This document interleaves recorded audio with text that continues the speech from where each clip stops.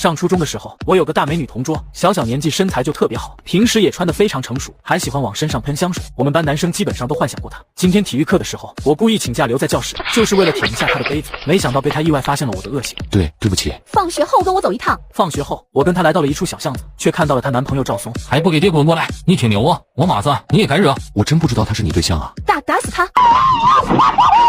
知道错了没有？知道了。王伟，你这样恶心的人，一辈子都找不上女朋友，就别痴心妄想了。说完，李娇娇才叫着赵松一起走了，我才慢慢的爬了起来。第一反应就是去找我爸，别笑话我，小孩子出事情，谁第一个想的不是家长？到了我爸上班地方的时候，就见有个汉子正拽着我爸的领子骂骂咧咧。厂里有规定的嘛，没得工作牌不给进，而且你还喝了多久，更不能进了啥，你就不要为难我了吗？那窝囊的样，跟我如出一辙。回到家里，我刚卫生间准备洗漱，我爸回来了。是不是和别人打架了？没事，不小心摔了一跤。为此，你不要和别人打架，人一时风平浪静，退一步海阔天空，知不知道？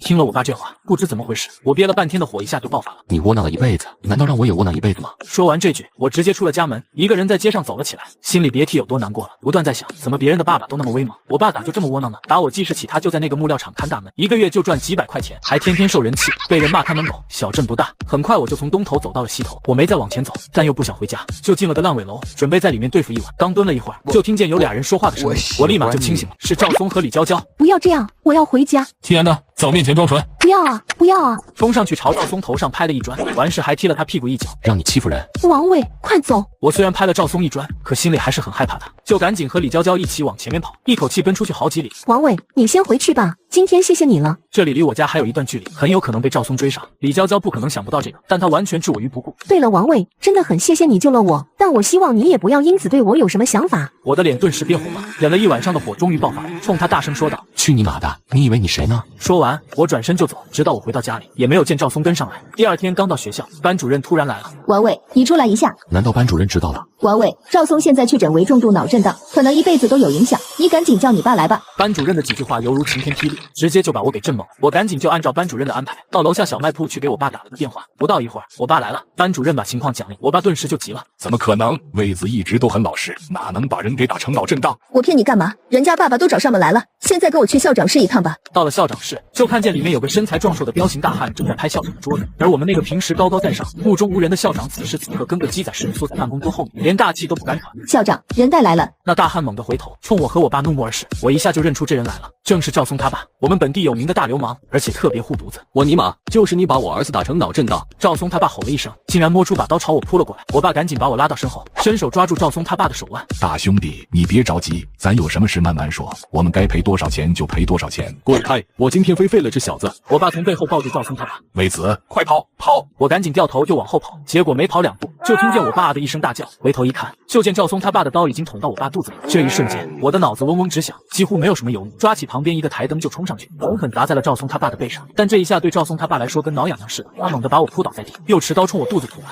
而我爸又扑了上来，扳着赵松他爸的肩膀往旁边扯。我赶紧爬起来，寻思着怎么帮我爸一下，就见他俩在扭打的过程中，不知怎么回事，刀子到了我爸手里。我让你别动我儿子，你是不是没有听见？我刚才有点冲动了，你先把刀放下，咱们再慢慢的谈。看着我爸控制住了场面，我还松了口气，心想总算逃过一劫。赵疯子，我已经看透你了，我要是放了你，我儿子以后都不得安生，所以对不住了。说着，我爸就捅进了赵松他爸的肚子里，接着赵松他爸的身子就慢慢倒了下去，而我爸把刀子丢在一边，捂着还在流血的肚子朝我走了。魏子，你有没有事？爸，我没事。我的脑子里面一片空白，完全不知道接下来该怎么办了。而校长和班主任又是报警又是叫救护车的，还叫了好几个老师进来堵住门，好像怕我爸跑了似的。警察、医生很快就来了，赵松他爸被抬走了，我爸也被几个警察戴上手铐押走。照顾好你妈。我站在人群里面，四周一片嗡嗡嗡的声音，都在讨论刚才发生的事。大多数人都不认识我爸，但都认识赵松他爸。赵松他爸被一个老头捅了。赵松他爸活该，仗着有精神病横行霸道好多年，这次终于被人给收拾了。事情肯定还没完，赵松家里不会善罢甘休。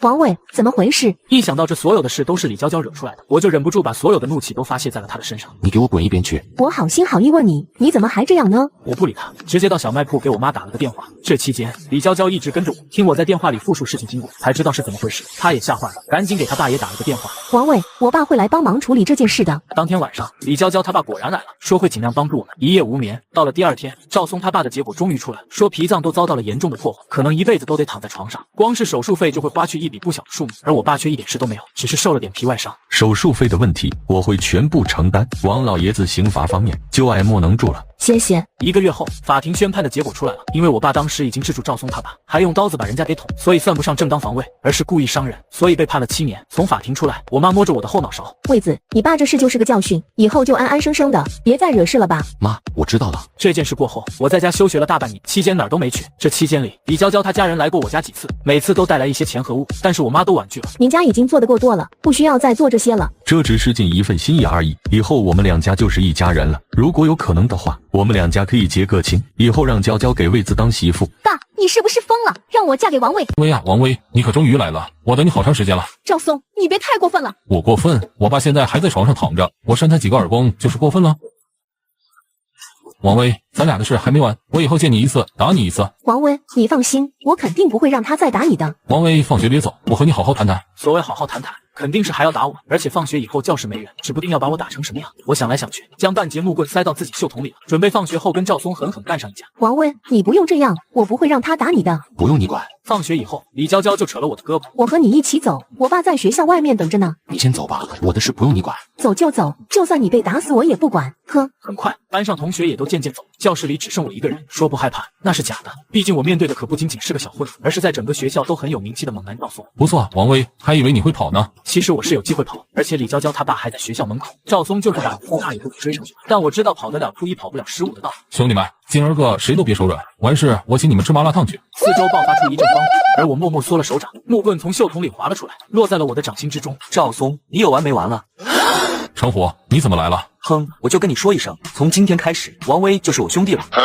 程虎，你什么意思？是不是这小子给你什么好处了？他没有给我任何好处，但我就是认下他这个兄弟了。你以后要是再和他过不去，那就是打我程虎的脸。程虎，你应该知道我和王威的恩怨，我爸现在还在床上躺着，我和他的仇可深了。你确定要趟这个浑水？我不管你们那些，反正王威是我兄弟，你要是不服气的话，咱俩就在这较量较量。程虎，你为了一个王威，确定要和我闹翻吗？他是我的兄弟，简简单单的6个字已经说明一切，这才是大哥风范，这才是领袖模样。我简直要对程虎崇拜的五体投地。王威，别以为你扒上程虎就没事了，咱们来日方长，我们走。王威，你没事吧？没事，没事就好，赶紧回去吧，以后有我。程虎，你为什么帮我？你怎么说话呢？叫虎哥。虎哥，不用那么客气，大家以后都是兄弟。至于我为什么要帮你，以后你就知道了。谢谢。就在我开开心心的往学校外面走时，对面突然急匆匆的奔过来2个人。威子，你没事吧？李叔，我没事。你怎么逃出来的？我就把刚才的事情说了一下。程虎会帮你，假的吧？没事就好。要是赵松再找你的麻烦，我就去找你们老师。李娇娇她爸虽然是个商业强人，但在这上面也挺天真的。老师哪能管得了这些事情啊？回家以后才知道，我妈也担心了一上午，一直在等我回家汇报消息。得知我没事以后，我妈才松了口气，给我热了饭吃。下午再去上课，我已经没有了之前的担心，反而对我的求学生涯充满期待。到了教室，刚坐下不久，程虎就带着他的兄弟们来找我。王威出来玩呀！我和程虎他们在走廊说起了话。这期间里，好多学生路过，都往我们这边看，让我觉得特别自豪。原来这就是有兄弟的滋味啊！一直到上课铃声响起，我才返了回来。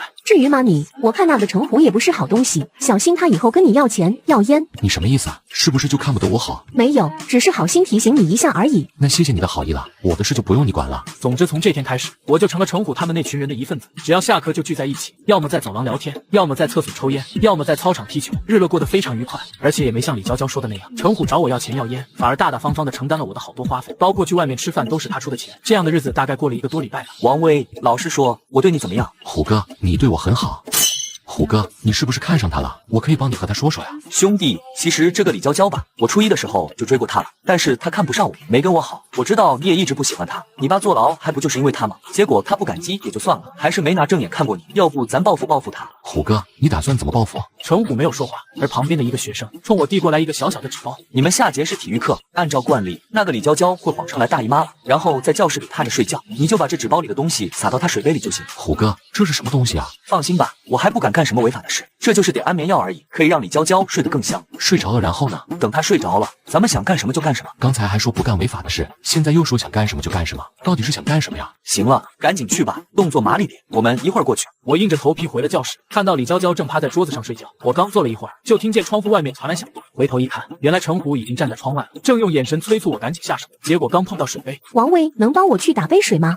我肚子疼，能帮我去打杯水吗？你怎么了？能怎么了？来大姨妈了呗！你赶紧给我去倒水吧，再往里面放点红糖。我拿着红糖和水杯就往外跑去，可想而知，我一出门就被陈虎给拦住了。你怎么回事？我晃晃手里的红糖和水杯，太好了，真是天赐良机，便和我一起来到水房，看着我放红糖打水，我正要拧上盖子。你干嘛？什么？是不是傻？趁这个机会往里面放药啊？刚才太紧张了，不小心把纸包放到桌斗里了。陈虎气得骂了我2声，竟然又摸出一个纸包递给我。虎哥，要不咱们别干这种事了。王威，你什么意思？是不是耍我？没有，虎哥，咱这样不好吧？万一被抓住了，可不只是被开除那么简单，没准还要被抓到派出所去。不会的，这就是微量的安眠药，没我想的那么夸张。虎哥，你要是想和他搞对象，我可以帮你说说，用这种手段是不是太不光明了？哪来这么多废话？让你放你就放。看我还是不肯动手，他直接从我手里抢过纸包，咔嚓撕开了往杯子里一撒，他又拧上盖子，上下摇动了一下。去吧，把水给了李娇娇。这不好吧？你考虑清楚，当初要是没我，赵松能把你打死。你要是不动手的话，以后我和赵松一起揍你。虎哥，你当初救我，是不是就为了今天能用上我？王威，你做过这件事后，就可以成为我真正的兄弟，以后包你在学校里继续横着走。不然的话，看着露出本来面目的陈虎，我倒觉得他连赵松都不如了。起码赵松是个真正的小人，说打我就是真的打我，不会给我来这一套。而陈虎先接近我，再利用我，发现我不听话，才露出了獠牙。赶紧去，别给我废话。教室里，李娇娇还趴在桌子上，我提着水杯坐到她的旁边。让你打杯水都这么慢吞吞的，你说还能干得了什么？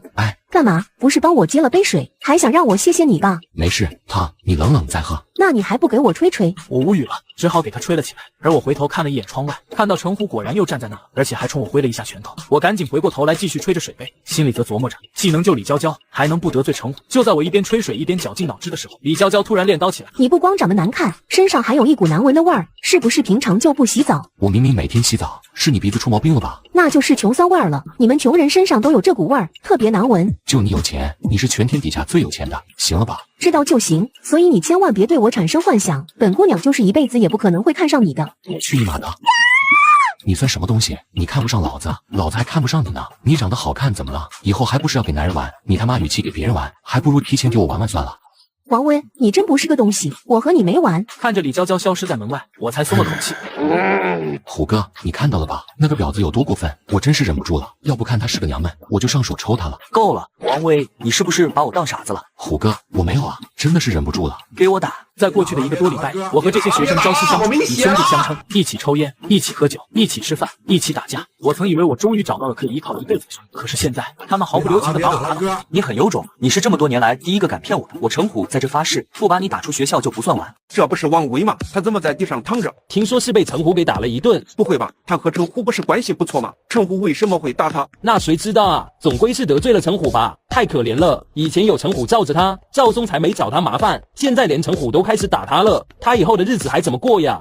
不关咱们的事，咱们还是别管了吧。原来是体育课已经下了，所以有的同学回来收拾东西准备回家。我不想让我妈看到我现在这副尊容，而是在街上漫无目的的走。我不知道自己要去哪，但当我来到我爸以前上班的木料厂大门外面的时候，我终于知道了自己的目的地。原来我是想我爸了。我爸以前在的时候，我真没觉得他有多好，现在他进去了，反而让我想起他的点点滴滴。还记得以前也是这样的夏天，我晚上热得睡不着觉，我爸就坐在床边拿蒲扇给我扇风，一直到我睡着为止。有一阵镇上修路，又没个路灯，我爸怕我路上有个闪失，每天晚上就去接我放学，但我嫌他丢人，还让他离我远点。好多的事情，现在想起来都是沉甸甸的父爱，可我却身在福中不知福，一味的嫌我爸老，嫌我爸窝囊，嫌我爸给我丢人。直到他捅出那惊天一刀之后，我才恍然醒悟，原来我从未真正的了解过我爸。下午快上课了，走廊里有不少学生见我来了，好多人都在看我。我知道上午被陈虎打的事已经传开了。王威，赵松笑眯眯的看着我，不过那笑非常恶心，有种幸灾乐祸的味道。王威，听说陈虎不要你了，要不要考虑跟我？跟你妈？对了，我就喜欢你这暴脾气，和你那个爹一样，明明没本事，还喜欢瞎招呼。我爸再没本事，起码还能站着撒尿，不像某些人的爸，连大小便都不能自理。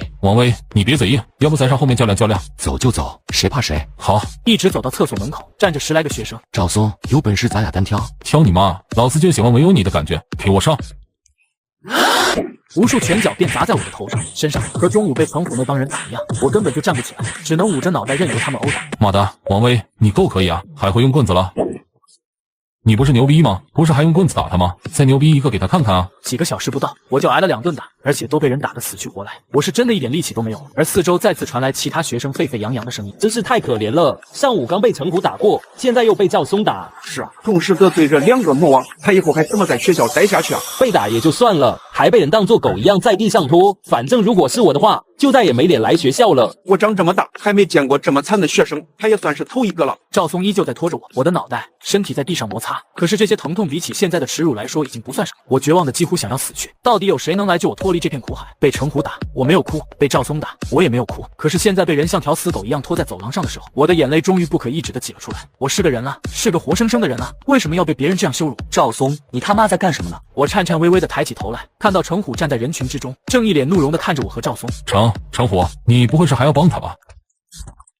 还不放开我的兄弟！陈虎，你们不是已经闹翻了吗？我们兄弟之间出了一点问题，那也是我们自己内部的事，不代表你这个外人就可以为所欲为了。只要还有我在，你就休想动他。王威，你看到了，没我救你的话，你今天就算是完了。我再给你个机会，只要你答应随后办了李娇娇，我今天不光救你，还帮你出气，怎么样？听到陈虎的话，我的一颗本来充满希望的心又坠了下去。原来伪君子就是伪君子，无论他表面装得多么冠冕堂皇、大义凛然，其实也改变不了其阴暗下作的本质。不，自寻死路。陈虎，既然王威是你的兄弟，那我就先走了。陈虎，你想干嘛？没事，我就跟你说一声，之前王威是我的兄弟，你确实不能动他，动他就是打我的脸。但是从现在开始，他就不是我的兄弟了，任由你的处置。你说什么？不只是他，四周的学生都很讶异，不明白陈虎前后变化为何这么快。明明刚才还大义凛然的说要护我，结果1分钟还没过去，又说要让赵松随意处置我。陈虎，你这样说就没意思了。王威既然是你的兄弟，我就肯定不会再动他的。行了，没什么事，我就先走了，咱哥俩改天再喝酒吧。你还不信？以后这个东西谁见了都可以踢上2脚。他要是敢还手，你们尽管来找我。陈虎拖了我大概10几米，赵松才终于反应过来。陈虎，早该这样了吗？这王八蛋就不是个东西。对，这家伙就是个白眼狼。前段时间我算是白养他了，现在知道也不晚。王威，今天只是个开始，老子以后还会天天折磨你的。我慢慢的站了起来，走向教室。我面无表情的走向自己的座位，然后开始默默的收拾书本。我才发现李娇娇不在，应该是上午被我泼过红糖水后，下午就没来上课吧。班上没有同学拦我，老师也没有拦我，仿佛我的行为合情合理，被赵松和陈虎当众那样侮辱。换作是谁还念得下去？背着书包离开是唯一的选择，也是最后的选择。路过操场的时候，看见那边站着一群学生，他们的老大叫豺狼，于是我拖着残破的身体，一步步朝着他们走去。狼哥，对，我是滚滚长江东逝水。读初中的时候，校霸威胁我给女同桌下药，还扬言若我不照做，就联合其他混混一起揍我。我却毫不犹豫地拒绝了他。那不是王威吗？他怎么又来了？不怕被赵松和陈虎再打呀？这人的骨头也太硬了吧？这哪是骨头硬，我看他是脑子被打傻了。嘿嘿，这回又有好戏看了。议论之声从四面八方而来，而我一点都不关心，不在乎，和昨天一样四处寻找着赵松和陈虎的身影。最好他俩能一起出现，让我一次性干掉2个，省得麻烦。很快我就看到了陈虎。虎哥，好！妈的，还敢来！我握紧刀柄，咬紧牙齿，一往直前，没有丝毫的犹豫和停留。一场恶战也即将要展开的时候，一个人突然抓住了我的手腕。冷静，你干嘛？王威，我知道你心里苦，可你也得考虑一下现实情况。你这么一冲动，遭殃的可是你吗？听我句话，再忍忍吧。忍到什么时候？忍到你舅舅出狱。我舅舅出狱？我长到这么大，还真不知道我有个坐牢的舅舅。这一瞬间，我几乎以为保安是诓我的。如果我有个舅舅，那我妈怎么没和我说过？你舅舅以前外号小阎王，是咱们镇上有名的恶霸，给你家带来好多麻烦，甚至还害死了你姥姥。老爷，在你出生以前就坐牢了，所以你妈不愿意提起他。我的心潮澎湃。如果我真有一个这样的舅舅，那等他出来以后，谁还敢欺负我？什么赵松、陈虎，我舅舅还不分分钟玩死他们？可不知怎么回事，我总觉得眼前这个保安不太靠谱，也不知道他说的是真是假。是真是假？你回去问问你妈不就知道了。反正你就听我的劝，你舅舅还有几天就出狱了，到时候所有麻烦就迎刃而解了。说完，保安才拍拍我的肩膀，转身而去。我呆站了半天，朝着学校大门跑去，一路跑回了家。我妈看见我就吓了一跳。你浑身上下怎么脏兮兮的，脸上青一块紫一块的？妈，我是不是有个舅舅？谁和你说的？看我妈这副表情，我就知道保安说的是真的。我一下就激动了。妈，我舅舅快出狱了，咱们是不是该准备一下，到时候好去接他？你没有舅舅，以前没有，现在也没有，以后不许再说这件事情，不然我打断你的腿。再忍忍，中考完了咱去外地上高中。我没说话，转身就出了门，不过并没进教学楼，而是拐了个弯进了门房。怎么回事？怎么哭丧个脸？我把刚才家里的事说了一下，保安一听就乐了。正常，你妈到现在还恨着你舅舅，不愿意提他也是理所应当。怎么办？看我妈那意思，估计都不想认他。那还不简单？等你舅舅出狱那天，你自己去接他呗。到底是他亲外甥，到时候把你情况一说，还愁你舅舅不帮你的忙。可我不认识他呀。这个容易，到时候你就去城郊的第一监狱门口等着。你舅舅皮肤很黑，很好认的。我舅舅还有多久出狱？3天。别说3天，在这个学校里，我就是3分钟都待不下去。班主任请3天的假，3天之后王者归来。保安用的这4个字给我激动坏了，王者归来，王者归来！我闭上眼睛，幻想着我舅舅身穿一袭黑色风衣，率领大批人马进入我们学校，接着一声怒吼：“谁欺负我外甥，给我滚出来！”老师，这事您知道吧？如果您能保证我的安全，那我就不请假了。真的只有3天啊？3天之后必须返回学校，否则就取消你的中考资格。我把请假条揣到怀里，3天以后我带我舅舅一起来，好好震震你。这3天里，我虽然照常上学、放学，但我并没有去教室上课，而是在门房和那个年轻保安混迹。我已经知道了他的名，叫小刘，平时叫他刘哥。刘哥待我不错，有烟抽一定会给我1根，有女生翻墙还会叫我一起看人家的短裙，简直猥琐到了极点。刘哥还喜欢跟我开玩笑，说等我舅舅出来肯定会重用我，所以才提前这么巴结我，让我以后别忘了他。我操，那不是王威吗？妈的！我说这小子这2天跑哪去了？原来在这缩着啊！程虎，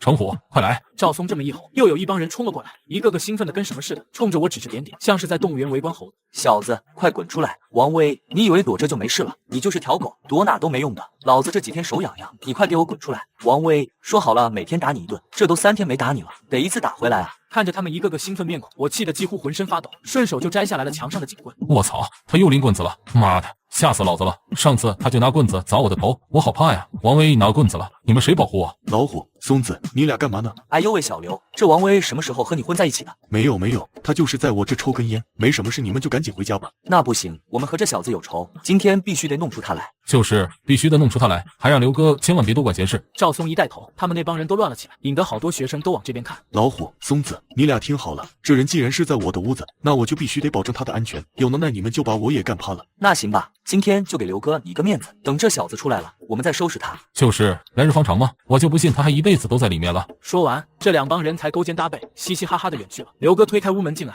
长长的叹了口气。明天去接你舅舅出狱吧。第2天早上，我匆匆忙忙的坐上了赶往城里的第1辆公交车，终于来到传说中的第1监狱。不知怎么，我看到监狱有点害怕，而且那2个巡捕老是瞄我。就在这时，突然有人拍了我一下肩膀，吓得我差点没跳起来。回头一看，发现是个20多岁的年轻人，头上染得一片红一片绿，身上穿着亮闪闪的衣服，一看就是个非主流。干嘛？你也是来接小阎王的啊？你是不是听说了小阎王的事迹，所以来一睹风采的？是啊，小阎王是他大哥，有什么想知道的可以问我。看你样子，你顶多25、6的样子。我舅舅坐牢都快20年了，你是他小弟。刚才是在吹牛的，今天过来是想看看有没有机会认小阎王当大哥。你也是一样的目的吧？我和你不一样，小阎王是我，对我也是来看看有没有机会认小阎王做大哥。知己啊，你真是我的知己。现在好多人已经不知道小阎王，知道的也大多看不上他了，说他已经老了。不行了，我就偏不信这个邪。小阎王那种奇人，怎么可能甘于平庸？等他出来以后，肯定要干一番事业。眼下正是用人之际，所以我就来了。等到小阎王东山再起，那我就是最大的功臣，和他共享这个天下。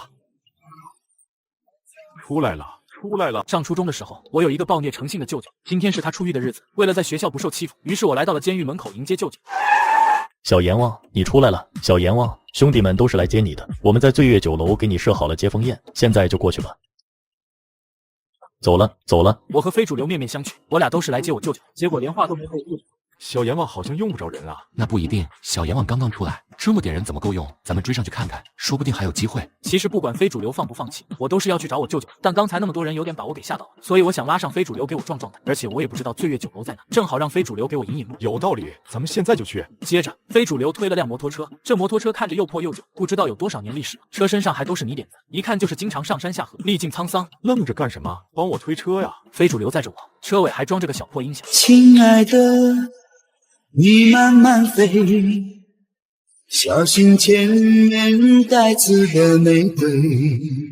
很快就进了城里，最终停在了一个挺气派的酒店门前。和服务员一打听，就知道我舅舅他们去了2楼的望月厅。很快就到了2楼的望月厅，大门紧闭，不过能听到里面的喧哗声，显然已经喝上了。非主流伸手就要敲门，我赶紧拦住他，让他不要那么冒失，小心被那些大汉殴打。那怎么办？咱们等一等吧，小阎王总要上厕所的。有道理。我俩就在门口等了起来，很快就有工作人员过来。你俩在干嘛？我们大哥在里面吃饭，我们是看门的。我们等了大概半个多小时，不断的有汉子出来去上厕所，单没有小阎王的影。又过了半个多小时，望月厅的门再次推开，我舅舅终于走了出来。阎王大哥，我叫李爱国，是下疙瘩乡的村民，从小就听说你的故事，心里一直把你当偶像。今天听说你出来了，我是专门来接你出狱的，希望能做你的小弟，以后跟你。你混什么东西，也有资格跟我？阎王大哥，我错了，我错了。我被这一幕吓坏了，颤颤巍巍的往后面退，根本不敢想象我舅舅竟是这样的人。非主流只是和他说了几句话而已，就遭到了他这样疯狂的殴打。现在的我只想逃离这个地方，因为我的舅舅是个恶魔。站住！我舅舅一声暴喝，我立刻就站住不敢动了，一双脚仿佛有千斤重，死死的定在原地。因为我舅舅突然叫我，非主流终于不用再挨打了，而是趴在地上不断的呻吟着。他只是个小孩子，犯不着跟我置气。我一动也不敢动，连眼皮子也不敢眨一下。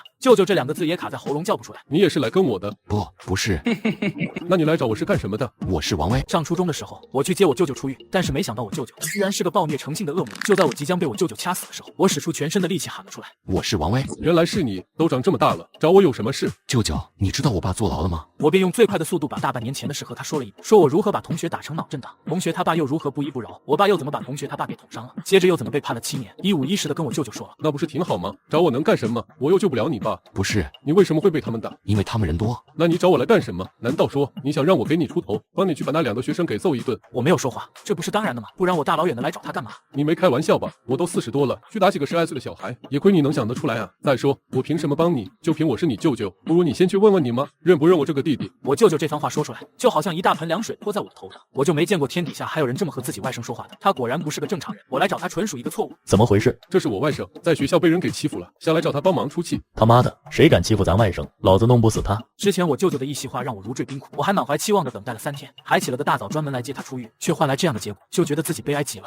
简直是天底下最悲哀的人。不用管他，就是个废物而已，我没有这样的外甥。走，咱们继续回去喝酒。看着我舅舅逐渐远去的身影，我知道所有的幻想都破灭了，什么王者归来，什么杀回学校，根本就不可能。李娇娇看不起我，赵松看不起我，程虎看不起我，豺狼看不起我，就连我的舅舅都看不起我。我就像个被人抛弃的玩具娃娃，孤零零的站在原地，仿佛整个世界一片灰暗，没有丝毫光亮。包间里继续传来喧嚣的吵闹声，我舅舅和众人乐呵呵的喝着酒，好像侮辱过我一顿之后，连刚才的不快都一扫而光了。他的外甥被人打，被人辱，站在门外向他求助，而他不闻不问，不管不顾，只顾自己寻欢作乐。这样的人根本就没有心肺可言吧？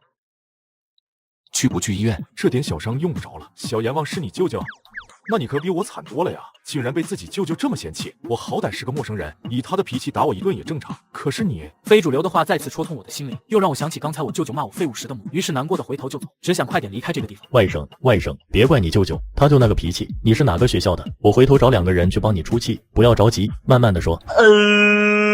你干什么？不要管他，你这个废物，给我有多远滚多远。一个孩子而已，帮帮他就怎么了？你要是不愿意出手，我可以代劳。他就是个废物，没有资格接受我的帮助，赶紧滚蛋！我舅舅的话就好像一次又一次无情的暴击，侵袭着我的身体和灵魂。原来这世上最难过的处境，就是被自己的亲人所看不起。我这辈子就是死也不会再来找你，我也永远没你这个舅舅。喊完这句话，我回头就冲出了这间酒店。我无助地走在城里的大马路上，四周都是喧嚣的车水马龙，只是所有的热闹都和我无关。不知走了多久，我实在走不动了，满脑子都是赵松和程虎狰狞的脸，还有豺狼不屑一顾的2个滚字，最后定格在我舅舅那张无情的脸上。废物，好像所有人都在对我说着这2个字，因为我是个废物，所以他们才敢肆无忌惮地欺负侮辱我。哪怕我拼死救了李娇娇，也不过换来他一句不要因此产生太多幻想。就连我的亲舅舅都指着我让我滚蛋。在我脑海的画面中，我爸爸捅刀照疯子的情景一再重，我的手也慢慢伸进了口袋，握住了一支冰凉的刀柄。这柄刀是我3天前就准备好的，那时候我准备和赵松、程虎同归于尽，结果却被刘哥拦下来了，并且因此知道了我舅舅的事。3天来，我无时不刻的都在幻想接我舅舅出狱之后的风光场景，结果现在这个幻想破灭了，我又成了孤零零的一个人。其实仔细想想的话，无非兜兜转转又回到了原点，回到了最开始准备以一己之力对抗这个世界的孤独姿态。我能冲动1次，当然也能冲动第2次。与其苟且偷生的被所有人都看不起，不如轰轰烈烈的活上1次。就像我爸那样，哪怕光芒如流星般短暂，也要努力疯狂1次，让世界知道我的存在。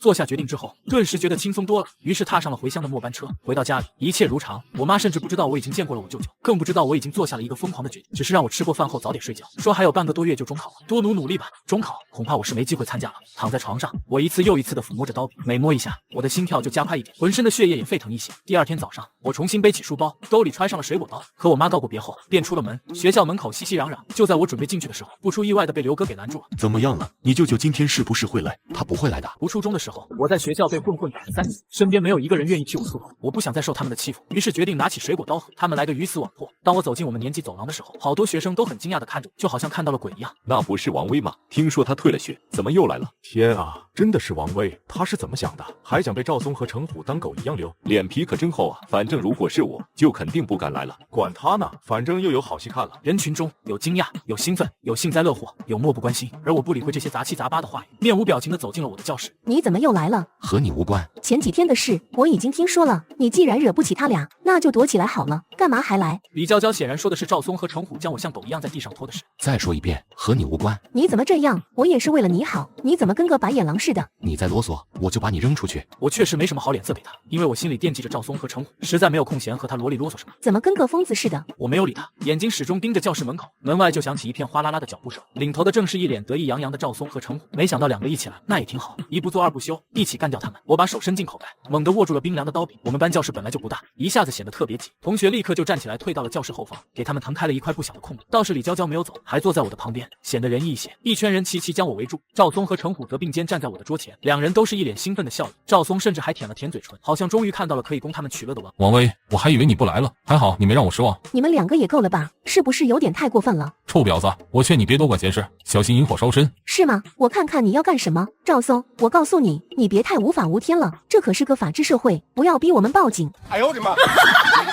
你们笑什么？难道我说的不对吗？李娇娇，你老护着他干嘛？是不是他跟你说之前是我要给你下安眠药的？我跟你说，可没这回事啊！你别听他胡说，那是他自己要下的。上次我冒着忤逆程虎的风险赶走了李娇娇，为此还狠狠挨了他一顿打。在程虎的认知里，我就是色胆包天，为了讨好李娇娇才这样做，所以肯定会在李娇娇面前邀功。早就把这事说给他听了，可惜他猜错了，我并没和李娇娇说过这事，可想而知。你说什么？你还不知道这事吗？之前王威和我在一起的时候，说看你不顺眼，想给你下药，占点便宜什么的。我不让他这么干，可他就是一意孤行。我跟他为什么闹翻，就是因为这事，我程虎光明磊落，实在不想有这样恶心的兄弟。看着王威挺老实的，没想到竟然是这么龌龊下作的人。老实，呵呵，你看看他爸也是出了名的老实，结果一出手就把赵松他爸捅成那样。有其父必有其子，果然是一家人啊！怪不得程虎和他闹翻了，是我也容不下这么恶心的兄弟。之前看他被人当狗一样拖，还挺可怜他的，没想到他竟然是这种，活该他被人打。无数刺耳的声音从四面八方朝我汹涌而来，那些声音像尖刀，像利刃，灌进我的胸口，我的心房压得我几乎喘不上气来。他说的是不是真的？我没有回答李娇娇的疑问，因为我知道我说什么也没用，而程虎还在那边假装好人。你离他远点，不要被他这种人渣给污染了。李娇娇犹豫转身朝着教室后方走去。王威，你还有什么话说？读初中的时候，我只是吃了一口鱼，校霸却被吓得尿裤裆，就连校花都说好帅。王威，你还有什么话说？你发什么神经？我笑你们啊！对付我这样一个废物，竟然还用这么多的手段，不觉得有点杀鸡焉用牛刀了吗？哼，我们对付你从来不要什么手段，我们只有一个要求，你赶紧滚出学校，否则我们天天找你麻烦。老虎，这小子有点不对劲，别犯了精神病讹到咱们头上。咱们先走吧。怕个毛线！他这种废物的抗压能力很强，被咱们当狗溜还能再回来上学，成不了精神病的。王威，你别装疯卖傻，我就问你滚不滚出学校？小朋友们，上课啦！小子，看你那样是不服气啊！行，下课以后咱们在篮球场见，到时候再好好玩。顷刻间，赵松和程虎就出了教室，他们的狗腿子也跟着离去。刚才还喧嚣无比的教室终于安静下来。之前主动让位子的学生也回来坐，不过李娇娇却没回来，而是坐到了另外一个今天请假没来的学生的座位上，摆明了要和我保持距离。上课期间，我无心听课，一心等着下课铃声的响起。可这节课不知怎么回事特别漫长，1分钟好像有1年那么长似的。我等啊等，终于盼来了下课铃声。老师一走，我就豁然站起，正准备拔腿往外面走的时候，王威，你不要去，这就不劳你费心了。王威，你明明知道你要是有点什么事，我爸肯定不会不管你的，你是不是就想给我家添麻烦？对，你爸是坐牢了，那是怪我，可我爸做的也够多了，你能不能别这样？真准备讹我家一辈子呀？李娇娇这番话像机关枪一样啪啪啪的打出来，每一个字都像尖刀一样狠狠戳在我的心头。这大半年来，李娇娇她爸确实对我家不错，不仅常来看望我和我妈，还时时带来钱物，可是大部分都被我妈给谢绝了。在李娇娇看来，竟然成了她家的恩赐，成了我家讹诈她家的把柄，好像我和我妈都是贪婪无尽的吸血鬼，沾到她爸爸身上不肯下来似的。我爸可是付出了7年徒刑。你放心，如果我有什么3长2短，不用你家来管。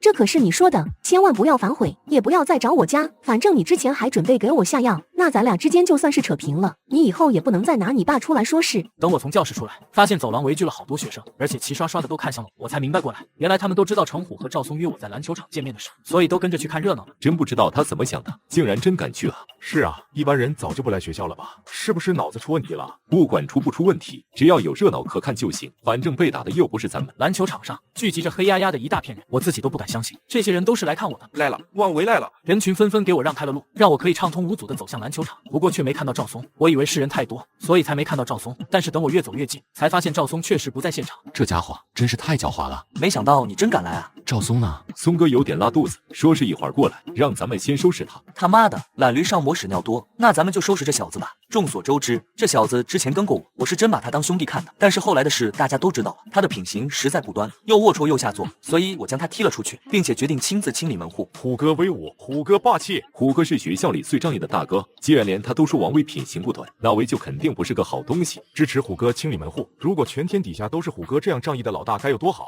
像王威这样的恶心人，就该早点滚出学校。小子，做好准备被我再次当狗一样溜了吗？不着急，再等等赵松吧。因为我很确定，当我捅完程虎以后，那我绝对不会还能安全离开现场，没准下一秒就被扭送到派出所去了。所以我必须得等赵松过来，然后将他们两个一并收拾了，这样才不亏本。王威，你是不是傻了？要收拾你，我一个人就够了，还等什么赵松？不是，我只是觉得你们两个人一起收拾我，要更好玩一点。哎呦我的妈！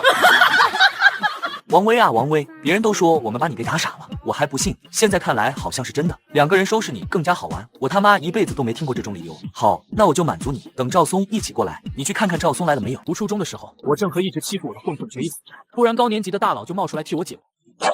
王威，你疯了！给我弄死他！一瞬间，3、4个人就把我按倒在了地上，我拼命的挣扎，却完全动弹不了。程虎一脚踩在我的手上，刀子也掉在地上。行啊，你王威连刀都敢动啊！没想到你这个废物还有这手。程虎把刀伸到我的眼前，还挥舞了2下，当做战利品一样炫耀，脸上也露出阴沉沉的笑意。果然，我舅舅说的没错，我就是个废物，活该被人打，被人辱，被人压倒在地，家伙也被人搅了。可想而知，以程虎的脾气，接下来肯定会变本加厉的侮辱我、虐待我。可是又有什么办法？像我这样的无能之辈，就活该处在食物链的底端吧。从来时的信心十足、气势万千，到现在的狼狈倒地、志气全无。不过几分钟的时间，我不明白，这世界既然一定要有弱者，那为什么一定要是我呢？不，我不服气。都说王侯将相宁有种乎？何况程虎不过是个小流氓，凭什么就可以压在我的头上？哈哈哈，这小子哭了，真的啊。他真的哭了，太有意思了！刚才还那么张狂，说什么赵松都怕他了，结果转眼间就哭了。这小子真是来搞笑的。我觉得王威真可以当咱们学校的第一幽默大师了，我真是天天都看不厌他。敢跟虎哥叫板，活该啊他！现在知道哭了，你早干嘛去了？刚才不是还特别狂吗？说我是个四肢发达、头脑简单的笨蛋。笨！我现在就让你看看，到底谁是笨蛋！四周也响起一片片的起哄之声。程虎显然很享受这种万众瞩目的感觉，手里的刀子一低了，做事就要动手。程虎，你今天要是弄不死我，我以后必定变本加厉讨伐回来。好啊，我倒要看看你能多有骨气。程虎的刀子毫不犹豫地划了过来，就在刀子越来越近的时候，你们可真能啊！到底还让不让人好好晒太阳了？是豺狼，复习班的豺狼，我们初中的天。此时此刻，豺狼手里拿着一个篮球，身后还跟着他那班复习班的兄弟，所有人的目光都聚焦在他的身上，眼神中都充满了敬畏，就好像在迎接一个王者。狼哥，你什么时候来的？我一直在，只是你现在眼高了，看不到我而已。怎么会呢？我要是知道您在这里，肯定会和您打招呼的，主要是现场人太多了。冲啊！狼哥，我的心太乱，要一些空白。你若是明白，让我暂时的离开。这怎么像滚滚长江东逝水，浪花淘尽英雄一样是句歌词？现场鸦雀无声，谁也不敢再窃窃私语。坐在地上的程虎一脸胆怯，就好像一条受惊的狗。说说吧，为什么在这乱？从豺狼出现到用篮球砸了程虎2下，终于给了程虎开口的机会。程虎抓住这个机会，快速的把事情说了一遍，当然还是颠倒黑白，用手指着我说我一开始被人欺负的不行，他看我可怜，所以收我当小弟。但是相处了几天，发现我这个人品行不端，竟然想给一个女生下药，所以把我踢了出去。结果我怀恨在心，竟然用刀子捅他，所以才在这收拾我。放屁！别人不知道你，我还不知道你。你以前就没少干这种事吧？每次都用这种手段，能不能换个新鲜的？你给我说说这是啥？程虎一脸错愕，现场也一片哗然。豺狼虽然言辞简练，动作简单，可所有人都知道了到底是怎么回事。没想到程虎竟然是这种人，以前一直以为他是个有情有义的大哥。是啊，真是知人知面不知心。还好咱们狼哥慧眼如炬，一下就戳穿了他虚伪的面目，真是太可怕了，人心隔肚皮啊！如果不是狼哥的话，咱们还要被这个程虎蒙蔽多久？王威，你快和狼哥说说，真是你下药的？就是你干的。之前你让我给李娇娇下安眠药，但是我不肯，所以你才殴打我、折磨我、虐待我。狼哥，我和熊哥关系不错。你什么意思？拿熊子来威胁我？熊子我知道，也是复习班的，手底下也有一票强悍的兄弟，号称最接近我们初中的天。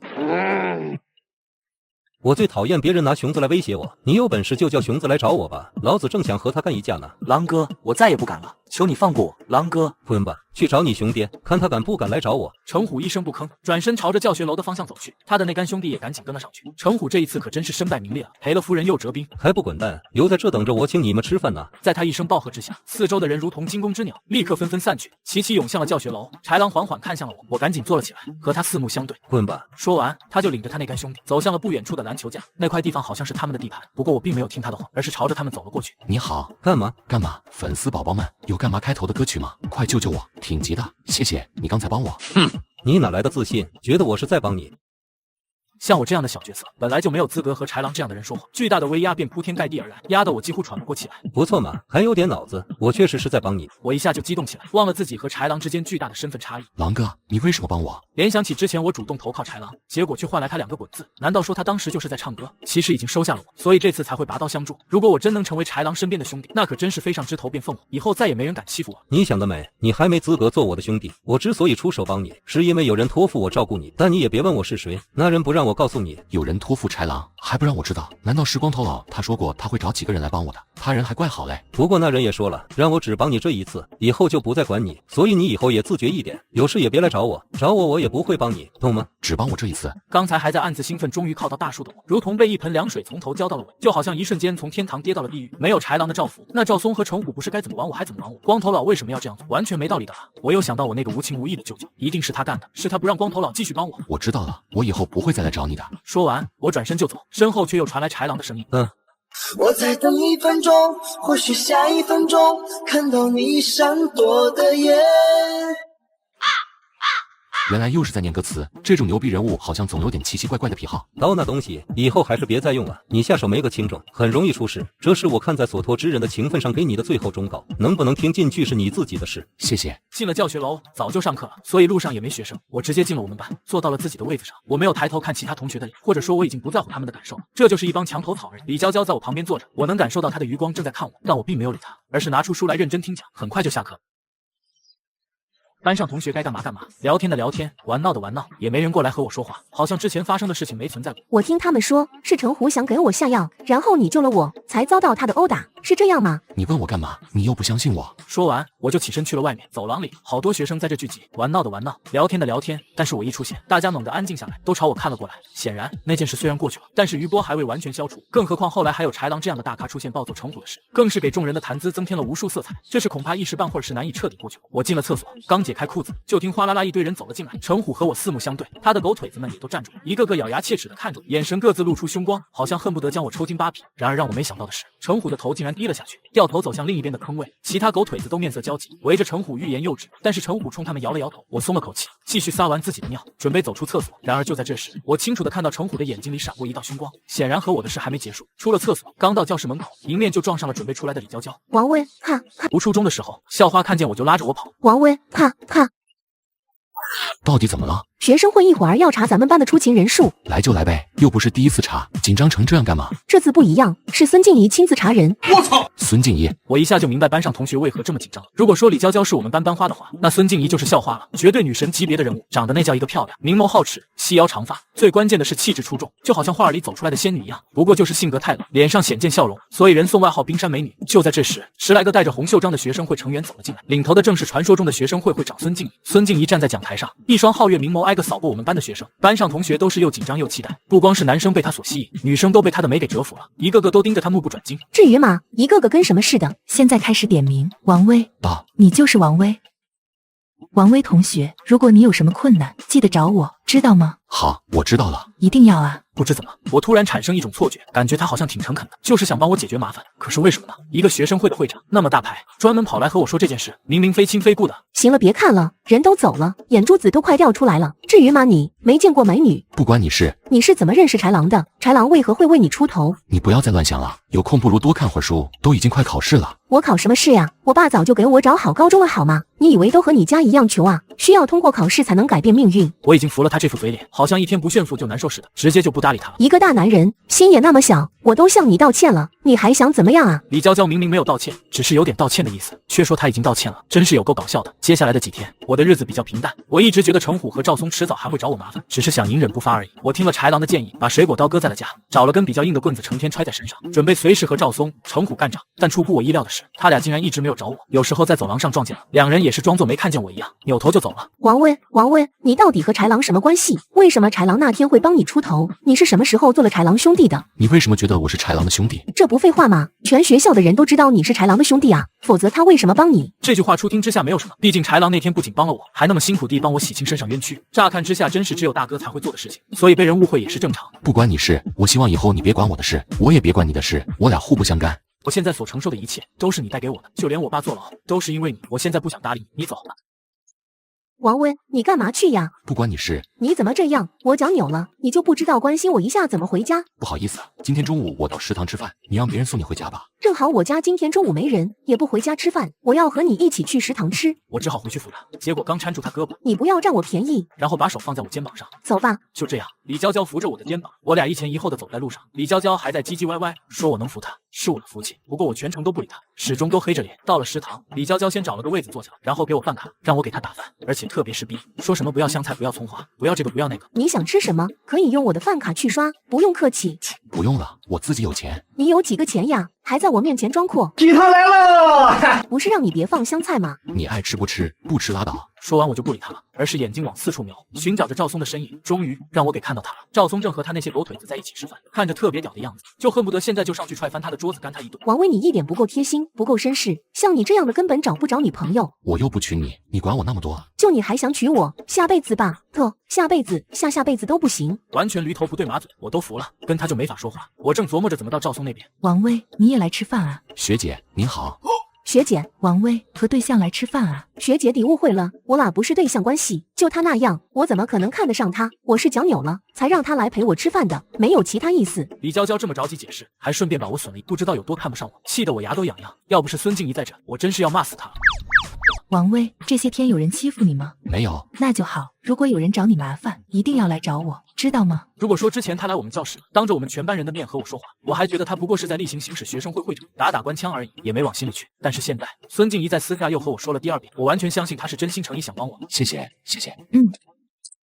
行了你，有完没完？魂儿都快被他给勾走了。关你什么事？你看不上我，别和我在一起啊！让别人来扶你吃饭啊！你以为我愿意伺候你这个大小姐？王威，不是我说你，其实你长得也不算难看，就是穿的有点太土了。你就不能买2身好看的衣服，再整整发型和气质，把自己拾掇的利落一点？不好意思，我家没钱，买不起衣服。没钱没事，一会儿陪我上街，本姑娘给你买2身就行了。谢谢你了哈，我收不起。你怎么这样，跟个茅坑里的石头似的，又臭又硬？就算你不要我买的衣服，一会儿也得陪我上街，因为我要买点东西。不好意思，我还有事，你一会儿自便吧。有什么事？你怎么这样？再大还能比陪我上街重要？我长到这么大，真是第一次见到李娇娇这样自以为是的。我直接就不和她说话了，朝着赵松那边走了过去。赵松，你不认识我了？没有，怎么能不认识你呢？王威，咱俩以前有些误会，我在这跟你道个歉，咱俩喝一杯酒，以前的事就一笔勾销，以后你要有什么事，我一定会帮你的。怎么样？给我个面子吧，王威。一笔勾销，你觉得有可能吗？怎么想群殴我？来呗！王威，有什么气你也该出了，咱们各自走开吧。不行，开玩笑。如果有人曾经抓住你的后领，将你像狗一样游街示众，你会因为泼了对方一杯水就原谅他吗？你会吗？除了圣母玛利亚，我觉得没有人会。王威，你说说吧，这是怎样才能过去？不是我不放过你，是狼哥不放过你。他那个脾气你也知道。狼哥什么意思？不知道，反正他让我传话，叫你吃完饭以后到咱教学楼的天台上去，有什么事在那里一次解决清楚。还说你要是不来，自己想想后果。知道了。还有，狼哥说了，希望你一个人过去。说完，我就转身走开，回到原位坐下。王威，你吃豹子胆了？别占我便宜好吗？哼，谁稀罕啊？本小姐抓你胳膊是你的荣幸好吗？谢谢，我不需要这个荣幸。还有，待会儿你自己回去吧，我还有点事。说完，我就起身急匆匆走出食堂，朝着我们教学楼走去。刚才只是前菜而已，接下来的才是正戏。我很快上了顶，精神不由为之一振，感觉心胸也跟着开阔不少。不到一会儿，赵松还是一脸垂头丧气的样，耷拉着脸朝我这边看来，而我迅速将头转向天台外面。行，狼哥，那你就先走吧，有事我再招呼你。开玩笑，我又不可能真把豺狼找来，所以只能用这一招了。而刚才还耷拉着脸的赵松一见这个情况，急忙走了过来。怎么，狼哥走了？一边说，还一边想探过头来看。看什么看？狼哥不想看见你。刚才突然有人找他，就急急忙忙走了，也不知是什么事。这样啊，那既然狼哥有事，我也就先走了。站住！怎么？赵松，狼哥叫你干嘛？你应该心里有谱吧？王威，说句实话，我真不知道你是怎么攀上狼哥的。但你既然成了狼哥的兄弟，那我认栽。你就说你想怎么样吧。我想怎么样？你不知道吗？王威，这事就算了吧。少给我来这一套了，老子不吃。赵松，你应该感到庆幸，如果狼哥还在这里，可就不只是这样了。你也知道他的手段，对吧？行了，从此以后，咱俩的恩怨一笔勾销。你要是觉得不服气，我随时欢迎你来找我。太爽了，实在是太爽了，浑身上下的血液都在沸腾。在这之前，我的心中布满阴霾。自从被赵松和程虎当狗一样在走廊里拖过以后，我连睡觉都会梦到当时可怕的情景，在众人面前甚至都抬不起头来。现在，赵松终于倒在我的脚下，虽然我的手段有点卑鄙，有点下作，可我的心里确实舒畅很多。我忍不住想要咆哮，想要大喊，于是就真的吼了起来，吼声在校园上空散出去很远很远。等我的情绪慢慢平复下来，我开始思考下一个对象程虎。只是我的脑子现在很乱，也想不出什么好主意来，只能回去以后再慢慢想。我穿过天台，推开铁门。王威，学姐，你怎么在这里啊？我一直都在，之前还担心你被人欺负，所以老想着怎么帮你。现在看来是我多虑了，你把自己照顾得很好。这学生会的会长有这么闲吗？就我们这个垃圾学校，每天不知道有多少人挨打，他要是个个都管，还不忙死他了？他不会喜欢我。我就是幻想一条狗喜欢我，也不会认为孙静怡这种女神级别的人物会喜欢我。直到下午上课，我也一直在想这个问题，始终猜不透孙静怡到底什么意思，但我又不敢主动去问人家，只好暂时把这问题搁在心里。王威，你根本不是男人，竟然把我一个人丢在食堂，最后还是我扶着墙走回来的。李大小姐，凭您老人家的魅力，在食堂随便招呼个男生扶你回来不就行了？多少人抢着给你献殷勤啊！去一边，你把我当什么人了？随便什么阿猫阿狗都能扶我回来吗？你现在知道你有多荣幸了吧？谢谢啊，真不需要，麻烦你以后有事找别人。你不识抬举，你上午敢泼赵松，回头肯定会被赵松打死。谁打谁还不一定呢。不过话说回来，你当时还挺帅的，没想到你还有这一面。李大小姐，你到底想干嘛？明说行不行？从你嘴里说出来2句好听话，我感觉比遇着鬼了还可怕。本大小姐今天心情好，恩准你可以送我回家。最终还是耐不住他的软磨硬泡，一会儿装可怜说他的脚肿了老高，一会儿又激将法说我不是个男人，弄得我一点办法没有，只好答应了他。李大小姐，你腿都瘸了，能不能利索点？还想早点回家不？你不解风情，你跟我在一起，应该期望时间越慢越好。我谢谢你了，我得早点回家做饭，我妈下班回来要吃的。穷人的孩子早当家呀，王威，我跟你说，你以后得娶个有钱的老婆，这样能大大改善你家的条件。不必，我不想吃软饭。磨磨蹭蹭，终于到了他家。敲开门后，李娇娇他妈一看是我，脸色都变了，简直要多难看有多难看，猛地把她闺女拽过去。谁让你来我们家的？这母女俩简直一个德行，说话就跟不过脑子似的，要多难听有多难听。我脚扭了，他扶我回来的。就算这样，你找其他人送你回来，也别找他呀。阿姨，其实我也不喜欢来您家的。看我的奶，你喝吧。李娇娇脸刷的就红了。要是前2天我能笑话死她，但是现在我并不乐意搭理她，继续看我的书，眼皮子都没抬一下。小青蛙，大气包。下课后我便出了教室，朝着厕所走去，因为我知道这个时间程虎会在厕所吃棒棒糖。推开厕所的门，里面烟雾缭绕，果然是程虎和他的狗腿子们正在吃棒棒糖。他妈的谁啊？给老子滚出去！不知道谁在这吗？是不是想挨揍？而我并不搭腔，穿过重重的烟雾，走到程虎身前。王威，你想干嘛？你猜？王威，以前是我不对，你现在仇也报了，这事就过去算了。要是可能的话，咱俩还能做兄弟。这次我会把你当真的兄弟。不是我不放过你，是狼哥不放过你，他让你一会儿到天台上去，说是有事要和你讲。还有，狼哥说了，希望你一个人来。说完，我便掉头出了厕所，和上次一样朝着楼上走去。程虎和熊子一跨进天台。豺狼，你他妈在哪儿呢？那行，狼哥，你先走吧，我有事会再招呼你的。豺狼，跑你妈啊！给我上来！读初中的时候，我约校霸在天台见面，没想到他竟然不讲武。小子，给你个机会，把豺狼给我叫回来。他走了。好，你不叫是吧？我叫。不要，求你了，不要打电话。怪了，你不是豺狼的兄弟吗？以豺狼的性格，知道我在这打你，肯定会过来帮你的。你为什么不让他来？他来了，应该对你有好处啊。我根本不是豺狼的兄弟。怎么回事？我不知道啊，他刚才去厕所找我，说豺狼在天台上等我，还让我一定要一个人过来。我明白了。咦，他妈了个逼！这家伙根本不是豺狼的兄弟，他只是想借豺狼的名头来收拾我而已。哥们，你可真有一手啊，连豺狼的逼都敢装。要是豺狼知道这事，你小子可就完了。你真是太牛逼了，我现在都开始佩服你了。求你千万不要告诉他。胡子，我先走了，有事再找我吧。玩我，你个废物，浪费我时间。这回真是玩砸了，仇没有报了，反而还引来更加恐怖的麻烦。这个血显然也不用再上下去了。那不是王威吗？怎么成这样了？显然是被人打的，可他不是豺狼的兄弟吗？有谁会打他？他好不容易安稳了几天，竟然又被人打成这样，他也太可怜了吧！嘿嘿，可怜之人必有可恨之处。他既然被人打，肯定有被打的原因，咱们看戏就行了。王威，你这是怎么了？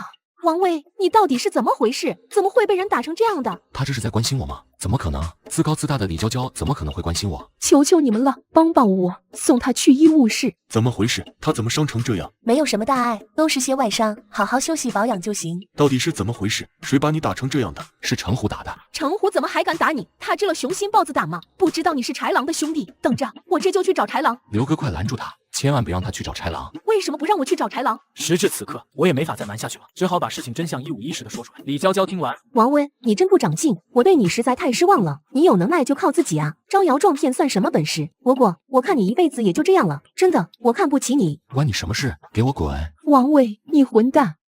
其实你的策略没错，你这种铤而走险的法子本来就是一场赌博，输赢各半嘛。更何况你还赢了一场，已经算不错了。这姑娘没有考虑你的处境，是她的不对，但她本质还是关心你的，所以你就别怪她了。她关心我，快算了吧，她恨不得我天天被打才好。那不会，你看你刚才倒在地上，她都哭成什么样了，还是很关心你的。求求你们了，帮帮我，送她去医务室。这回可能又要得罪豺狼，打算咋办？不怎么办？打算不念了，回家。我建议你还是去找你舅舅试试，毕竟是你亲舅舅，不可能不管你的。上次可能是他刚出来，心情不好。他心情不好，快拉倒吧，他就是个人渣。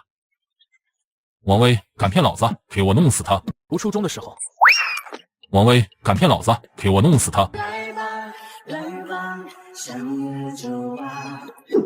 给你个鸡腿就够了，还想咋的？狼哥，对不起。行了，不用你挑拨，我和熊子的关系也足够稀烂，我知道他那张臭嘴能说出什么来。你们觉得怎样？不错，还是挺聪明的。反正我是想不出这样的主意，挺机灵的，脑子也好使，还胆大心细，培养肯定很有前途。二杆子，你觉得呢？我和他们意思一样，这小子又没实力又没势力，一共出手2次，成功1次，失败1次。失败的这一次还是因为出了意外，要不是熊子，陈虎估计也被他给揍了，已经相当了不起了。关键是他在行动的时候一点都不慌，是个做大事的料。还有，我叫杆子，不叫二杆子，狼哥可以不要瞎叫吗？好的，二杆子，小子想报仇吗？想。好，那咱们就报仇，从赵松和程虎那2个小王八蛋下手，接着再干掉熊子那个大王八蛋。可是你不是说了只帮我1次吗？怎么又肯帮我第2次了？如果我说是你在帮我们，你信不信？二杆子，你和他说一下。再说一次，我叫杆子，不叫二杆子。我们现在虽然是学校名义上的天，但是熊子一直不太服气我们，两边也是有摩擦发生，所以这天做的有点名不正言不顺。这不快毕业了吗？我们把熊子给打下，做一次真正的天。借我之手，我有什么本事能帮你们打掉熊子？王威，你1无实力，2无势力，还能自己想招收拾赵松和陈虎，怎么能说自己没有能耐？在我看来，你能耐大了。那我现在问你，如果你是我们的话，会怎样打掉熊子？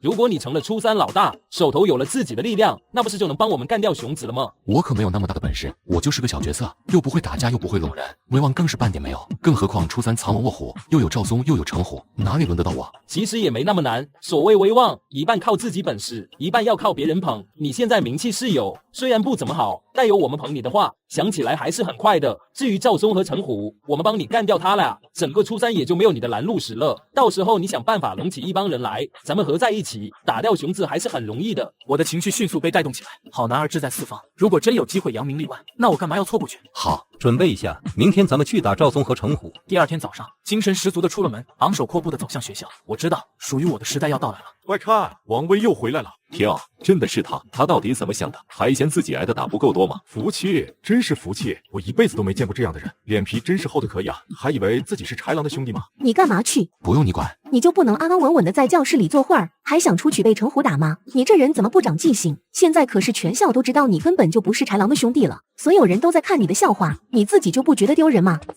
王威，昨天熊子他们找你麻烦了，走，我带你去找他们。学姐，谢谢你了。不过请你放心，这件事我自己可以处理好。我的天哪，他还想去找程虎，这次又想闹出什么幺蛾子来？不会是还想用刀子捅人家吧？有可能，有第1次就有第2次，看来又有好戏看了。你看他抽的那烟，还有走路那姿势，是不是真把自己当大哥了？走走走，看看他一会儿能被打成什么样。他妈的，谁？你爸爸？你爸爸？谁？你爸爸？狼哥，不要叫我狼哥，从今天起，我们都是你爸爸，你见了我们要叫爸爸，知道了吗？看什么？对面的女孩看过来，看过来，看过来，这里的表演很精彩。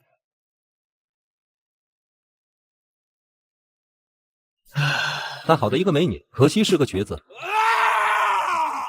王威，有你的，还会玩这一手。行，咱们再慢慢玩，看看谁能笑到最后。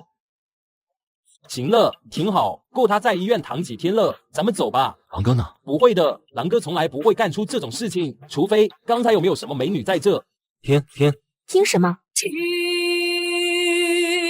海哭的声音。狼哥，你有事吗？美女，你相信缘分吗？我相信，从我看到你的第一眼起，我就爱上了你。美女，和我交往好吗？我愿意做你的拐杖，陪你走遍这个世界。狼哥，快别开玩笑了，你赶紧走吧。你怎么会认为我是在开玩笑呢？我明明十分的认真，不信你摸摸我的心脏，它正为你跳得蓬勃有力。你赶紧走吧，走吧。兄弟们，我失恋了。没关系，天涯何处无芳草，你值得拥有更好的什么的。不，这是他第一次遇到真爱，一定不能轻易放弃。那个妞看着不错，赶紧去问问联系方式。狼哥，你无药可救，这叫什么事啊？情况怎么样了？甘子一五一十的告诉了他，还说我下手挺狠，足够陈虎躺几天了。那好，接下来再收拾赵松吧。狼哥，您找我呢？你小子消息挺灵通啊。那是我一听说狼哥驾临初三，就赶紧出来迎接您老人家了。希望不算慢吧？王威，你还好吧？昨天我又冲动了一回，你可一定要原谅我，这是我赔你的医药费，你可得要收下啊。狼哥，难得见您一回，这是孝敬您的，您可一定要收下啊。不错不错，你小子很会来事，我很欣赏你。狼哥，这才哪到哪啊？以后孝敬您的日子长着呢。别以为你和豺狼走得近，我和豺狼的关系一样很好，想借豺狼的手来对付我，是异想天开。那狼哥，我就先走了，回头再请您老人家吃饭。站住！怎么了，狼哥？爷们，我收下了你的好意，我也领了，不过这还不够，你得问问王威答不答应。王威，那点钱你看够吗？不够的话，我再给你凑凑。不够，那你说差多少？差一顿揍。王威，我错了。狼哥，我有一点不太明白，我们在初三走廊动静闹得很大，复习班应该也听得到，为什么熊子没有过来？就算熊子没有听到，陈虎也该上去汇报了吧？熊子现在根本就不在学校，他父亲在医院做手术，他去陪床，至少3天以后才能回来，所以才趁着这个机会把赵松和陈虎打掉了。3天之后陈虎回来，听说这事以后肯定会找我们，所以王威，你要在3天之内挑起初三的大梁，成为初三的老大，有没有信心？3天之内成为初三老大？你放心，经过今天一战之后，你的名气打响，就算本身没什么实力，但是主动投靠你的人肯定会有很多。在接下来的3天时间里，竟然真如甘子所说，好多人都对我趋之若鹜。站在走廊，会有人主动和我说话打招呼；在厕所，会有人主动向我塞烟，而且态度十分客气，甚至有人挨了打，都会悄悄找到我，给我烟或是钱，求我帮忙出气。以前他们连看都懒得看我一眼，见我被赵松和陈虎打，也只会乐呵呵的看笑话。现在一个个都往我身边靠，一口一个威哥，然而威哥太难听，听着像某壮阳药，所以我又不让他们叫。那不行，不叫哥怎么体现您的地位呢？要不你叫威爷？威哦。这一天终于要来了。烦不烦呀？快上课了，能不能安静会儿？急什么？再聊一会儿。要聊出去聊，不要影响我学习。李大小姐，我和你同桌3年，真不知道你还喜欢学习。你别太过分了，快走。小子，你现在挺牛逼啊！以前真是看清你了。熊子，有本事你找豺狼去，找王威算什么本事啊？豺狼，我当然要找他。今天中午我就干掉他了。现在过来是想和王威说一声，等我干掉豺狼以后，下一个就轮到他了。我去你妈的！给我不存在的好吗？狼哥，我给了熊子一板凳。你实在是太牛逼了，你做好准备，今天中午要彻底把熊子击垮。好，放心吧，熊子没追到我。你就是个愣头青，熊子也敢偷袭？你拿这玩意儿有鸡毛用？黑板擦上有好多粉笔灰，到时候往对方眼睛上一抹，那他就啥都看不着了，任由我们宰割。我们是11点40放学的，但是豺狼说了，让我一定要提前赶到。豺狼怎么还没有来？不会是不敢来了吧？怎么可能？豺狼在咱们学校都4年了，我还没见过他不敢干的事。可熊子也很强啊，豺狼那么小的个子，在熊子面前都不够打的。不会的，这个你一定要相信豺狼，他是咱们学校的天，还不至于在这种事上多了份子。豺狼呢？那小子不会是躲起来了吧？让他过来，你们几个不是我的对手。狼哥一会儿就来，你再等等吧。刚在来的路上，狼哥看见个女生长得漂亮，就去跟人家搭讪，说要请人家吃饭，结果那女生还真答应了。所以他去吃饭了？是啊，再等等吧。都他妈什么时候了，他还去泡妞，是不是不把我放在眼里？狼哥平时泡妞从来没成功过，不知今天怎么回事，桃花竟然开了，也挺不容易的。大家再等等吧。我不管这些，少在这扯淡。是不是豺狼那王八蛋不敢来了？要不你磕3个头，我就大发慈悲放过豺狼。再等10分钟，10分钟以后狼哥要是不来，他们就陪熊子打这一场架。好，我就再给你们10分钟活命的机会。快点，不要再故意拖延时间了。怪了，难道今天还真成功了？哇哇哇哇！怎么样了？不行啊，放着6块钱的拉面不吃，非要吃7块钱的麻辣烫，这女生是图我的钱啊！这天底下不追求物质的女孩太少了，狼哥再努力吧。操你妈的豺狼，到底几个意思？不敢和我打架的话，就乖乖磕3个头，然后滚出这个学校！快什么？快使用双节棍！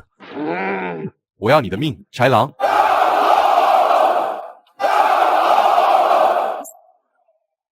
我不会让你如愿以偿，只要有我，你就别想安安心心的当天。可是你已经输了，兄弟们，冲啊！你这个杂鱼军团不专业啊！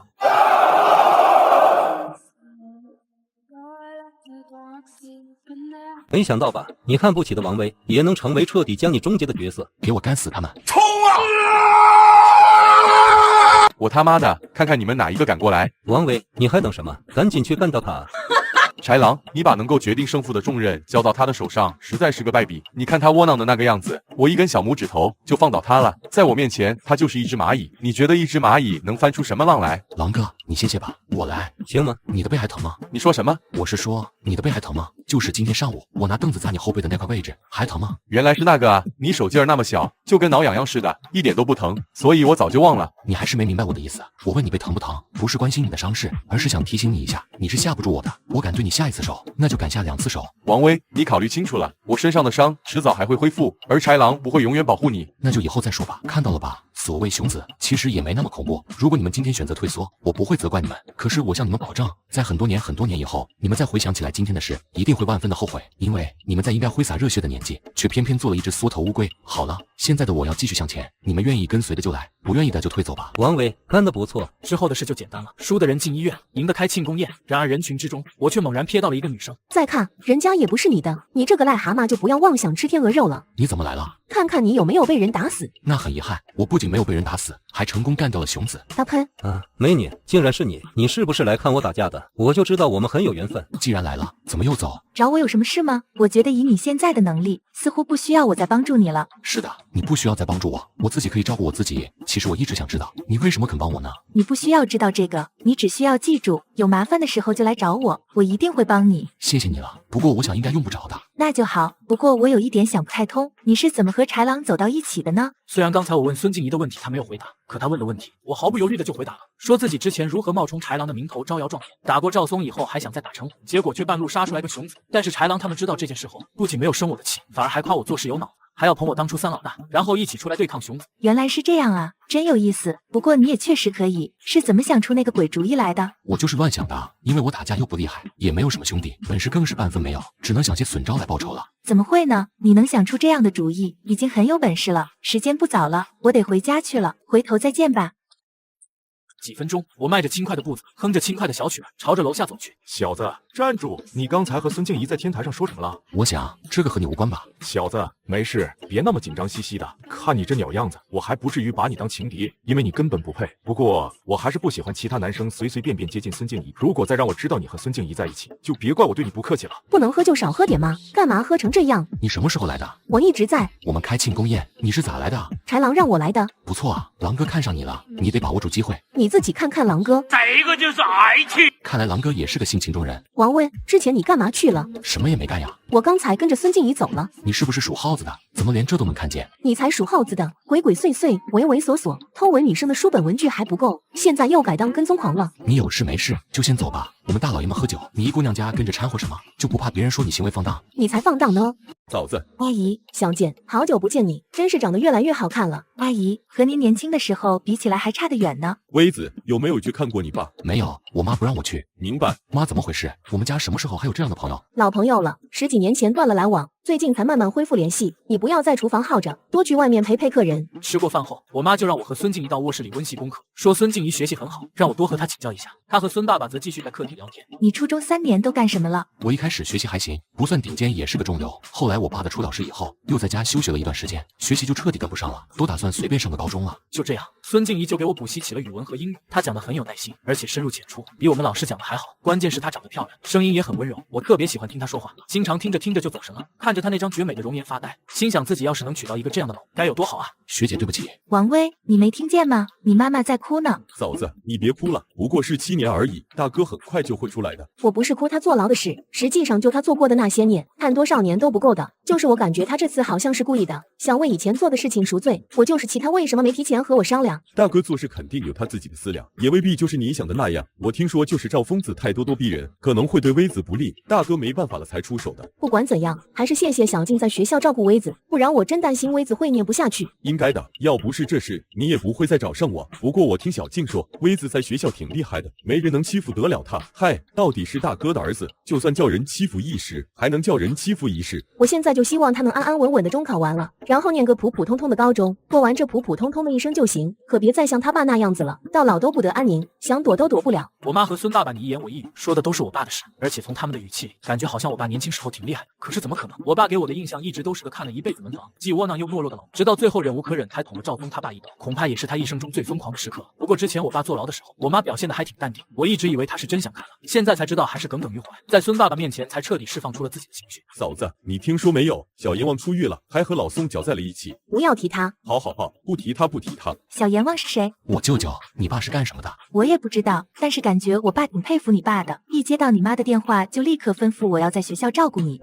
王威，不管你爸是干什么的，你也看到他现在的结局了，你可不要重走他的老路，要踏踏实实的学习，踏踏实实的做人，知不知道？我一抬头看着孙静怡认真和严肃中还夹带着一点点调皮的表情，再一次觉得自己的心里暖暖，感觉都快要化了。你学习这么好，干嘛还要复读呢？你不知道啊？我为什么会知道？去年中考的时候，我低血糖发作，昏倒在考场上，导致2门科目成绩作废，只能复读1年再考，这是全校都知道，怎么就你不知道呢？我平时也没什么朋友，上学放学都是一个人独来独往，很少有人和我说这些事情，就是我同桌都不和我聊天，看不起我。前段时间还是因为老被人打，才慢慢知道了一些混混圈里的事，比如豺狼、熊子等等。你同桌是不是那个叫李娇娇的？他怎么会看不起你？我感觉他挺喜欢你的。可拉倒吧，你就不知道他有多嫌弃我。然后巴拉巴拉的说了好多李娇娇的坏话，简直罄竹难书。孙静怡也没附和，就是微笑的看着我。没关系啊，以后你有什么疑惑就来问我，这学校就没有我不知道的事情。到晚上12点，孙爸爸带着孙静怡离开，在门口，我妈着重的感谢了一下孙静怡，还说希望孙静怡以后能多给我补补课，让我和她考同一所高中。考一所高中是不可能了，不过让王威在高中努力的话，上同一所大学还是没问题的，他还是挺聪明的。威子，你努力，将来和孙静怡考到同一所大学。和他考到一所大学干嘛？你不会是看上他了，想让他给你当儿媳妇吧？这是要是以前还行，现在就算了吧。第二天早晨去上课，我刚坐下，李娇娇就吸了2下鼻子，闻着闻着就往我这边靠过来。你干嘛？王威，你身上怎么有孙静怡的味儿？你是狗鼻子吧？这也能闻出来？咦，你是不是又干什么变态的事？还是潜到孙静怡家的厕所去了？还是偷人家什么东西了？是孙静怡到我家帮我复习功课去了，所以我身上才有她的味道。我就是相信猪在天上飞，也不相信孙静怡会去你家里复习功课。不信拉倒。结果下课以后，李娇娇就把这事当笑话跟其他几个女生说了，几个女生也都不信，咯咯咯的笑，说我吹牛，把我给气得不轻，就让他们等着。我专门去找了趟孙静怡，让她大课间的时候来帮我温习一下功课，回来以后等着看哈，下节课就亮下你的狗眼。你吹，你继续吹。学姐，这里……那咱们就接着昨天晚上的开始吧。哼！孙静怡并不知道这其中的纠葛，还以为我就是一心想要学习，所以给我讲得非常认真。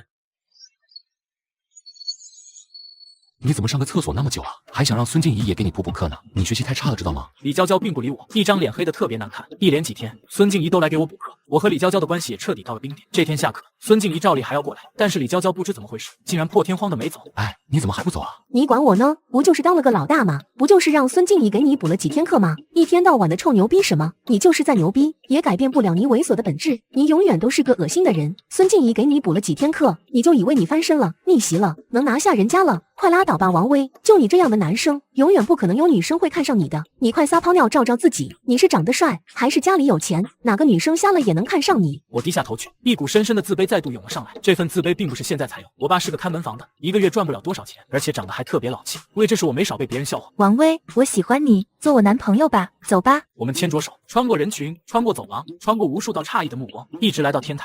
谢谢。好点了吗？我一直以为你们两个关系很好，就就算斗嘴也只是普通的开玩笑，没想到他一直都看不起我，后来因为我帮了他几次，他才对我有点另眼相待，愿意把我当朋友看了，但本质上还是看不起我，尤其看不惯我现在有点翻身的状态。这次只是以往的矛盾彻底爆发而已。现在准备怎么办？先把位子调开吧，我俩不适合做同桌，再这样下去非打起来。学姐，麻烦你好人做到底，再冒充几天我的女朋友，一直到中考结束好吗？我知道我这个要求很过分，但我确实很想维护我最后的脸面。好。从天台上下来以后，我就主动去找了班主任，要求调换位子，不和李娇娇做同桌了。理由很简单，就是我俩性格不对付，在一起老是吵架。微子传授我一点泡妞的经验，我这几年就屡战屡败，连个女朋友都没有，只能靠手。狼哥，其实这主要看脸。微子，这不好笑。王威，走吧。没办法，狼哥，学姐就喜欢我这一型的。晚上下了自习，我送孙静怡回了家，我踏着月光，忍不住哼起了小曲。可就在走到某个小巷子前时，就是他，小子，还记得我不？王威是吧？是不是觉得自己当了个初三老大就不知道姓什么了，还让人叫你威爷？你他妈也配叫爷？你别不服气，我知道你想什么呢？想明天带人来找我报仇是吧？行，我就告诉你，我是高一的骆宾，随时欢迎你过来哈。我知道豺狼是你老大，你他妈尽管叫他过来，老子连他一起弄。小子，这次给你个教训，以后离孙静怡远点，不然下次比这回还狠。魏友，你想什么呢？没事，以后别叫我魏爷了，那叫什么？叫我名字就行，叫我王威吧。就叫威爷，威爷好听。你废话真多，让你别叫就别叫，以后都叫我名字。你怎么了？没事。你这个男朋友不称职，说好了早晨去接我一起上学，也没有来。要不要去外面走走？想到骆宾的压力，我有点想拒绝孙静怡，但是一抬头看到孙静怡那张美艳到不可方物的脸，又想到自己身为一个男人，竟然连自己的女朋友都保护不了，心里自然涌起一股子的不服气。要是骆宾再来找我的事，我就和他拼了。你到外面等我，我一会就来。和孙静怡走在校园里面，照旧迎来好多艳羡的目光。渐渐的，我心情也开朗起来，脸上也挂满了笑容。晚上送孙静怡回家的时候，我就假装不经意的问她骆宾的事。是不是骆宾找我麻烦了？没有，就是今天和杨帆他们聊天，说起这个人来了。这个人特别讨厌，仗着家里有点本事，以前在学校称王称霸的，还死皮赖脸的追求过我，把所有试图接近我的男生全打跑了。不过后来骆宾上了高中，而我选择了复读，渐渐就没了来往。用不着给他增加这个烦恼。将孙静怡送回家以后，我看着自己回家的路，知道骆宾肯定还在路上等我。王威，我还是看清你了，你这是在比我往重的动手啊！来吧，兄弟们，今晚晚上好好和他玩玩，要是打坏了、打残了，我来负责。威子，怎么回事？先上霸车，我送你回家。怎么回事？没事，就是一帮小混子找我麻烦。李叔，你怎么会在这里出现？刚带娇娇和她妈妈吃完夜宵回来。阿姨，以后上学放学我来接你俩。叔叔，真的不用。人家现在有女朋友了，上学放学都和女朋友在一起的，难道你要同时接送人家2个呀？也不是不可以啊，威子交女朋友了。听见了吧？你就不要多管闲事了，人家女朋友的爸爸比你厉害多了，是个当官的，就是接送也用不着你呀。现在王威可有本事了，你看他穿的衣服都不一样了，浑身上下都是名牌，傍了一个小富婆呢，号称我们学校第1染饭王。李叔，停车！快到了，快到了，你安静会儿吧。闺女也没说错什么呀，你老妈她干嘛？威子，娇娇说话就那样，你别怪她，你俩还要当好朋友。叔，我知道了，没什么事的话我就先走了。威子，其实我挺喜欢你的，你跟我年轻的时候很像，之前还想让娇娇和你定个亲，但是你有女朋友了，就算了。第二天早晨到学校，我的脑子还是一团乱麻，一点头绪都没有。上早课的时候，我也趴在桌上，寻思怎么对付骆宾。来，小王八蛋，我这次看你还怎么跑！都他妈坐那别动啊！看清楚了，老子是骆宾，这个学校上一届的天，谁敢动一下，老子就连他一起干！王威，快跑！王威，快跑！这姑娘啊，真是叫人没法说，要跑也得等我辉煌一下。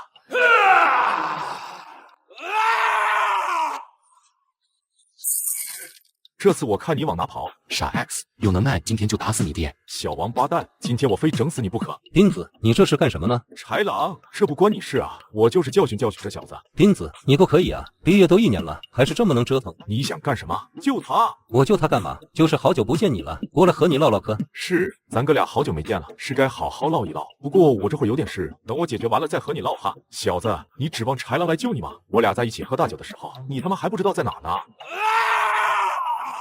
到底什么意思啊？唠嗑啊！你想唠什么？唠也唠，咱俩到底谁是初中的天？我这都毕业了，当然是你啊！你他妈也知道啊！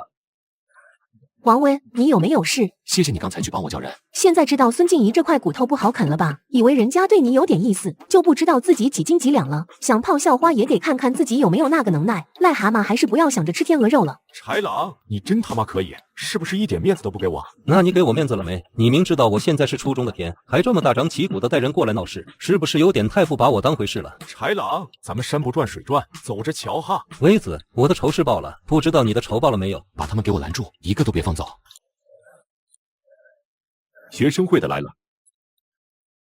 高中的来我们初中闹事，把他们全带到学生会去。小静，算了吧，我们已经挨过打了，我们这就走还不行吗？不好意思，我一看见你就想吐。好了，把他们带走。一帮学生会的迅速冲上来，将本就已经没有还手之力的骆宾等人全部按住，然后押走。高中生还来我们初中闹事，真以为自己能无法无天了，活该啊！什么狗屁上一届的天，不是照样被咱们给玩死了？毕业了就别回来了，还以为是以前了，真是活该！一时间，走廊上充满了嘲讽的声音。但在豺狼和孙静怡出现之前，他们可是连一句屁都不敢放。再次说明，大部分人真的就只是墙头草，看哪边疯墙就往那边跑。上午第一节课下后，有个女生过来找我说，李娇娇让我过去一趟。怎么，我今天早晨冒着风险去帮你叫豺狼，你就不知道感谢我一下？感谢啊，早晨就谢过了。是你要说什么怕我被打伤了连累你家之类的话？本来就是啊，如果你被人打伤了，肯定还是我爸忙前忙后的照顾你。我爸做生意那么忙，你这不是故意找事吗？你还有事没？没事我就回去了。我帮你了，你就打算口头谢谢一句就完了？那要不我请你吃饭？拉倒吧，就你这穷酸劲儿，能请我吃什么好吃的？你到底想干什么？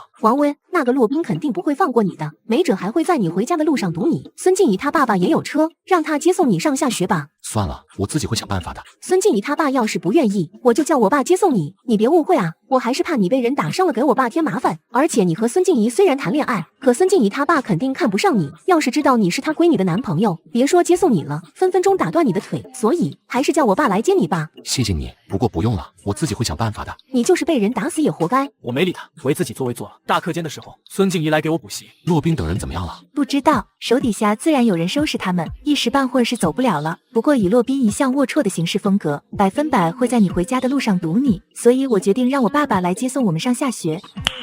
Nice。微子，出了这事还是得怨我，是我没想到骆宾那个人渣竟然还在暗中缠着我，所以才给你带来这场灾祸，就让我弥补一下吧。中午放学以后，我在学校门口等孙静怡，一辆黑色的车子突然轻巧巧地开到我的身边。王威，上车，王威走吧。微子，娇娇已经把事情都和我说了，以后就由我来接送你吧。不用了，叔叔，我还有一个人呢。是你女朋友吧？娇娇都和我说了，你叫她一起出来吧，我送你们2个回。王伟，怎么回事？学姐，骆宾那个人渣有可能在路上堵王威，所以我就叫我爸开车来了，送你们2个回家。小静，微子，走了。娇娇，叔叔，谢谢你们的好意了，不过不用了，我们坐我爸的车回去就好啊。好的。王伟，你忘了，咱们约好中午聚餐的呀，我地方都找好了，就是离这有点远，不过咱有车子。豺狼，你们要去哪吃饭？别耽误了下午上课啊。不会的，我们一向很有节制。拉倒吧，你说的话我一个字都不信。算了，难得你们这么开心，要是下午来不了，我会帮你们请假的。静姐姐，太谢谢你了。去一边吧。就这样，我最终没坐李娇娇她爸的车，也没坐孙爸爸的车，而是坐上了豺狼喊来的3蹦子，浩浩荡荡的朝着饭店而去。老许，老许，我们来照顾你生意了。你他妈可算来了，我这1个月都没生意了。王威、杨帆，你们都是第一次来这，提前给你们打个招呼。这里的菜挺难吃的，不过啤酒免费。我们都挺高兴，难吃就难吃点呗，只要啤酒够喝就行。结果菜上来后，我们就崩溃了，岂止是难吃，简直是他妈的太难吃了。我这辈子都没吃过这么难吃的菜，咸的咸死，就跟打死了卖盐的一样，淡的淡死，就跟卖盐的都死绝了一样。怎么什么人都能开饭店啊？这不活该没有生意吗？好在啤酒免费。妈的，可别说了，被骆宾那小子骗了整整1年，怎么回事？还是让杆子给你解释。骆宾做天之前，也就是我们的上一届，还有一个天叫陈峰，他是黑2代，心狠手辣，在位3年无人不服。其毕业后，骆宾谎称有仅次于陈家的背景，挤走豺狼等草头出身者当上天。毕业后，豺狼得知骆宾家只有钱无背景，被骗后复读，今找骆宾闹事。豺狼本想留情，他却放狠话，引发后续冲突。羞愧啊，羞愧啊！竟然被这种家伙骗了1年，绝对是我豺狼一生的耻辱。维子，你挺有出息的，可惜出道的晚，不然也能当天。要不你也考虑复读1年，也当一回天。不用了，我对这个位子不是太感兴趣，只要没人能欺负我就行。那也可以，人各有志。狼哥不好了，刚传回来的消息，骆宾带了200-300名高中生，把咱初中给砸了。到了初3，我们年级果然也是一片狼藉，各班课桌都倒了一大片不说，走廊里也到处都是残乱的书本，还有好多受伤了的学生，有脑袋被打破的，也有走路一瘸一拐，基本人人身上都有脚印，甚至一些女生都被打了。现在怎么办？我想干什么，你们大概也猜到了。事先说明这很危险，不愿意去的现在就可以离开。这事学校已经知道了，学校会处理的，希望大家不要冲动。刘哥，你觉得我们能不冲动吗？我只是传个话而已，你们要干什么我又阻止不了。微子，去叫赵松和程虎。狼哥找我有什么事？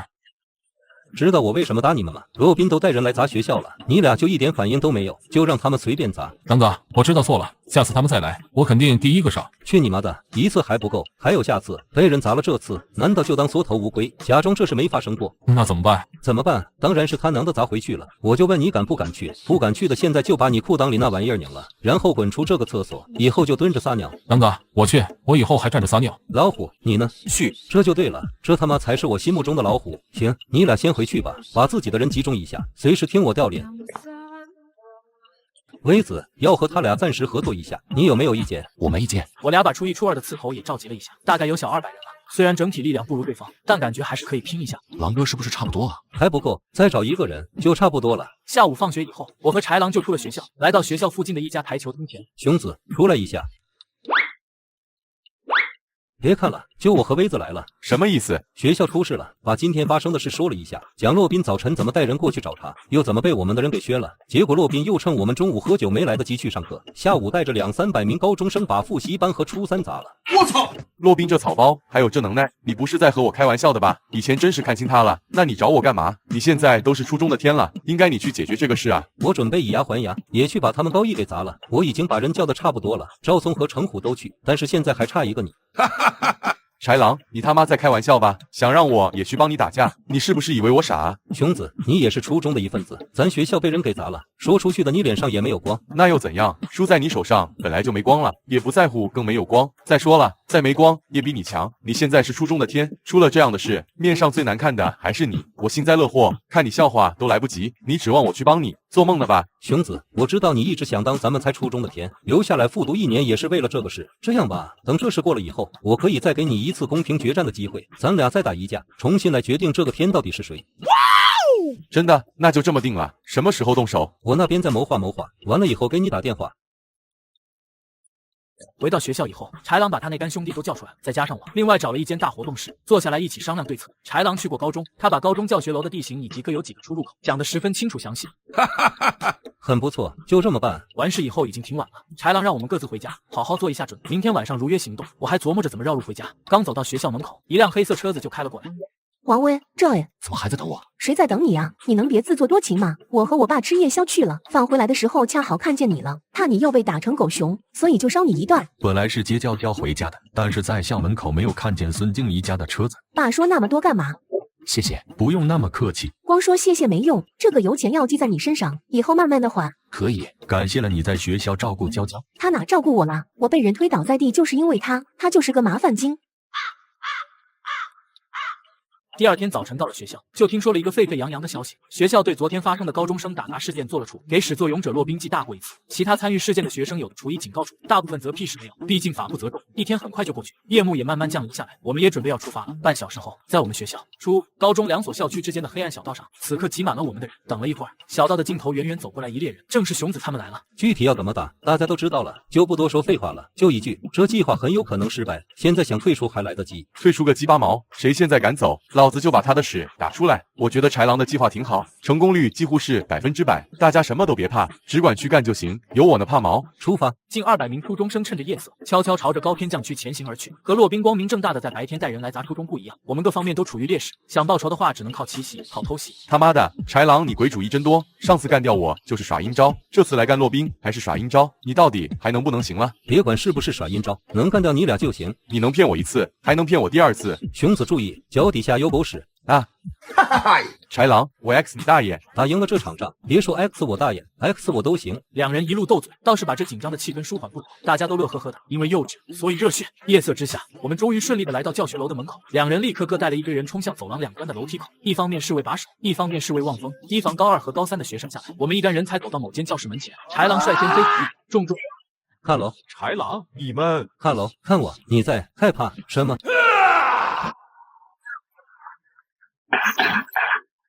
豺狼，你他妈疯了，下手这么狠，这他妈也叫狠！给我砸！教室里顿时一团乱响，谩骂声、大叫声、尖叫声交织成一团。是初中的来闹事了。初中的小逼崽子这么大胆，还敢杀到咱们这儿来？他们在打洛宾，咱们赶紧从窗户上出去帮他。大家迅速朝着门口的方向走去。负责守在楼梯口的赵松和程虎也过来了。情况如何？楼梯那边没人，高2和高3的都没有下来。什么？没人下来还不好吗？管他是因为什么，先跑了再说啊！出了教学楼，就在我们刚刚跨出路灯可以照耀的范围，准备朝着更前方的黑暗之处奔袭的时候，一阵窸窸窣窣的声音突然响了起来，接着声音越来越大，似有千军万马。怪不得之前我们打砸高1的时候，高2、高3的没有一个下来，原来都在这里守着。为什么呢？他们怎么知道我们的计划？狼哥，怎么回事啊？峰哥，怎么不认识我了？峰哥，豺狼，你好大的胆子啊！连我的地盘也敢闯！峰哥，我们主要是来找洛宾的，没有闯您地盘的意思。高1就不是我的地盘。峰哥，您还不知道昨天的事吧？洛宾那个250带了200多人到我们初中去。我在和初中的天说话，你算什么东西，也来插嘴？你说呢，豺狼？峰哥，我知道错了。那么，豺狼，你说现在该怎么办呢？一人做事一人当，是我强迫大家来的，你让他们走吧，我来承担一切后果。豺狼，我对你很失望，你在我手底下3年，还不了解我是什么样的人吗？你觉得我会放过你们这些人吗？峰哥，昨天下午洛宾带去的那200多人，是你安排的吧？何以见得？因为大家都知道洛宾是个草包，之前能做初中的天也是靠着坑蒙拐骗的本事，他骗得了一时，骗不了一世。这样的人上了高中以后也不会有大的发展。可是昨天下午，他竟然轻轻松松就喊来200-300名高中生，我一直奇怪他是怎么办到的。现在看到您出现了，才终于明白过来。豺狼，我果然没看错你。以前在初中的时候，我就觉得你和别人不一样，现在看来果然如此。没错，那些人是我派去的。为什么？豺狼，你真以为自己做的足够隐蔽吗？初中3年，虽然你对我唯命是从，可我还是能看得出来，你那张顺从的外表之下藏着一颗不甘平庸的心。想想看吧，你为了当初中的天，竟然不惜忍辱负重复读1年，简直堪比当年的越王勾践。这样可怕的你，如果不趁早暗死在摇篮里的话，那么总有一天你会彻底飞上枝头，然后和我开战。所以你就设了这样一个岛，拿洛宾当诱导，然后引我入局，再彻底干掉我。正确，明白了，所有人都明白了，为什么草包如洛宾竟然还能叫来200-300名高中生，明白了为何陈峰为何能够早早就埋伏在这里，原来这一切都是他主导的局。峰哥，如您所说，我确实不甘平庸，这也是我留下来复读的原因。可是老天作证，我从来没想过要对您怎样的。现在不会，不代表以后不会。以你的性格，哪怕是5年、10年，都有可能冒犯到我，不如就趁现在直接把你按死。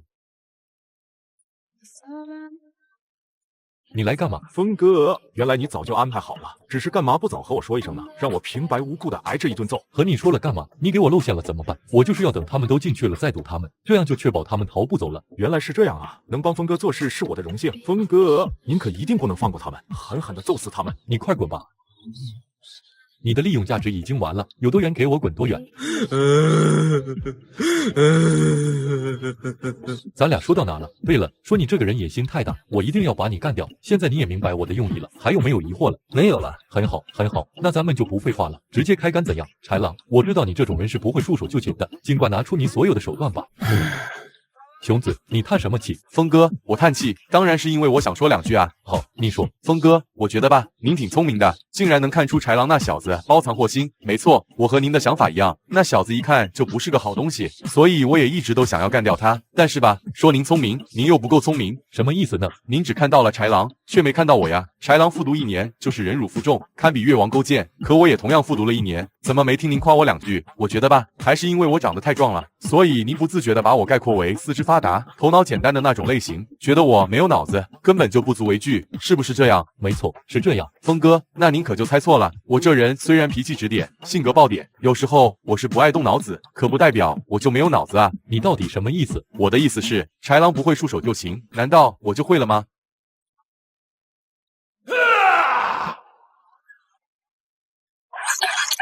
冲啊！都住手！可以，真他妈可以！以前真是看清你们2个了。嘿，醒醒啊！刚才不是挺猛的吗？怎么现在没声了？我去你妈的！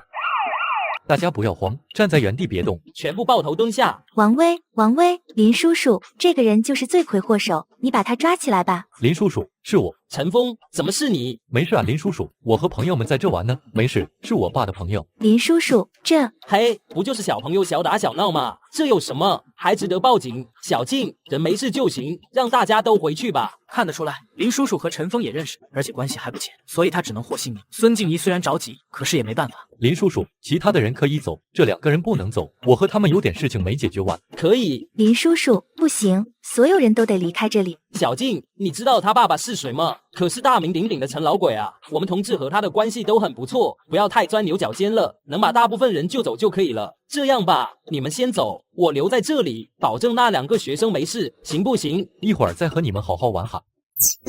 你是谁？你最好考虑清楚自己在干什么。王威，你干什么？给我把刀子放下！不好意思啊，林警官，地上的这2个人已经受了重伤，不能再把他们留在这里了，否则后果会更加严重。拜托你救救他们！我让你把刀放下，你听见没有？信不信我把你带回局子里去？小王八蛋，谁的裤裆没系好，把你给露出来了？你知道我是谁吗？你知道这么做的后果吗？我可以让你生不如死，让你家人都不得安宁。林警官，你有没有听说过赵疯子？赵疯子就是赵松他爸。赵松他爸在我们本地虽然没有什么势力，一向都是单枪匹马的干劲，可也是赫赫有名的大流氓、大疯子。林警官当然听说过他。什么？那您应该也知道赵疯子去年被人给捅了，现在还瘫在床上下不来吧？那又怎样？捅了赵疯子的就是我爸。你爸捅的，那又怎样？你拿你爸来吓唬我？你开玩笑的吧？别说你爸已经坐牢了，就是他还站在这里，你看我会不会怕？我的意思是说，我爸敢捅，我也敢捅。王威，不要，把刀子放下，我一定会救出豺狼和熊子的，你一定要相信他。你叫什么名字？王威。你知道你这样做的后果是什么吗？我不知道，我也不想知道。蹲监狱还是被陈家报复，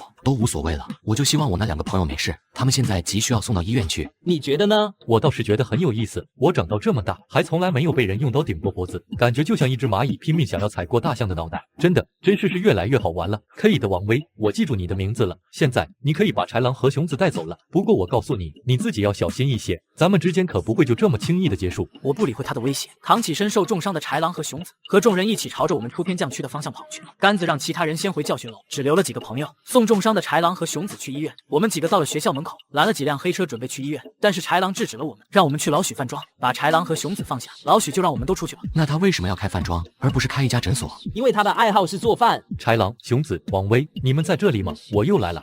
豺狼、熊子、王威，你们在这里吗？我又来了。怎么回事？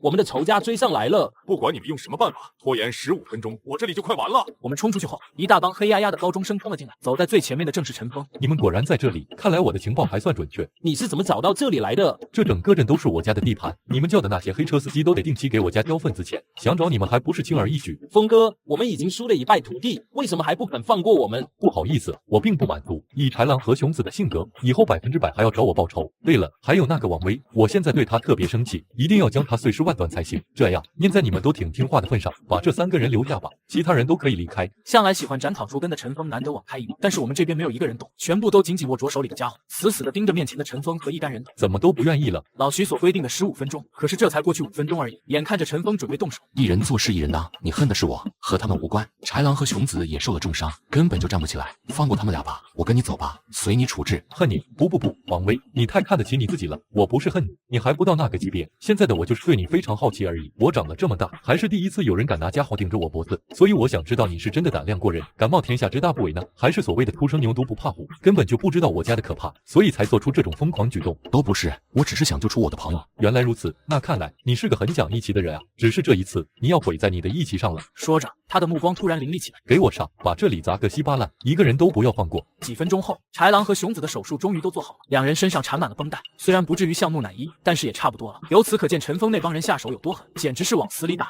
我这边已经不安全了，我刚才用猎枪吓唬陈峰，陈峰那个护犊子的爹肯定不会放过我，所以咱们必须现在就走。去哪？去我老家。就这样，凌晨12点钟，我们一堆人又紧急转移阵地，奔波了一夜的大家也都异常疲累。第二天一大早，我就去找老许，说我要回去，我得确定我妈没事，然后把我妈带出来。我爸已经坐牢了，我不能再让我妈出事。老许说行，开了车拉我回镇上。快到我家的时候，还故意多绕了几圈，远远的就看见我家门口停着一辆黑色的车子。不会吧，这么快？这帮王八蛋有？没事，是我同学家里的车。我让老许把车停在附近的小巷子里，然后一溜烟的朝着我家跑去。到了我家门口，威子这回得罪的可是陈老鬼的儿子。陈老鬼那个人我太了解了，做起事来疯狂极端，不择手段，可能连你都会牵连。所以你也别推辞了，就到我家里去住2天吧。是啊，阿姨，他们如果找不到王威，一定会来找你麻烦的。你赶紧和我们回家吧。那威子呢？有没有他的消息？我听同学说，他和几个朋友在一起，应该转移到安全地带了。我们可以暂时不用担心他。就在这时，突然听到家门外又传来一阵汽车引擎的声音，回头一看，黑色车子停在我家门口，孙静怡和她的爸爸走了下来，两人急匆匆地走进我家院子。嫂子，你还在吗？我在。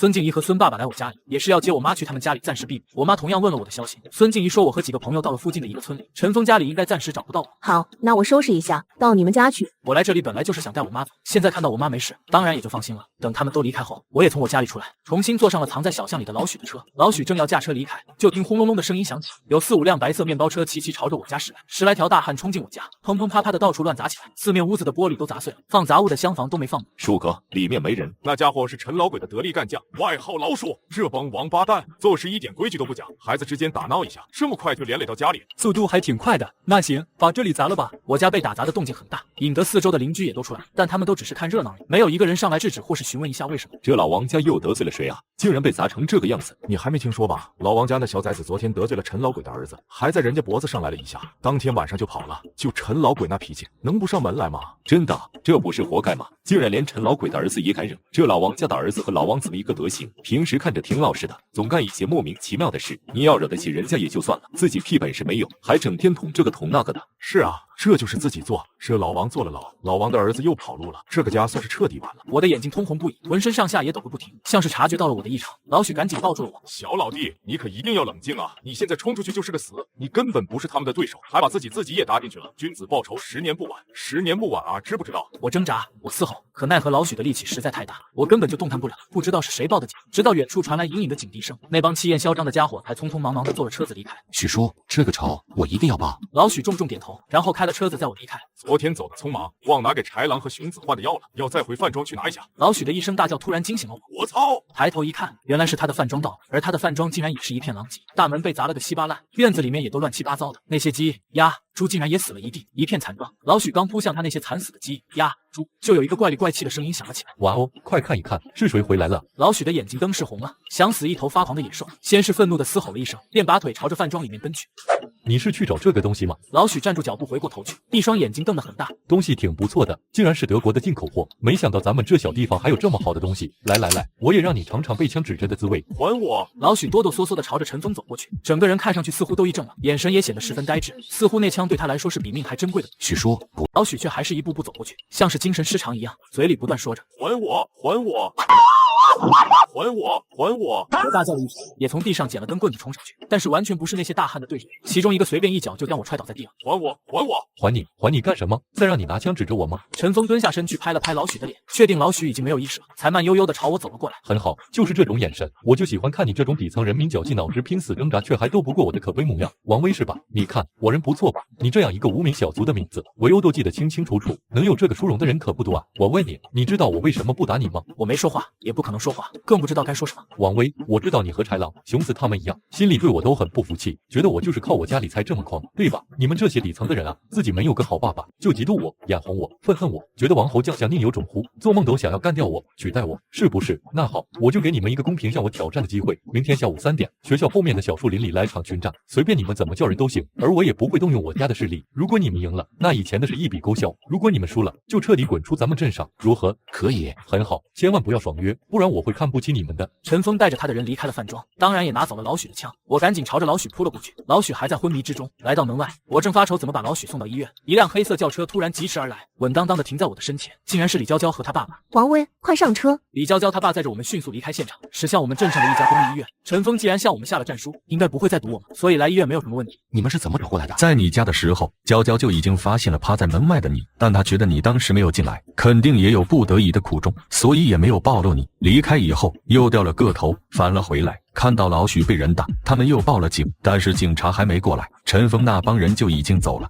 谢谢你，连自己家都不回，他在门口鬼鬼祟祟的，你什么时候才能改了这个毛病啊？你接下来准备怎么办？我可以试试看能不能找人和陈老鬼说情。不用，人家有孙静怡他爸呢，还轮到你在这里献殷勤好吗？人家爸爸是当官的，说话不比你好使。走吧，留在这还碍人家眼呢。李娇娇这暴脾气也不给我解释的机会，站起来就走，一下头都没回。李娇娇他爸便匆匆忙忙的也离开了。不一会儿，手术室的门开了。大夫，情况怎么样？手术还没做完，但是伤者半路醒了，不肯配合手术，一定要让你进去，说要和你讲几句话。老许躺在手术台上，果然已经醒了。你去你们学校高1年级找一个叫乐乐的人来，就跟他说5里外的老许饭庄被人砸了，老许的猎枪也被人抢走，快去！好，我和医生交代过几句后，便迅速飞奔出了医院。到了高1年级以后，我才想起来一个重大问题，我根本就不知道乐乐是哪个班的。正着急的时候，突然听到旁边响起一个诧异的声音：“王威！”我猛地抓住他，就往身后的厕所拖去。好在厕所里面现在没人。不要说话。王威，你别冲动啊！你有什么话就说，我不会乱叫的。不过你最好考虑清楚，我可不是陈峰，你就是劫持了我也没什么用。废话真多。好，我不说了。你来这干什么的？不是听说你们要和陈峰打群架吗？怎么还有空到高中部闲逛啊？怎么，你也会参战？别开玩笑了，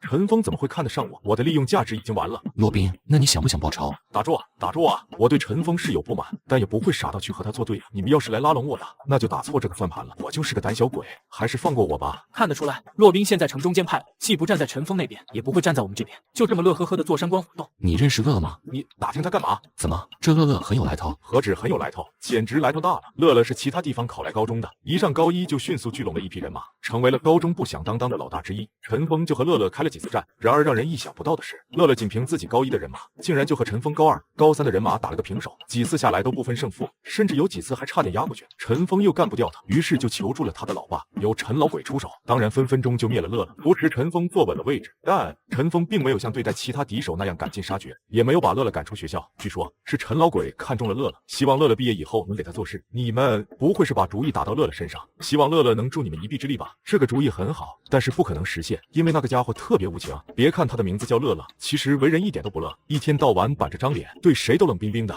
也从来不屑和别人说话，更不可能去帮素不相识的你们了。废话真多。乐乐现在在哪？现在他应该在天台上，他经常一个人到那边去，而且不允许人打扰他。有人不小心上去都会遭到他的报答，就连女生都不例外。陈峰都很宽容他，从来不让自己的人上去，所以你还是别……不等他说完，我就把洛宾丢下，急匆匆的朝着楼上跑去。临走前只放了一句狠话：不要暴露我的行踪，不然我保证你吃不了兜着走。上了教学楼顶，也不管什么乐乐的规矩不规矩。天台边上坐着个人，双腿向外悬空。滚出去！我并没有滚出去，而是朝他走了过去。我是王威。你他妈滚出去了没？是老许让我来的。他让你来干什么？他让我告诉你，5里外的老许饭庄被人砸了。活该！他做饭那么难吃，被人砸了不是应该的吗？就这破事也来找我，滚吧！还有，他的猎枪也被人抢了。什么？谁干的？他在哪里？带我去。走着走着，就听一个熟悉的声音响起：乐乐，你去哪里？和你无关。没事，就是和你说一声，明天下午3点，学校外的小树林，跟我去打个群战。乐乐轻轻嗯了一声，算是答应下来。那就不见不散，明天记得叫上你的人。乐乐也没说话，继续大步流星的往前走去，我也紧紧跟上。不一会儿就出了学校，自始至终都没和我说一句话，直到伸手拦了一辆出租车。哪个医院？我和司机说了地址，车子迅速往前开去。到了医院，我领着乐乐到了急诊室门外，得知老许已经做完手术，转移到病房去了，又领着乐乐到了病房。到底被谁抢走了？陈峰！乐乐一听，脸颊顿时颤了一下，他放开老许，转身就要走。别去，你斗不过他的。那怎么办？就这么看着他把东西抢走？你别着急，我叫你过来，不就是为了商量这件事吗？乐乐重新坐下来，让老许说说到底怎么回事。老许这才把事情从头到尾说了一遍。老许，你还真是狗改不了吃屎，什么闲事都肯管啊！没办法，一辈子就这样，喜欢打抱不平。我要是生活在古代啊，肯定也是《水浒传》里的好汉，位列108将之内，至少天罡级别的。你就说，现在准备怎么办？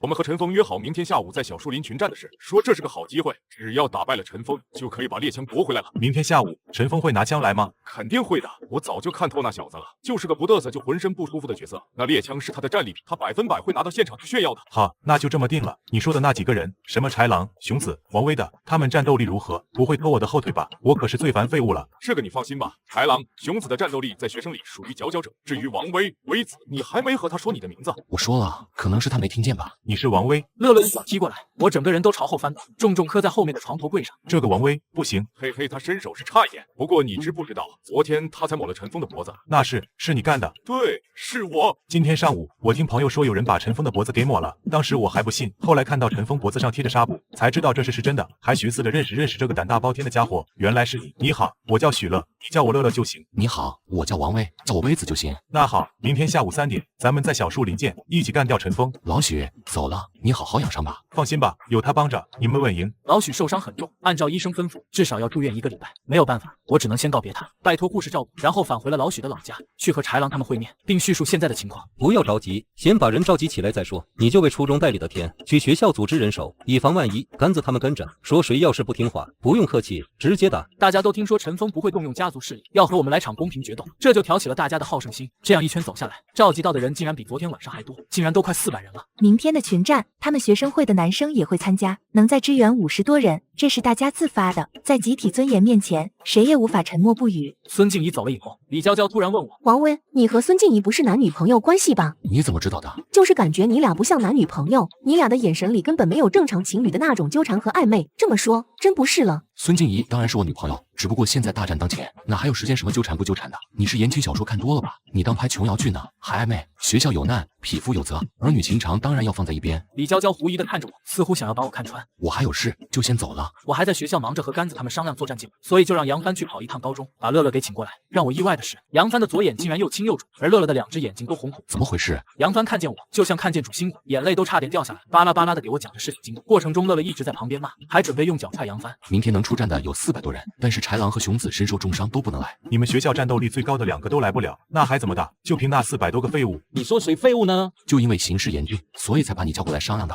行啊，我看看你们有什么计划。我想了一下，就把我的计划给他说了一下。可以，那就这么定了。这计划挺下作，你同意啊？只要干掉陈峰就行，还管什么下作不下作？哪来那么多矫情的事？有没有其他事了？没有的话，他就要先走了。等乐乐走了，甘子才指着门口方向说：什么东西啊？他以为自己是谁？他就这样。目前看来，和乐乐已经有过2面之缘的我，算是比较了解他了。我当天晚上就在教室睡的，把2张课桌并在一起，又堆了几本书当枕头。然而就在这时，一个脚步声突然轻轻响起。王威，王威，我应了一声，然后站起身来。你真的在这啊？是啊，不在这我能去哪？你怎么来了？之前看你没走，也没和孙静怡回家，就猜你是不是要在教室睡觉，所以回来看看你是不是又干什么猥琐的事了。李娇娇说话还是一如既往的难听，给我气个半死。得，我不在你桌子上睡了。和你开个玩笑，你至于吗？有你这么开玩笑的吗？还真准备拿这事说一辈子是不是？谁要和你一辈子了？你想得美！你到底有事没事？要是单纯回来看看我有没有干什么的话，那你现在看到了，我拖别人的桌子睡觉了，保证不动你的桌子一下。狗咬吕洞宾，不识好人心。这是本姑娘的贴身被子，上面都是我的体香，你没事不要瞎闻，知不知道？谢谢。这还差不多。接着他又咣咣咣的往外掏东西，竟然是些香皂、牙刷、毛巾等物，一边放一边说：明天早上醒了，自己到水房洗涮一下，男孩子还是要干净点看着才帅，知道吗？谢谢。别想太多啊，这都是我爸去外地出差带回来的一次性东西，我妈还老骂他，说他改不了当年的穷毛病，这些东西放在我家也占地方，这次正好给你拿过来，算是废物利用。接着李娇娇又咣咣咣的往外掏了好多吃的出来，这都是我爸给我买的零食，太多了都快过期了，正好给你拿过来，废物利用吗？李娇娇，谢谢你。装的跟真的似的，你真的谢谢我吗？当然，真的谢谢你。你怎么不去孙静怡家里住啊？干嘛要在这里委屈自己？不想麻烦他们家里。波娜，你睡吧，我也要走了，我爸在外面等我呢。好的。一直走到门口，李娇娇突然回过头来：王威，你一个人在这里睡觉，会不会觉得孤单啊？肯定会吧，不过无所谓啊，就1晚上而已。那我在这里陪你好不好？我一下愣住，完全没想到李娇娇会突然说出这样的话，大脑一下就短路了，还来不及分析她是什么意思。哈哈哈，你想得美，我逗你玩呢。我爸还在外面等我，我走了啊。哦，好的。王威，祝你明天旗开得胜，可别被人打死啊。知道了，不会被人打死的。第二天吃过饭后，差不多就到2点了。我们回学校各自组织了人，拿了趁手的家伙，然后在教学楼下集合，浩浩荡荡的朝着校园外的小树林而去。你们的人到齐了吗？豺狼和熊子呢？他俩有伤来不了，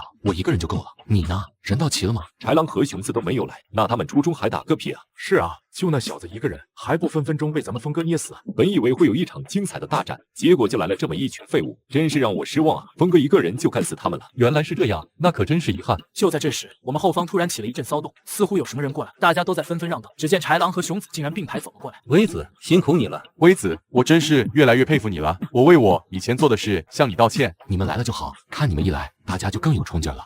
我俩只是配角，助你一臂之力，你继续主持大局吧。陈峰，我们的人都来了，你那边呢？齐了没有？因为豺狼和熊子的到来，再加上还有乐乐这张秘密王牌，所以现在的我特别有底气。但我的状态在陈峰看来不过是皮肤跳跳。这么着急要被我收拾吗？我倒想看看你们一会儿能撑多长时间，5分钟还是10分钟？再给你们一点苟活的机会，我这还有个人没到。说完，他就摸出手机打了个电话。乐乐，你来了吗？我们都在等你。你说什么？你说你找不到小树林在哪？不可能啊，就在咱们学校的后面，这地方很大的，你一过来就看见了。好的，我等你。再等一等，他迷路了，马上就到。概过了5分钟左右，对面那边有人喊道：乐乐完了。乐乐是新来的，找不到路情有可原，你们也找不到路，怎么回事？我们知道路啊，但是乐乐哥不听，非说小树林在学校门口。我的人不用你教训。好，来了就行，那咱们准备开始吧。对面顿时更加气焰嚣张，一个个张狂的都没边了，众人都有点愁眉苦脸，我只能再给他们打气。没关系，我向大家保证，这场战斗一定会赢。咱们还有杀手锏没使出来，我们的人也齐了，现在开战怎样？可以。就见陈峰高高的举了起来，正是老老许的那支猎枪。这一瞬间，站在陈峰旁边的乐乐眼神都跟着锐利了许多。猎枪一响，阿战即发。只见陈峰的手指扣在扳机上，慢慢的按了下去。就在这时，旁边的乐乐突然摸出一柄刀，捅进了还高高昂着头的陈峰的身体。你不配用它。乐乐拔出，又顺手从陈峰手里夺过了家伙。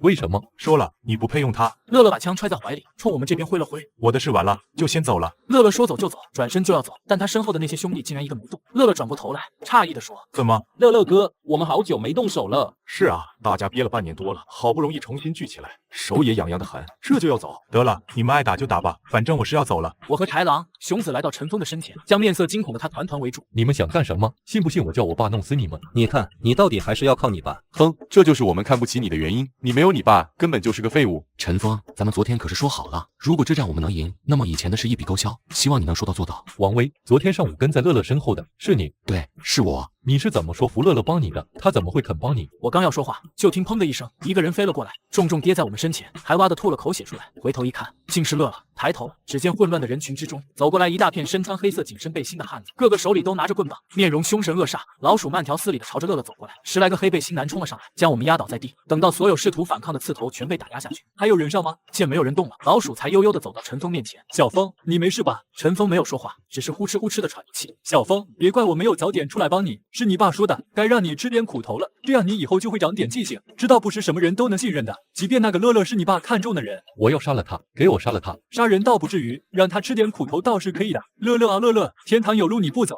地狱无门你偏闯进来，我们大哥对你不错，还想等你毕业就招你进来做事，你怎么会这样想不开呢？我去你妈的，你们算什么东西，也有资格叫我做事？老鼠没有理乐乐这句话，只是低下头去在乐乐怀里一摸，将那只黑黝黝的猎枪抽了出来。猎枪再次被人夺走，乐乐也像发了狂一样开始叫唤。这虽然是好东西，但是也并不稀缺，你为什么特别想要呢？乐乐当然不会回答这个问题。老鼠摆摆手，让人把乐乐一抬走。还有他们几个，豺狼、熊子、王威，我要他们一起死。可以，哪个是王威？就那个，把他一起带走。你就是那个抹了小峰脖子的王威，那你可麻烦大了，我们大哥点名说不放过你，一起带走吧。就在这时，一个尖锐的声音突然响起：你们不要太过分了，光天化日之下，你们想干什么？就不怕警察把你们抓起来吗？赶紧把人放下。小姑娘，这个闲事你最好还是不要管，我这个人脾气来了，可是不管男女都会打的。关你屁事啊！你算什么东西？给我有多远滚多远！王威，对，少他妈在这给我拖后腿！我看见你就恶心，知不知道？我再给你说一遍，有多远滚多远！王威，你是不是怕连累我，所以才故意这么骂我？你别自作多情啊，赶紧滚蛋好吗？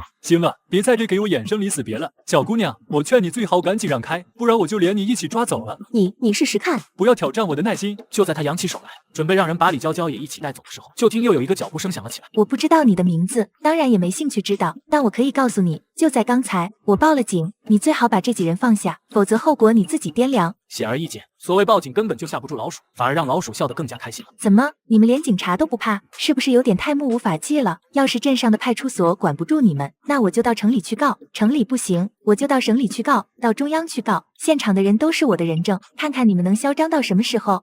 你就是孙科长家的闺女吧？你爸昨天下午还到我们大哥家里说情，希望我们大哥能够就此罢手。我们大哥本来是想给点面子的，但是今天你也看到了，他们耍阴招伤了小峰，所以这事过不去了。你年纪还小，有些事你不懂，还是别插手了，交给大人来做吧。大人，昨天他们约架的时候明明说好了，各凭自己的本事叫人，绝不动用家族势力。陈峰背阴那是他自己蠢，输了就是输了，哪来那么多废话？倒是你们这些大人急不可耐的蹦出来，完全不顾昨天双方的约定，直接就上来插手。你们这么做，有没有想过陈峰以后在学校还怎么混得下去？还有没有人真的服他？这就是你们的教育方式。臭婊子，给我滚远点，不然我连你一起收拾。我原以为能和你们讲通道理，结果真是太让我失望了。流氓就是流氓，就不该对你们抱有期待。你们以为我是为了救他们几个？我是为了救你们啊！既然你们不识抬举，那我也不说什么了，你们可以现在离开。但我只说最后一句话，后果自负。说完，孙静一便退到了一边，显然是给他们让路。走，就这样，在众目睽睽之下，压着我们开车走了。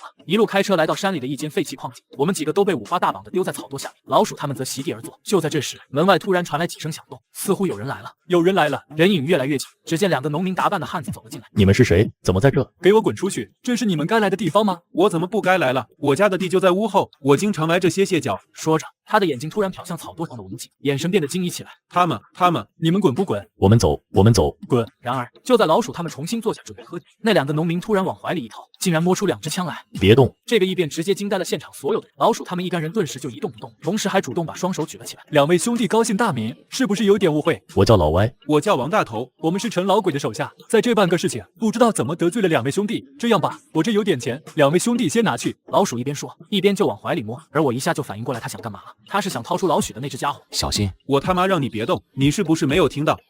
王大头伸手一摸，把猎枪掏了出来。威子，不错。王大头回头，把猎枪丢给了老歪。老歪抓着2只家伙，齐齐对准老鼠等。王大头收了枪，正准备给我松绑，我就听见身后的草垛哗啦啦传来响动，一个人快步走了进来，接着一个硬邦邦的东西顶住了我的脑。我不管你们是哪条道上的，但是在这里就必须听我陈老鬼，都他妈别动，不然我打死他！大哥，这种异变真是谁都没有想到。哗啦啦，王大头和老歪又举起枪，齐齐对准了我的身后。放开他，不然崩了你！我不管你们是哪条道上的，但是在这里就必须听我陈老鬼的，放下枪，不然我崩了他！王大头和老歪没有放下枪，个个目眦欲裂地瞪着陈老鬼，似乎要和他硬刚到底。就在这时，屋外又传来大片哗啦啦的脚步声，竟然冲过来不少身穿黑色紧身背心的汉子，团团把这间屋子给围住了。我调查过这小子的背景，家境十分普通，甚至可以说是卑贱，但没想到还有你们这样彪悍的朋友卖命，真是出乎我的意料啊！不过我还是那句话，我不管你们是哪条大江里的龙，在我的地盘上就必须听我陈老鬼的，因为我就是这里的地下皇帝，不听我的话就只有死路一条。现在我只数3下，你们再不放下枪，就等着给这小子收拾吧。1、2，老子倒要看看哪个敢动我外甥！谁？陈老鬼，不认识我了吗？小莹吗？不错，还记得我。看来当年你头上那道口子没有白挨。你那一刀真是太狠了，当年我挡了3天3夜才保住命，直到现在阴天下雨还会头疼，等得我死去活来。你活该，我都警告过你，不要和我抢地盘，你非不听。陈老鬼没有说话，似乎自认理亏。怎么，老友相见也不请我进去坐坐？当然，晶晶，咱俩确实好久没唠了。前段时间听说你出来了，我还想去接你，但当时挺忙的，没有赶上。我舅舅也走了进来，他一进来，先看了看四周，目光在众人的身上一个个扫，最终落在手持土铳的王大头和老歪身上。而出乎我意料的是，王大头和老歪竟然都恨恨地盯着他，眼睛里也喷出仇恨的火花。哼，我救我的，你们救你们的，咱们互不相干。现在能放走我外甥了吗？小莹娃，我认识你这么久了，怎么还不知道你有外甥？是不是哪个花钱雇你来救他的？我劝你最好不要当这个浑水，这事谁说话都不好使，咱俩是老朋友也不行。他真是我外甥，亲外甥。陈老鬼没有说话，似乎在等着我舅舅继续说下去。你也知道，咱们出来混的最麻烦的就是家人朋友，所以我当年出道的时候隐瞒了家庭，当然最后没有瞒住。你也知道我爸我们最后死在了李皇帝手里，不过李皇帝也只查出了我爸我们，不知道我还有个姐姐，所以我姐得以存活，也就有了现在的外甥。这不怪你，实际上在咱们镇里知道这件事的屈指可数。知道这件事的屈指可数吗？那保安刘哥怎么会知道的？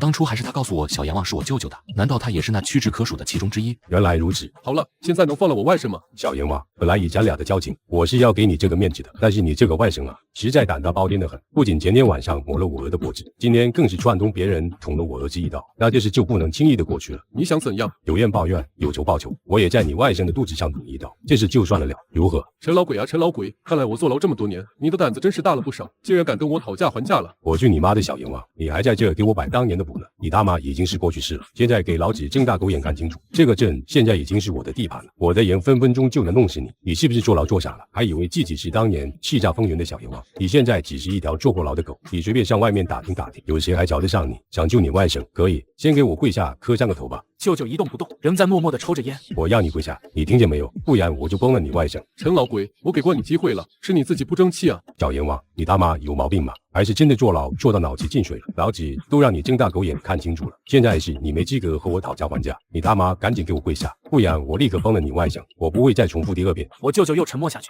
低着头默默抽起烟来。我只数3下，小阎王，我没兴趣和你磨嘴皮子。现在的我已经不是当年的我，现在的你也不是当年的你，现在我就让你知道这里究竟是谁的天下。1、2，别着急，我给你看个东西。什么？接着一个人影慢慢站起，朝着这边走来，竟然是李爱国。阎王大哥，人已带到，放下来吧。李爱国把麻袋扔在地上，接着又把口子解开，里面露出个人来，竟是陈峰。救我！陈老鬼，现在还有什么话说？小阎王，怎么？就算你绑了我儿子来，那也不过是条件对等而已。别忘了，你外甥还在我手里，门外也都是我的人，你们跑不掉的。小阎王，我承认我看清你了，没想到你坐了10多年的牢，还是这么胆大包天。行，这次算我栽了，咱们各退一步，你放了我儿子，我放了你外甥，怎样？不行。那你还想怎样？陈老鬼，如果你5分钟前主动放了我外甥，然后诚心诚意的向我道个歉，我念在以前的交情上，那这件事也就算了。不过现在嘛，已经迟了。你要想救回你儿子，除了放我外甥之外，还得废掉你自己一只手，然后跪下来说一声阎王爷爷，我错了，当做你刚才对我不敬的赔礼，这样礼数做全，我就把你儿子放了。你他妈做梦，你神经病吗？现在咱俩的手里都有人质，最好的做法就是各退一步，还废我一只手，让我跪下叫你阎王爷爷，你他妈觉得可能吗？就听咔嚓一声脆响，陈峰凄惨的叫声便响彻在这片废弃矿井之中。现在你没有资格和我讨价还价，信不信我崩了你外甥？信不信？好啊，那就一命换一命，你崩了我外甥，我割断你儿子的喉咙。小阎王，差不多得了，赶紧带威子走吧。我再说一遍，我的事情和你们无关。怎么样？我觉得这个交易不错。你知道我最喜欢杀人了，从号子里出来以后还没杀过人呢，正好拿你儿子过过瘾。小阎王，你是个疯子吗？你真的一点都不在乎你外甥的命？他陈老鬼，你开玩笑吧？我连我父母的命都不在乎，你觉得我会在乎他的命吗？像他这种废物，就是死1000遍，我也懒得看他一眼。那你到这干什么来了？哈，毕竟是我亲外甥，死在我手上可以，死在你手上不行。不过嘛，你要是杀了他也可以，那我就有机会大开杀戒了。你也知道我的脾气，不把你上3代下3代都杀完，我小阎王3个字就倒过来些。你这个疯子，你这个疯子！你快一点做决定，我没时间和你在这磨嘴皮子，杀还是跪？给个痛快话。不要不要！在我舅舅强大的气场压迫之下，陈老鬼终于彻底崩溃。阎王爷爷，你就放过我吧。阎王爷爷，我知道错了，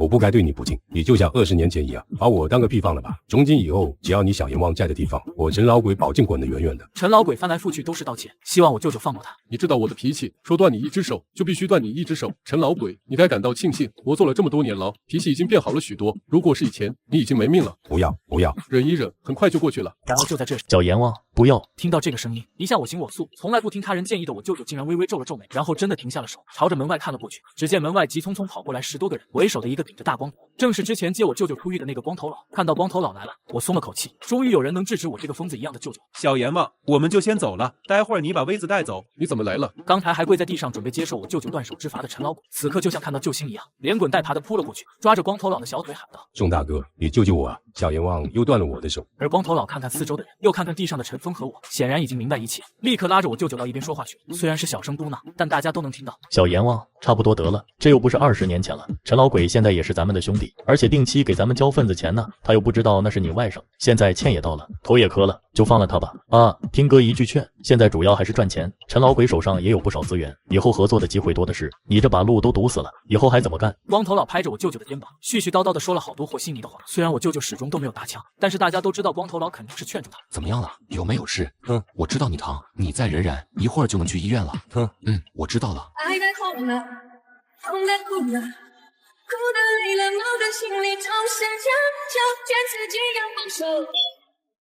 听到豺狼还能念歌词，知道他没有大碍，又赶紧爬到熊子那边问他情况。熊子也是一样，虽然伤痕累累，但是还能撑住。微子，你舅舅真是太恐怖了，我终于知道你咋那么疯狂了，这是你家祖传的基因啊！我才不想和我舅舅有一样的基因。我又看向乐乐，乐乐就更没事了，一双眼睛还滴溜溜的在我舅舅身上转，估计已经把我舅舅当偶像了。在光头佬和我舅舅说话的时候，光头佬那些兄弟就过来给我们都松绑了。陈峰也被他们从麻袋里拉了出来，陈峰一出来就扑在他爹的怀里，呜呜的哭了起来。光头佬和我舅舅说了一会儿的，似乎把我舅舅说服了，又转过头来把瘫在地上的陈老鬼给训了一顿。你就是太嚣张了，以为自己在镇上无法无天，才惹出今天这个麻烦。就算小阎王不出手，我也会教训你。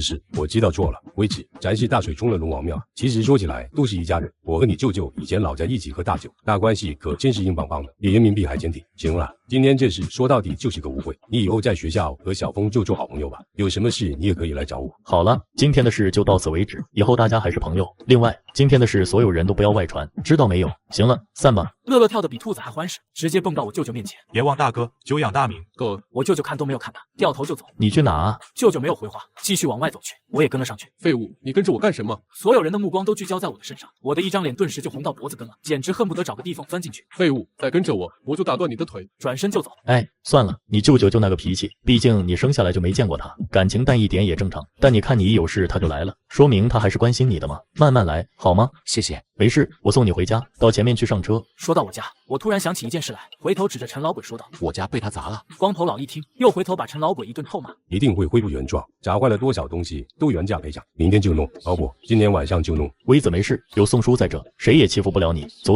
先到我那去住一晚。宋叔，你们先回去吧，我要找他问个明白。微子，小阎王，你给我站住！你叫我什么？我叫你小阎王。怎么了？大家不都这么叫你吗？再说了，你有什么资格做我舅舅？操！给我滚！怎么了？我说错了吗？你本来就没有个当舅舅的样，你根本没有把我当做亲人。我舅舅咬着牙，脸颊不断颤抖，眼睛里更是冒着可怕的凶光，仿佛随时都能把我撕碎。微子，杨望大哥要是没把你当亲人，他会来救你吗？既然你来救我，为什么又那样对我？因为我看不起你。你凭什么看不起我？我今天才干翻了我们学校高中的天，人人都夸我有勇有谋，将来的前途不可限量，说不定你以后还有求到我的一天。你有什么可牛气的？我求你，我求你！哈哈哈哈哈哈！好啊，我现在想杀了宋光头，你能帮我办到吗？杀了宋光头？我的脑子只迟钝了一下，才将宋叔和光头佬联系在一起。显然我舅舅说的就是那个对我一向不错的光头佬。每次我舅舅发疯的时候，只有光头佬才能劝住他。为什么我舅舅想杀了他？怎么样，怕了吧？陈老鬼那种废物都能吓得你尿裤子，更何况陈老鬼都畏惧的宋光头。所以你还是从哪来的就滚回哪去吧，指望我来求你，这辈子都别想了。我呆呆地站在原地，一句话都说不出来。而我舅舅再次发出一声冷笑，转身而去。然而就在我舅舅走出去2、3步的时候，我不知从哪来的勇气，突然大吼一声：“不就是杀了宋光头吗？我帮你，要怎么帮？你说。”你不问问我为什么要杀他，就说要帮我？不需要，你想杀他，自然有你的道理。今天你救了我一次，那我就该报答你一次。等我帮你杀了宋光头，咱们2个从此就扯平了。而你以后不许再看不起我。好啊，既然你做了决定，那就试试看吧。怎么帮？先做你们学校的天再说。我们学校？对，就你现在那个学校，你不是马上中考了吗？就考你那所学校的高中，取代陈峰成为新一代的天霸。等你做成了，再来问我下一步该怎么办。宋光头可不是那么好对付的，你没点实力怎么帮我？好，不要指望我会帮你，我就是一根小拇指头都懒得伸给你。不用你帮我，我就是死也不会求助你的。好，有骨气，希望你一直都这么有骨气。或许有天我真的会高看你一眼。等我舅舅和李爱国骑着摩托离开，我才有点发毛。大家都走了，我怎么办？我往回奔了几步，结果刚奔到矿场附近，就见2道明亮的车灯晃过来，还有声音远远传来：“微子，微子。”这里。一辆黑色车子靠了过来，是孙静怡他爸的车。我妈坐在副驾驶里，我赶紧拉开后排车门坐了上去。怎么样了？没事。我把今天晚上的情况说了一下。听完，我妈的眼神里又露出那种深入骨髓的恨意。这个王八蛋还是和以前一样狼心狗肺。也不能这么说，不是还来救了微子吗？要不是他，估计微子要遭殃了。王大头和老歪还是准备的不够充分。没有他，微子一样没事。王大头和老歪虽然办事毛躁了点，但是摆平个陈老鬼还是没问题的。孙爸爸点了点头，算是认可我妈的说法。车子开回了孙静怡的家里，说了会儿话，就准备睡了。孙静怡家里有3间卧室，孙爸爸和孙妈妈1间，我妈1间，还剩1间。孙爸爸让我和孙静怡一起睡。听到这个安排，我几乎都惊呆了。后来进了卧室，看到里面有2张床池，我才哑然失笑，原来是我想多了。这间卧室有2张床。第2天，虽然昨晚大闹一场，但今天该上学还是得上学。我刚坐下，本来以为李娇娇会关心我2句，结果她就跟突然犯了神经病。你干什么？你身上怎么那么大孙静怡的味儿？是不是有病？关你什么事啊？你前天还跟我说谢谢呢，结果就是拿这个谢谢我的。行了，你别闹了，这都快上课了，你干嘛呀？我昨天晚上在鬼门关转了一圈，你也不关心我。你就是死了也不关我事。对，看来我俩这关系又破裂了。于是我也不再自讨没趣，自个趴桌子上看书了。直到这时，我才有空去捋一下昨天晚上的事。帮舅舅去杀宋光头，但当时有一大部分是出于冲动，现在反应过来，那可是嘎人啊，又不是聊天喝茶，说说就能办到。别说嘎人了，我现在就是打架都不会，况且嘎人那不是犯法的吗？总觉得舅舅是随口说说的，目的就是把我吓退。他和宋光头关系那么好，干嘛杀他？我正乱七八糟的想着，李娇娇突然捅了一下我的胳膊，似乎有话要和我说。干嘛？有人看你呢。我吓了一跳，还以为哪个仇家找上门来了，结果回头一看，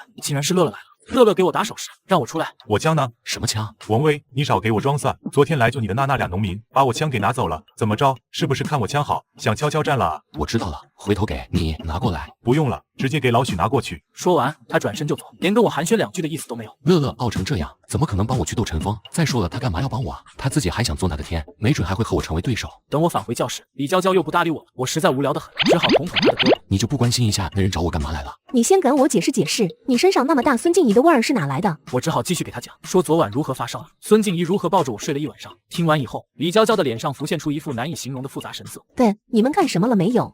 干什么呀？王威，你别装蒜，干我干什么？你不知道？那肯定干了，我俩可是恋人关系。谁知李娇娇竟一下火。王威，你这个流氓！下课全初中的人都知道我上课非礼李娇娇，她不是孙静怡的男朋友吗？怎么又去非礼李娇娇？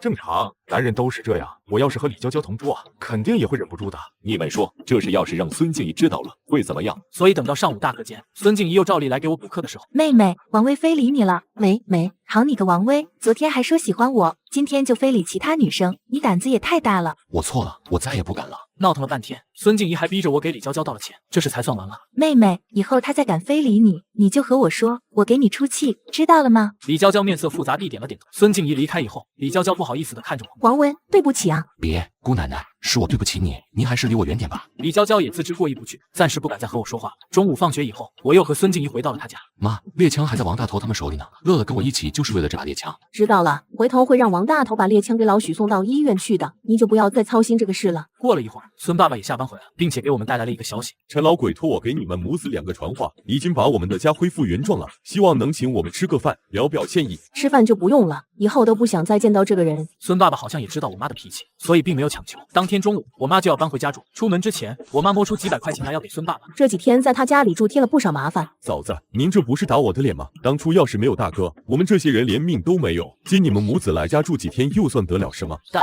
我妈还是强行把钱塞到了孙爸爸口袋里。一码事归一码事，孙爸爸无可奈何，只好开车载着我们回到家里。我们刚坐下，就听门外传来一些杂乱的声音。嫂子，是陈老鬼来了。我妈一听，脸色就有点不好看。与此同时，外面已经传来陈老鬼的叫喊。赵姐，赵姐，我妈的脸阴沉沉的，但还是站起身来走了出去。我和孙爸爸也赶紧跟上。赵姐，我刚看见门开着，还想着是不是你们回来了，别叫果然是啊。哎喂，回来这么早干嘛？这屋子还没收拾好呢，我买了些电器送过来。除了原来有的，其他的都抬回去吧。陈老鬼，你突然对我家这么好，是不是因为我那个叫做小阎王的弟弟？不是，就是觉得之前存在误会，现在误会已经解除。如果是因为他，那我可以告诉你不用了，我和他早就断绝关系，现在也没有任何往来，你完全没必要因为他而对我家这样的。无论陈老鬼怎么说，我妈都坚决不收多余的电器。陈老鬼没有办法，等孙爸爸也离开后，家里只剩我和我妈2个人。其实也没必要和陈老鬼说那么多，有我舅舅的名号顶在咱家，起码他们以后不敢乱来。你错了，威子，有他的名号顶着，只会给咱家带来无穷无尽的麻烦。还有，以后不要叫他舅舅，你没有那样的舅舅。中考过后，我们这帮人聚在老许饭庄喝了一顿大酒，孙静怡和李娇娇也参与了，大家都很开心。借着酒劲儿，我决定向孙静怡告白。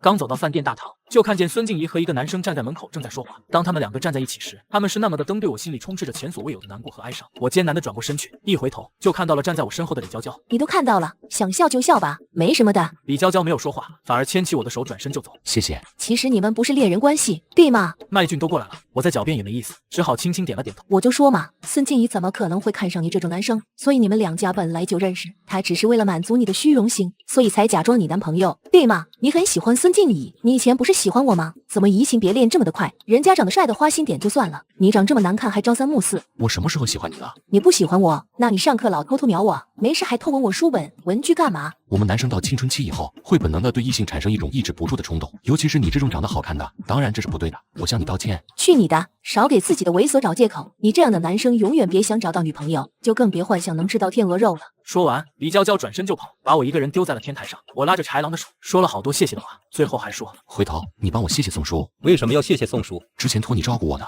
不就是宋叔吗？你为什么会觉得是他？不是他，是谁？你不知道？不知道啊。不知道就算了，我以为你能猜得出来。我还想再问下去，就听包间的门突然被人推开，众人齐刷刷的回头看去，只见一对俊男美女款步而来，孙静怡和麦俊正朝我的方向走过来。麦俊，给你介绍一下，这是我男朋友王威。你好，我叫麦俊。你好，我叫王威。能拿下我们的孙女神可不容易，想必王威同学肯定有什么过人之处吧？不知道这次考了什么学校？和小静是一所学校吗？没有，我考的是咱们本校的高中。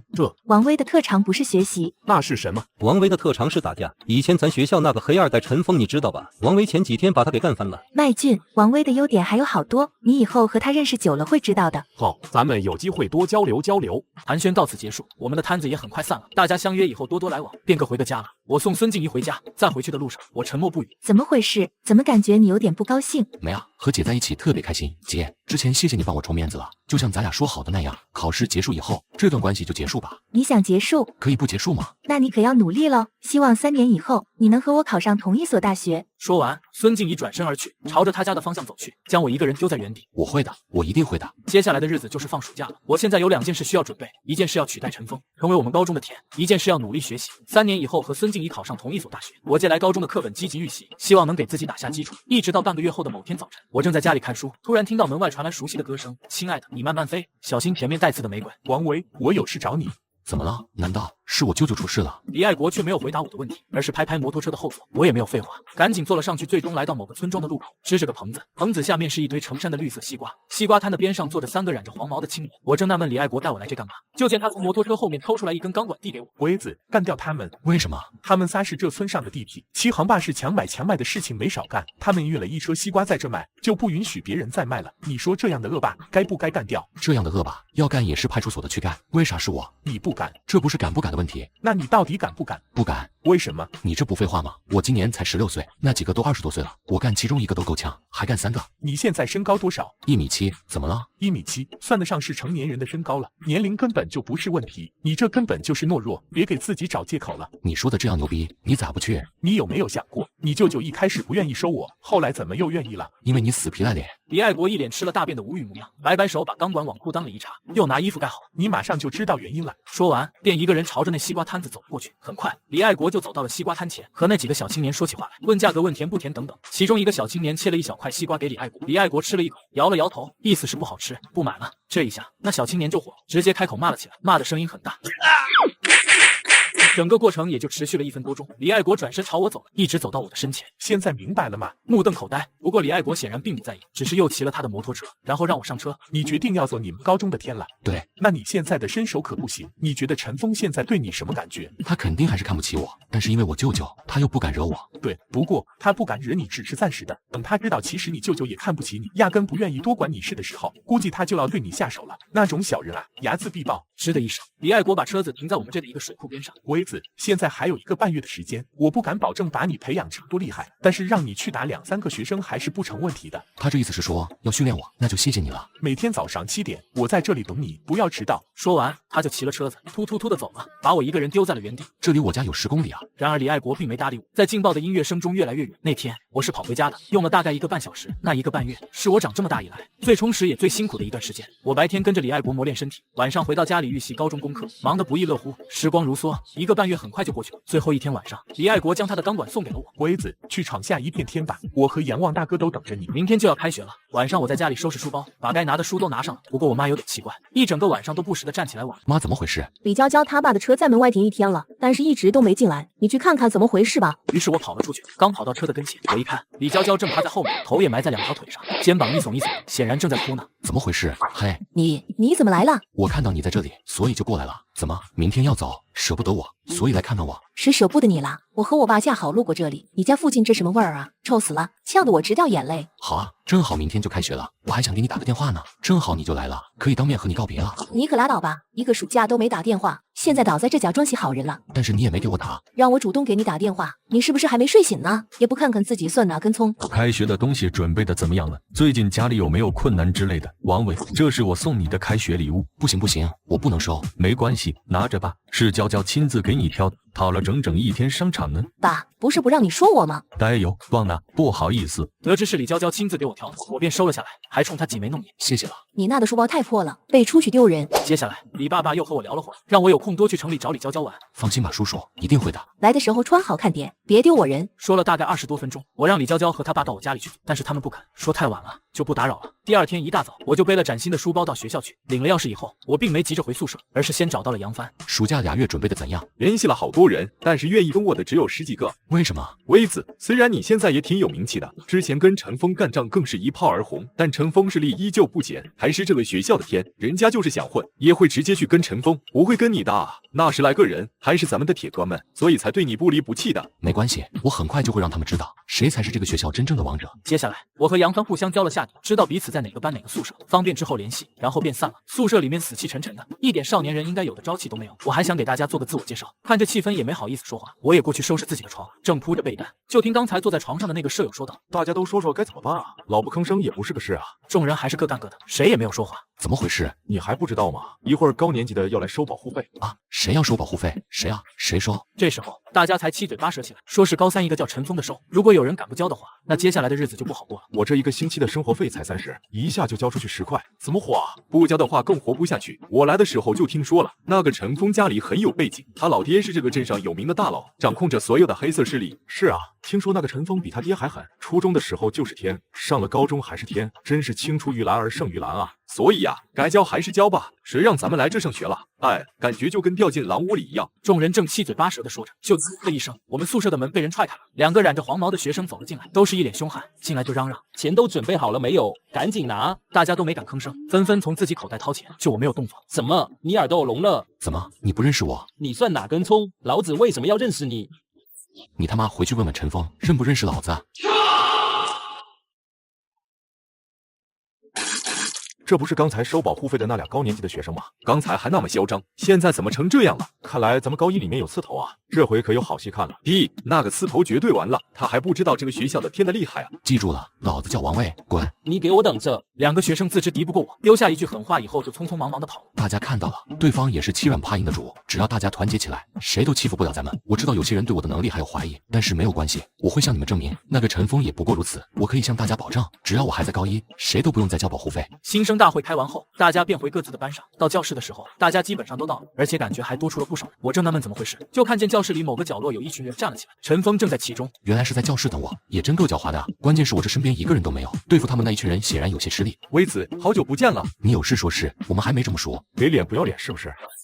怎么和微子说话的？陈峰直接把那个学生给打懵了，那个学生也没想到自己的忠心护主会换来这么一记耳光，只得默默地退到了后面去。微子，真不好意思，手底下的人不懂规矩，你可别见怪啊。走，咱们上外面去，我有话和你说。有什么话在这说就行了。微子，是这样的，刚才宿舍的事我听说了，确实是我那两个兄弟不对，他们有眼不识泰山，竟然连你都不认识，我是专程过来给你道歉的。另外，我会对外宣布，从今天起，你就是高一新生的老大，以后高一的事都归你管，我绝不插手，怎么样？行啊，不过我也以前跟你说明，就算你是这个学校的天，也不代表我什么事都得听你的，懂吗？那肯定啊，以后有什么事咱兄弟俩商量着来，反正不能让别人在咱的地盘上嚣张。行啊，好嘞，那咱兄弟中午聚聚。再看班上同学，看我的目光就更不一样了，个个敬畏中带着点崇拜。别的不说，班上出了个年级老大，起码走到外面都有面子，别人也不敢随便欺负咱，是不是？过了一会儿，班主任来了，和我们没有多少话讲，说明完一些事情以后，就开始排座位，选班干部。大家安静一下，选班长不是儿戏，要选个有能力、有担当的出来。我建议由池伟同学担任，如何？老师，我觉得还是由王威担任班长比较好。最终还是由我做了班长。上午没有课，班上的小会开完以后，就跑出去找杨帆他们玩了。别以为陈峰就是好意，他这是给我找了个大麻烦呀！什么意思？这高一都是新生，还是来自周围各村的。虽然大部分人都不敢惹事，但谁敢保证其中就没有刺头？不知道有多少人摩拳擦掌，也想在这闯一片天呢。我这一来，陈峰就让我当了高一老大，这就是把我树成靶子了，让那些刺头都瞄准我干。他还说绝不插手高一的事，意思是说我就算被人打死，他也不会来管我的。这招绵里藏针，他玩得倒是溜。众人一听，这才恍然大悟，纷纷骂起陈峰来了，说这小子真不是东西云云。那怎么办？就这么树成靶子让人打？想赢我也没那么容易，这是有坏处也有好处。好处就是可以让咱们迅速看清楚高一谁是真正有能力的人，然后尽力拉拢过来，壮大咱们的势力。那有的刺头就是不愿意归顺怎么办？打到他退学。陈峰在高中已经收了3年保护费，现在他把高一完全交给我们，那我们还要不要继续收了？咱们刚刚上马高一，正是人心不稳的时候，还是借这个机会拉拢人心，所以保护费就不要收了，就是要跟陈峰做的不一样，才能让大家都向着咱们。所谓得民心者得天下嘛，还是要把目光放得长远一点。咱们成为高一最大势力以后，肯定有人主动给咱们送钱，所以就不用盘剥那些穷学生了，没有必要。王威，我在高一认了个干妹妹，叫唐鑫，你以后帮我多加照顾一下。陈峰这什么意思？还跟我玩无间道？安排个卧底在我这里，好监视我的一举一动，没问题。你好，我叫唐鑫，唐朝的唐，辛勤的辛，我哥让我来找你的。是你啊，你哥和我说了，以后有什么事就来找我吧。那就谢谢了，威哥。别叫哥，叫我威子就行。那不行，尊卑的有序啊，你和我哥平起平坐，我也得叫你哥，威哥，威哥。你还有事吗？没事的话就先走吧，我想趴一会儿。威哥，你口渴了吧？我给你打了水。哇，你吻我了。什么玩意儿？怎么就吻他了？这水杯是我每天在用的，你现在用了我的水杯，不是等于间接吻我了吗？威哥，这可是我的初吻，你可要对我负责哟。喝个水还喝出事来了，那你还是拿回去吧，我喝不起。对不起啊，威哥，我刚才是和你开玩笑的，你别当真。我再说一遍，不要叫我威哥。我正在厕所里放水，厕所的门突然被人推开，哗啦啦进来4、5个学生，为首的一个虎背熊腰，面目凶狠。你就是王威，高一的老大。而其他学生则迅速守在门口，把门给堵上了，不让任何人进来。嚯，这麻烦来得可真快啊！我和你说话，你没听见？你等等，让我先撒完尿再说。对，你尿完了没有？我是王威，找我有什么事？我叫韩江，是瓦沟窑的，以前是应人初中的天，现在来了这个高中，听说你是高一的老大，我很不服气，所以就想找你较量较量。较量啊，可以，你划开道，咱俩较量就是。把我堵在厕所算怎么回事？打算以多欺少？你兄弟多，和你划开道，那我们不是要吃亏吗？我就是等一个人上厕所的时候过来堵你，看看你到底有什么本事能当这个高一老大。你这不对啊！你既然想看看我有什么本事，那就应该和我单挑才对。你这一群人呼上来，能看出个毛？你到底打不打？什么狗屁高一老大，就这点胆量？对，这激将法挺管用，我直接把衣服里的钢管抽出来。来。行啊，来吧。对，你怎么还拿这个？怎么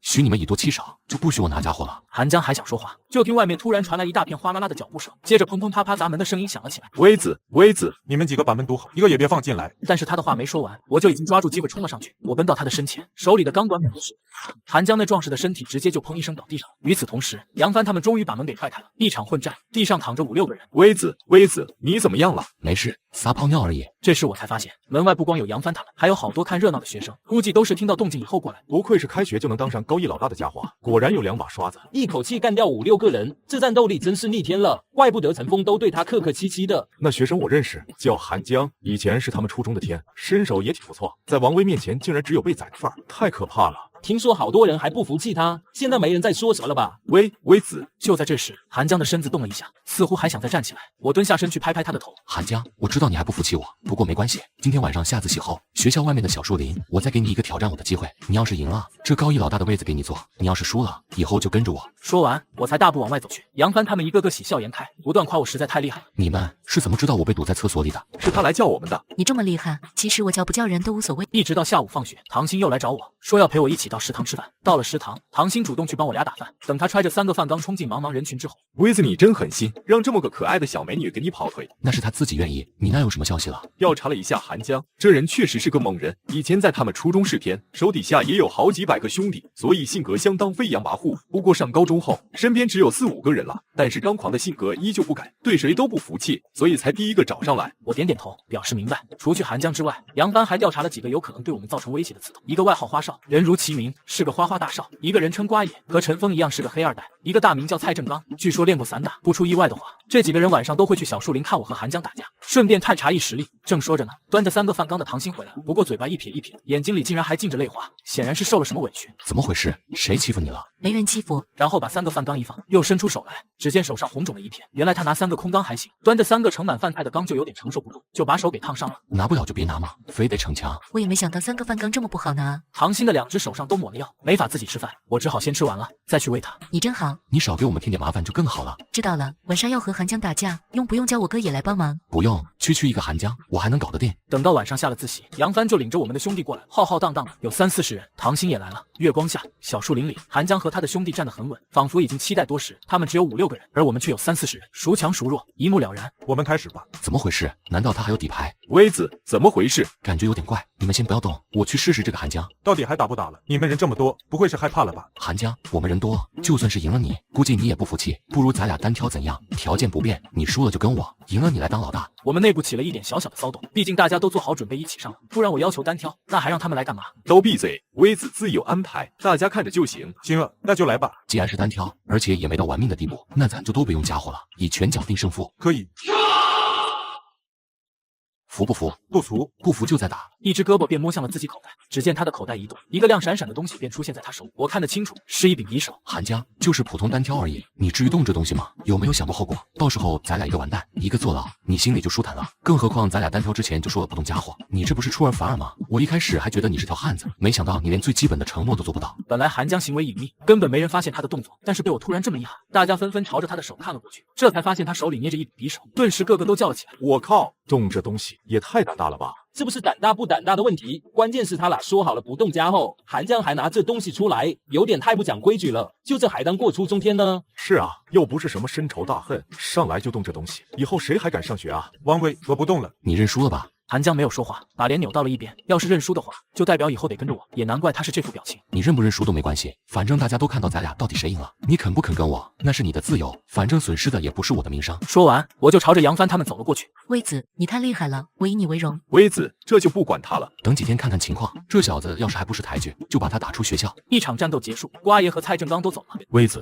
久仰大名哈，不知道你有没有空，咱去外面吃个夜宵。我瞥了杨帆一眼，意思是说，看看钱来了吧？行啊。就在这时，身后突然传来韩江的咆哮：“王威，我告诉你，就算你今天打赢了我也不会给你交保护费的。有能耐你就把我给打死！”我们一大群人都愣住了，个个面面相觑。谁跟你说我要收保护费了？不是这个学校的都得交吗？你这消息也太不灵通了！我今天上午就在宿舍走廊里宣布了，咱高一的谁都不用交保护费，干嘛要收你的？再说了，我也不缺那个钱啊！韩江傻了，彻底傻了。行了，哪凉快哪待着去吧，我这会儿要去吃夜宵了。第二天早上起来，大家都换了迷彩服到大操场去，教官还没有来，操场上有些乱。我正打着呵欠，杨帆从人群里钻出来：“微子，花爷有行动，在暗地里收人，行，知道了，继续盯着点他。杨帆走了以后，中途休息的时候，唐鑫来给我送矿泉水。唐鑫长得漂亮，教官看见之后眼睛一下就亮了，嘴巴又发起剑来。这妞长得漂亮，就是那啥，有点小，需要找个男朋友什么的。X 你妈的，你说什么呢？那教官撸起袖子骂着脏话就要干我，我当场就摆开阵势准备跟他干了。这边的动静吸引了其他教官的注意，当时就跑过来7、8个教官嚷嚷着问他怎么回事。那小子骂我，给我弄死他！这些教官冲上来就要干我，眼看着一场混战就要开启，一个怒喝声突然响起：都干什么？中队长问清楚事情经过以后，就把我们教官叫到一边狠狠训了一顿。等我们教官回来，一双眼睛几乎喷出火，不断在我身上打量，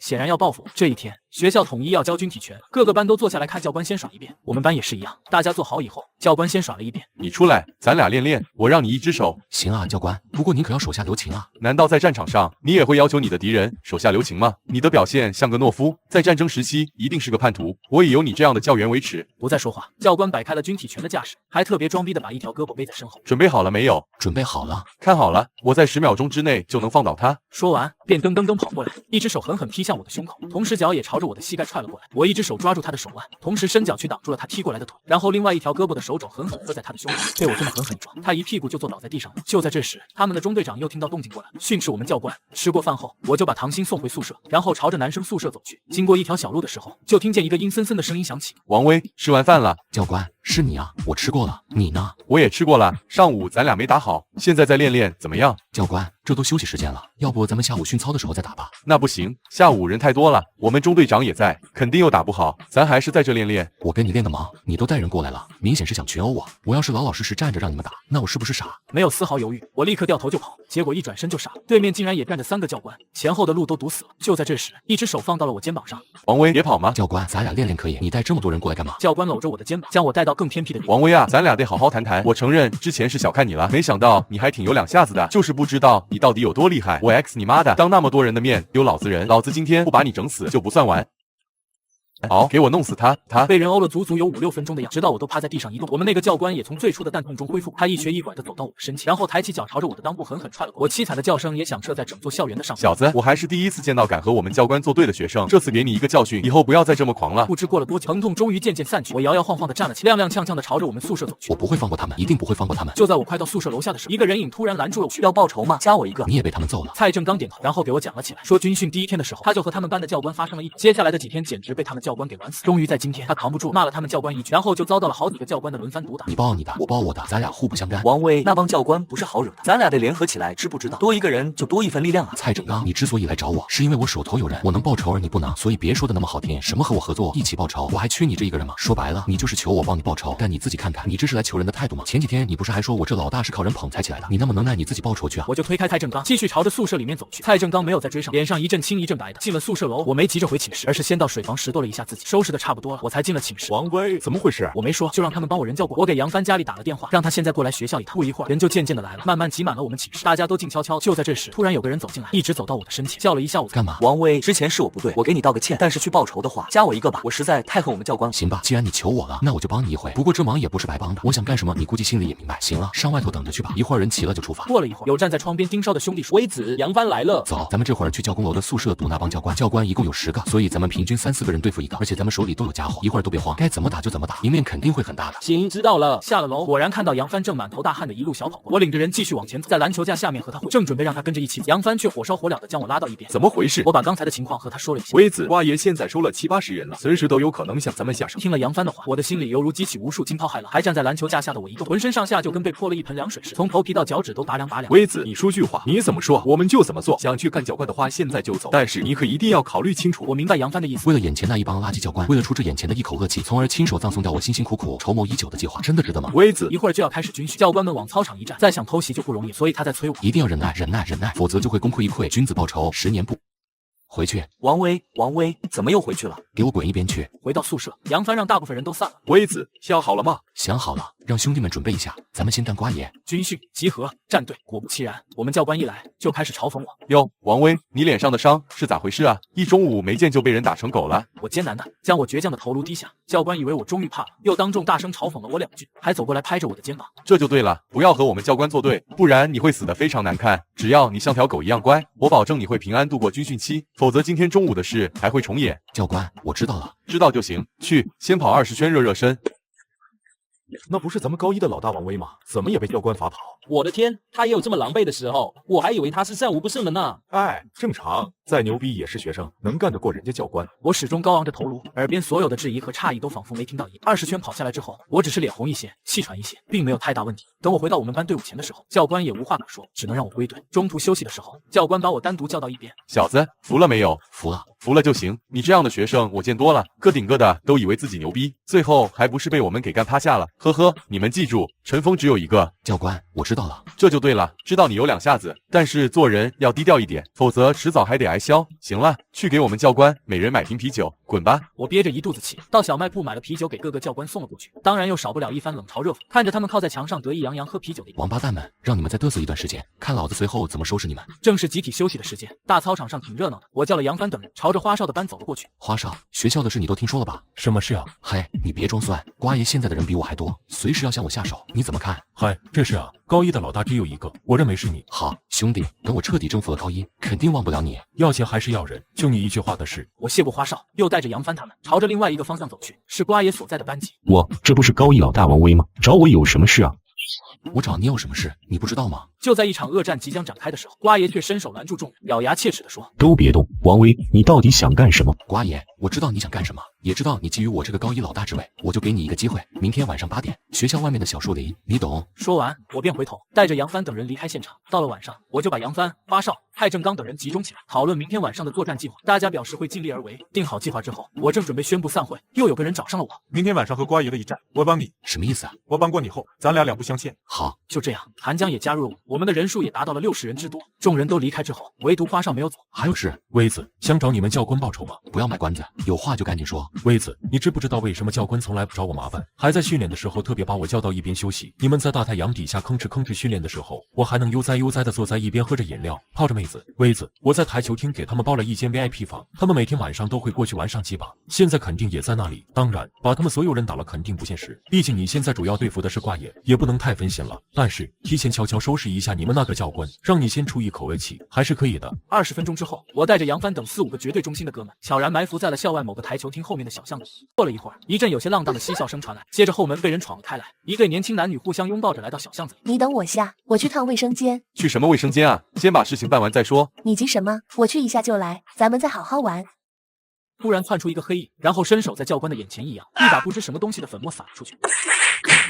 很快，我冲众人使了个眼色，大家迅速收兵，消失在这一片漆黑的小巷之中。小巷之外，花少正在等着我们。兄弟，谢谢。没关系，这只是小事成器。等咱们干掉瓜爷以后，再回头收拾这帮吃人不吐骨头的王八蛋。这些天可花了老子不少钱。第2天早上军训，我们教官没来，看来昨天受伤不轻。当然，官方的说法是他生病了。教官，那个班的教官咋回事？怎么好端端生病了？生个毛病！那家伙昨天遇上仙人跳了，被个女的引到台球厅后面的小巷子里瞎玩，结果被人蒙着头打了一顿，身上的钱都被抢走了。路边的野花哪能万财？憋不住了可以去洗浴中心吗？花少，啥时候请我去？随时都行啊。因为花少的缘故，我也不用训练了，和他一起坐在树荫底下扯淡。大家在树荫底下围成一圈，听我做最后的部署。正说着，就听操场不远处传来一阵骂骂咧咧的声音。是瓜爷他们班。这帮教官挺团结的，一看这个情况就都跑过去了，而且他们脾气都很暴躁，过去就咣咣咣的踹起了瓜爷他们班的学生。哈哈哈，狗咬狗，快干吧！还有完没完？站军姿1个半小时也不让我们休息，是不是存心玩我们的？他妈的，就是玩你，爷爷们玩死你！这帮教官骂骂咧咧的，不断往这帮学生身上踹，挑起事端的瓜爷也挨了好几脚，他的一张脸越来越红，不断的吼着：有完没完？有完没完？跟我们讲道理，我们就是道理。终于，他们打累了，也停手了，纷纷各自叼了支烟，满意的看着地面上的一切。瓜爷趴在地上一动不动，浑身上下都脏兮兮的，看着像条死狗。军训还有几天就结束了，希望大家都老老实实的，谁也别给我们找麻烦，否则地上的瓜爷就是教训。等到教官们各自散开，准备返回各班的时候，瓜爷突然就跳了起来，狠狠扑教官的后背，给我弄死这帮王八蛋们！漂亮！操场上，在瓜爷的突然袭击和一声怒喝之下，果然有不少身影纷纷窜了上去。与此同时，之前那段准备返回各班的教官也骂骂咧咧的重新跑了过去，和瓜爷那帮兄弟打了起来。瓜爷败了，败得很惨。瓜爷的那些朋友也都躺在地上。一时间里，操场上充斥着哭喊声和求饶声，震撼着围观众人的心。本来兴奋不已，觉得可以渔翁得利的杨帆、花少、韩江、蔡正刚等也失去了刚才激动的神采，纷纷转头看向了我。干，兄弟们一起上，干死这帮王八蛋们！那群教官愣了一下，显然没想到还有不怕死的学生冲上来，立刻活动着手脚冲着我们跑了上来。这学校不怕死的真多，正好能好好过一回瘾。我们这边我冲在第一个，对面那边也有个教官冲在第一个。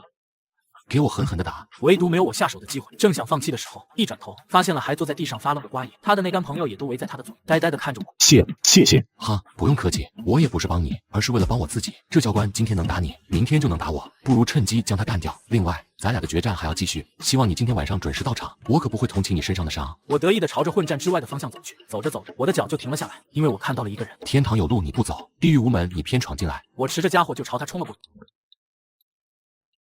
你跑啊，倒是在跑啊！你，哈，对，就是我。陈峰算得什么？老子可以比他玩得更大。大概过了10几分钟的样子，中队长和学校的人才姗姗来迟，才把这一场混乱到极致的架给遏制了。闹这么大，学校肯定要调查这事。大家下去和各自的兄弟讲下，就说没人组织号召这场战斗，完全是大家看这帮教官太过分了，才自发而起的行动。到下午的时候，学校就开始调查此事了，想要查清闹事源头究竟是谁。虽然那帮教官一口咬定是我，可我们大家早已统一口径，说平时就看这帮教官不顺眼。今天上午他们又暴打瓜爷那一帮人，大家实在看不过了，才一哄而上。学校当然不信，只能召集大家开了个会。散会之后，有个老师找到我，让我去校长办公室一下。我在办公室里站了一会儿，校长还没有和我说话的意思，我只好轻轻咳了一声。怎么这就不耐烦了？没有，不知道校长找我有什么事。你和你的父亲很像。我迷惑地看着他，不知道他是什么意思。校长却比划着双手。我不是说模样，是说你们身上的气势都有一种蛇的一身刮干把皇帝拉下马的气魄。还记得吗？你父亲就在这里捅了赵疯子一刀。别怪我这个当校长的当时太懦弱，而当时站在一边的你，虽然一样被吓傻了，面色白得像纸，浑身也像筛糠一样发抖，可我却清清楚楚地看到你的目光里却透着一丝难以察觉的兴奋，里面就好像有什么东西要复活了一样。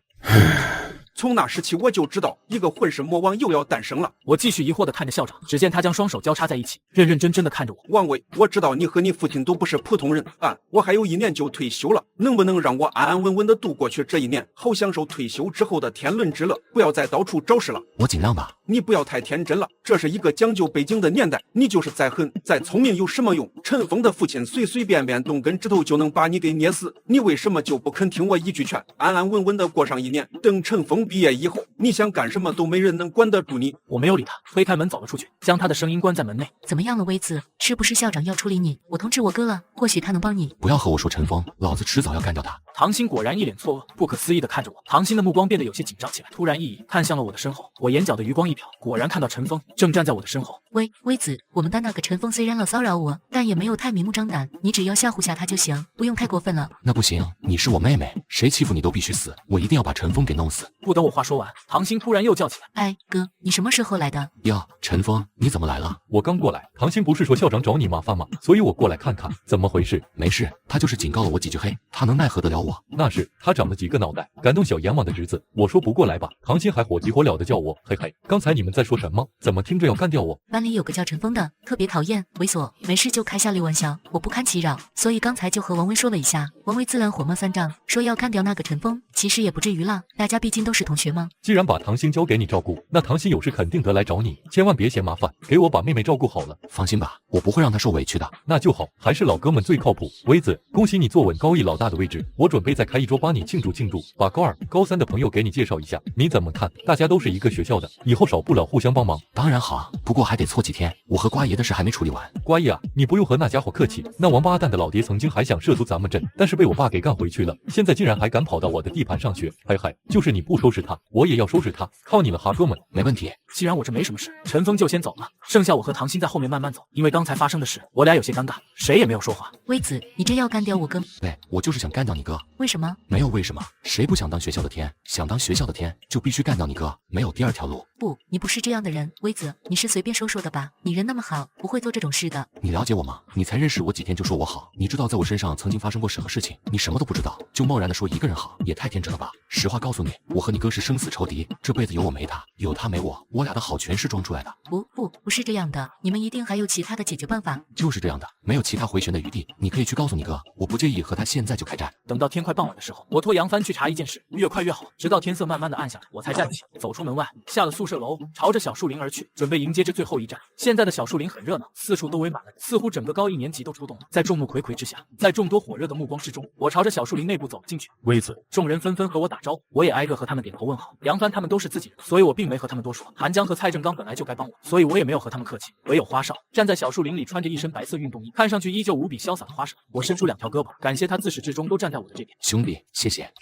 看来我没选错，你真的值得我跟随。放心，永远都值。接着我看向左右，说怎么多了这么多人？瓜言呐，还没有来，再等等吧。接着杨帆便把我拉到一边，轻声对我说着一些事情，正是之前我在宿舍让他查的那件事情。听到最后，我点头表示知道了。然后我们一干人等站好，静候着瓜爷的到来。只是我们等了很久，都不见瓜爷的身影。就在这时，一个学生突然急匆匆窜进小树林里，他走到我的身前，在我的耳边悄悄说了几句话。走，去学校门口。众人跟着我哗啦啦出了小树林，朝着学校门口的方向走去。此时此刻，瓜爷就坐在其中一张烧烤摊上，他的那些铁杆哥们围在这里，不过也只有这么点人，可怜的让人心疼。我坐了下来，和瓜爷面对面。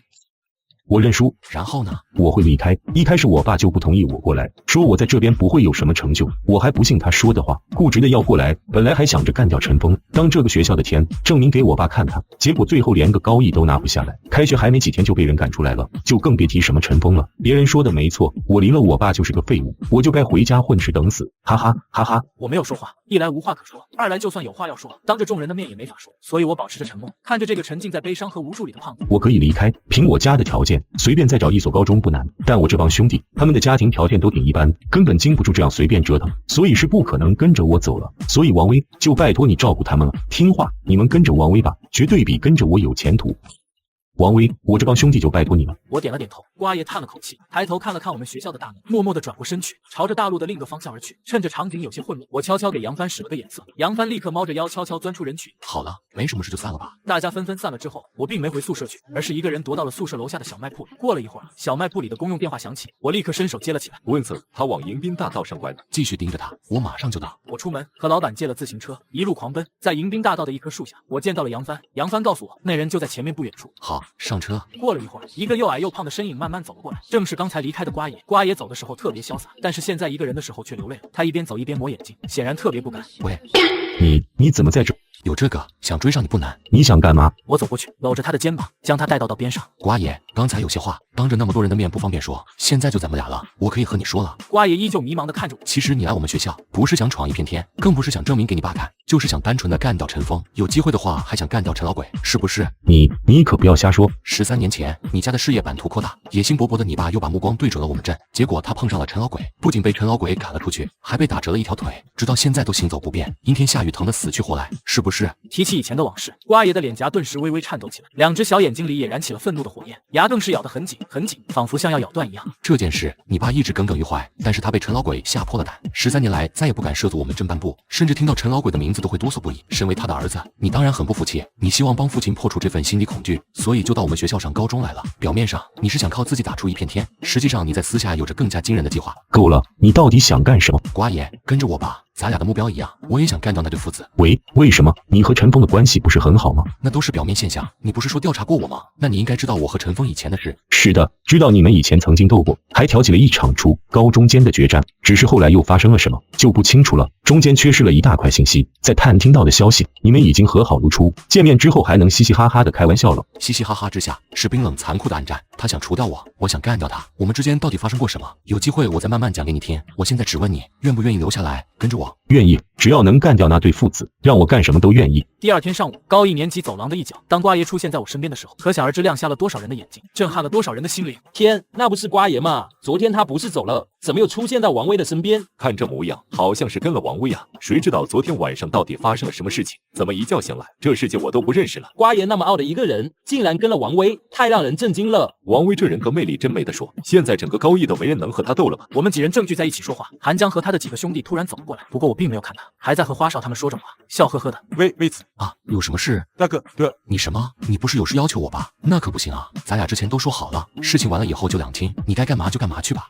不是魏子，我以后也跟你吧。跟我可以，不过你要想清楚了，我这人最恨叛徒和墙头草，如果有天比我更厉害的人出现，你要是选择弃我而去，我可是不会放过你的。魏子，你也太看不起我了，我是那种人吗？我既然选择跟你，肯定你让我往东我就往东，你让我往西我就往西，我要是说半个不字，我就把脑袋拧下来给你当球踢。好，从今往后咱们要狂一起狂，要浪一起浪，只要我王威还在这个学校，就保证没人能欺负得了咱们。接下来的几天就没什么事，大家没事聚在一起聊聊天，吹吹牛，生活还算愉快。让我意外的是，唐鑫还是每天来找我们，和以前一样嘻嘻哈哈，没心没肺的。你没和你哥说为什么？我也不知道为什么。微子，我们能不能换个话题？我不想再说这件事了。又过了4、5天，军训终于结束了，我们也开始正式上课。第一天，陈峰的小弟就找到我说，陈峰晚上要请我吃饭，让我叫上我们高一的那几个人。我领着一帮人到了饭店，在服务员的引领下进了包间。来，威子，到这边坐。我走过去，杨帆、花少他们也跟过来。陈峰不耐烦地指着他们，有点眼力劲儿没？你们到那张桌子去。陈峰亲昵地搂着我的肩膀，热情地给我介绍桌上的其他人。我一眼就看到了乐乐竟然也在其中。王威最近混得不错啊，都成你们高一的老大了。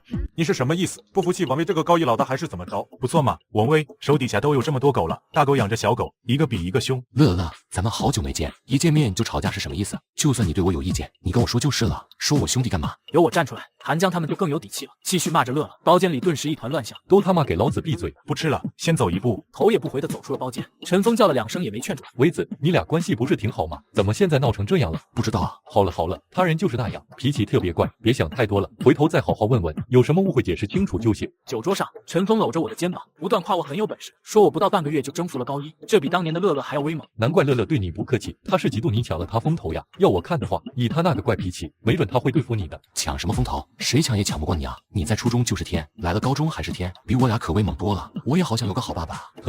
气氛不错。期间，陈峰端了杯酒站起来，作为这个学校的天，我想讲2句，希望大家能静一静。今年王威只花了不到半个月，就把整个高一给收服了。来，大家敬王威一杯。众人一起端杯，碰了一下。但是我爸常和我说一句话，叫打江山易，坐江山难，意思是说打下一片疆土并不困难，难的是维护这片疆土。所以啊，威子，虽然你成功了，但你不能放松警惕，要时时刻刻提防手下的人，没准哪个就会生了疑心，对你不利。就拿我来说吧，虽然今年已经上高3了，可到现在还是有人对我不服气。陈峰一边说，一边就离了席，绕着我们的桌子转了起来。走着走着，突然停在一个学生身后，在众目睽睽之下，将杯里的酒尽数倒在他的头上。我没说错吧，老七，峰哥。别他妈叫我峰哥，我 X 你妈的！你跟老子2年，老子有亏待过你吗？你他妈在私下说我坏话，是不是以为我都不知道？不敢了，我错了。来，咱们继续喝酒。席间，花少竟然主动来敬陈峰的酒，好话都说了一箩筐，完全一副想要结交的姿态，让我心里特别的不舒服。半个多小时后，这场饭局终于散了。我们是好哥们，好兄弟。等我毕业以后，这天的位子肯定给你坐。杨帆回家了，我和花少他们则回宿舍。一路上，他们还在回味刚才包间里的景象，不断的说陈峰实在是太苦，不愧是这个学校的天。我终于听不下去了，在一棵树下站住了脚。怎么了，威子？难道你们没看出来，他就是故意做给咱们看的吗？他是在恐吓咱们啊！意思是谁要敢对他不敬，就和那个老七一样下场。你们这一个个的被人卖了，还帮人家数钱，傻不傻？我可没有啊！威子，你到底什么意思？老子想要干他，老子想要当学校的天，不敢的现在就给我滚！以后别再说是我的兄弟。可想而知，在我说出这句话后，众人都傻住了，愣住了，谁都说不出话来，唯有瓜爷第一个站出来支持我。威子，我既然跟你了，那你怎么说我就怎么做，绝对没有二话。对，不管是干谁，只要你一句话，兄弟们一起上。我看着花少，花少却不说话。无论你做出什么样的选择，我都不会怪你。如果你选择退出，我只希望你别把这件事告诉陈峰。威子，给我点时间考虑，明天跟你答复，怎么样？好。之后我们便各自回了宿舍，躺在床上，我回味着今天晚上的事情，不光想着花少，也想着另一个人乐乐。乐乐今天晚上的态度实在太奇怪了，感觉特别的看我不爽，总是话里带话的讽刺我。难道真如陈峰所说，觉得我抢了他的风头，所以才各种和我过不去？没道理啊！第二天上课，我认真听讲做笔记，直到大课间，我才上楼去，一直上到顶，来到教学楼的天台。滚出去！乐乐，是我。你怎么了？你就特殊，也给我滚出去！乐乐，咱俩之间可能有什么误会，是不是该好好谈一谈？操，老子和你能有什么误会？你他妈配吗？我再说一遍，现在就给我滚出去，不然老子就不客气了。乐乐，谈谈吧。谈你妈！你他妈有病是不是？谈谈就怎么了？老子没兴趣和你谈。一个暑假不见，小子能耐了哈！威子，咋回事啊？我也不知道，反正他就是犯神经病呗，又不是第一次了。你有完没完？有能耐冲着我打，只要有我在这，你就别想再动威子一下。我去你妈的！陈峰是护着我才被打的，所以我也不好不管，只能把他给扶住了。没事没事，哟，好狗护主人啊！把他拉走。别和乐乐那个疯子计较，他那人就是这样，经常犯神经病。你们刚才到底发生了什么？我本来想问问乐乐我俩有什么误会，结果现在莫名其妙打了一架，还是一头雾水。你不知道他咋回事，我还不知道他咋回事呢。以前我也对他不错，全学校的人都知道我对他不错，结果那时候他还不是帮着你们一起对付我了，直接给我来了一刀，真他妈疼啊！现在想起来都牙痒痒，我能怎么办？不是只能把他当疯子处理。我本来还想着利用你的关系去攻坚乐乐，让乐乐归顺于我，结果乐乐现在连你都打，看来是不可能了。回到教室，我刚坐下，唐鑫就跑了过来。唐鑫，如果我和你哥打起来，你会站在谁那边？唐鑫的手明显抖了一下，刚才还明亮的眼睛也猛地暗淡下去。威子一定要打吗？没有其他选择吗？你和陈峰到底是什么关系？你从什么时候认他当哥哥的？说实在的，我并没看出你们两人的关系有多好。你想知道吗？跟我来，我告诉你。咱们这是要去哪啊？直接打个车过去呗。你有钱吗？打个车的钱还是有的。妈，星儿，你怎么回来了？中年妇女的脸色不太好，一看就是常年体弱多病。妈，这是我的同学。哦，怎么回来了？今天不用上课吗？最后一节是体育课，上不上都行，所以就会来看看。唐鑫妈妈让我们两个坐在沙发上，又说要去给我们做饭。唐鑫妈妈去了厨房，堂屋里只剩我们两个。微子，你明白了吗？大概明白了吧。父亲在我7岁的时候就出车祸去世了，而妈妈又常年体弱多病，连农活都做得吃力，更别说到外面去挣钱了。所以这个本就破败的家庭更加雪上添霜，常年都得靠村上的亲戚和好心人接济。可大家都是穷人，谁又帮得了谁呢？学杂费可免，生活费却免不了，这成了面对的最大难题。陈峰资助了你？当时我去找教导处，希望能有一个兼职，不知道陈峰从哪里听到了，那天把我叫了过去，说可以提供给我生活费，1个月1000块钱，并愿意收我当干妹妹，但向我提出了一个要求：监视我，是不是？不是的，他没让我监视你，只是让我和你在一起玩，然后把你平时的一举一动、一言一行都告诉他。那还不是监视？唐鑫低下头，似乎无言以对，一边拧着自己的手指，又带着些倔强说道：可是他并没强迫我啊，并没和我说必须得做成什么样子。微子，我不知道你和我哥到底有什么误会，但你既然总想着干掉他，他为什么不能找人监视你？微子，我哥真的是个好人，你也是个好人，你俩就不能好好处吗？相信我吧，你们一定可以成为好朋友的。我靠在沙发上，没再说话了。罢了，再说什么也没必要，还是离开这吧，我先走了。你急什么？吃完午饭再走啊。我突然觉得有点不对劲。你妈呢？唐鑫啊了一声，赶紧朝着厨房奔去，我也跟着走了进去。一进厨房，就看到唐鑫妈妈倒在灶台下面一动不动。微子，怎么办？快，先送你妈去医院。唐鑫也赶紧出门去叫人了。不一会儿，就有个汉子推过来一辆平板车，我们把唐鑫妈妈放在平板车上，匆匆忙忙的送到了医院。脑出血，需要紧急手术，赶紧去大厅的窗口交钱，交了钱才能开始手术。来到大厅才知道要交5000，唐鑫根本就没有钱，而我身上就50块钱，手术是肯定拖不得的。但我们两个孩子真是一点办法都没有。唐鑫赶紧跑到医生办公室，借他们的座机打了个电话，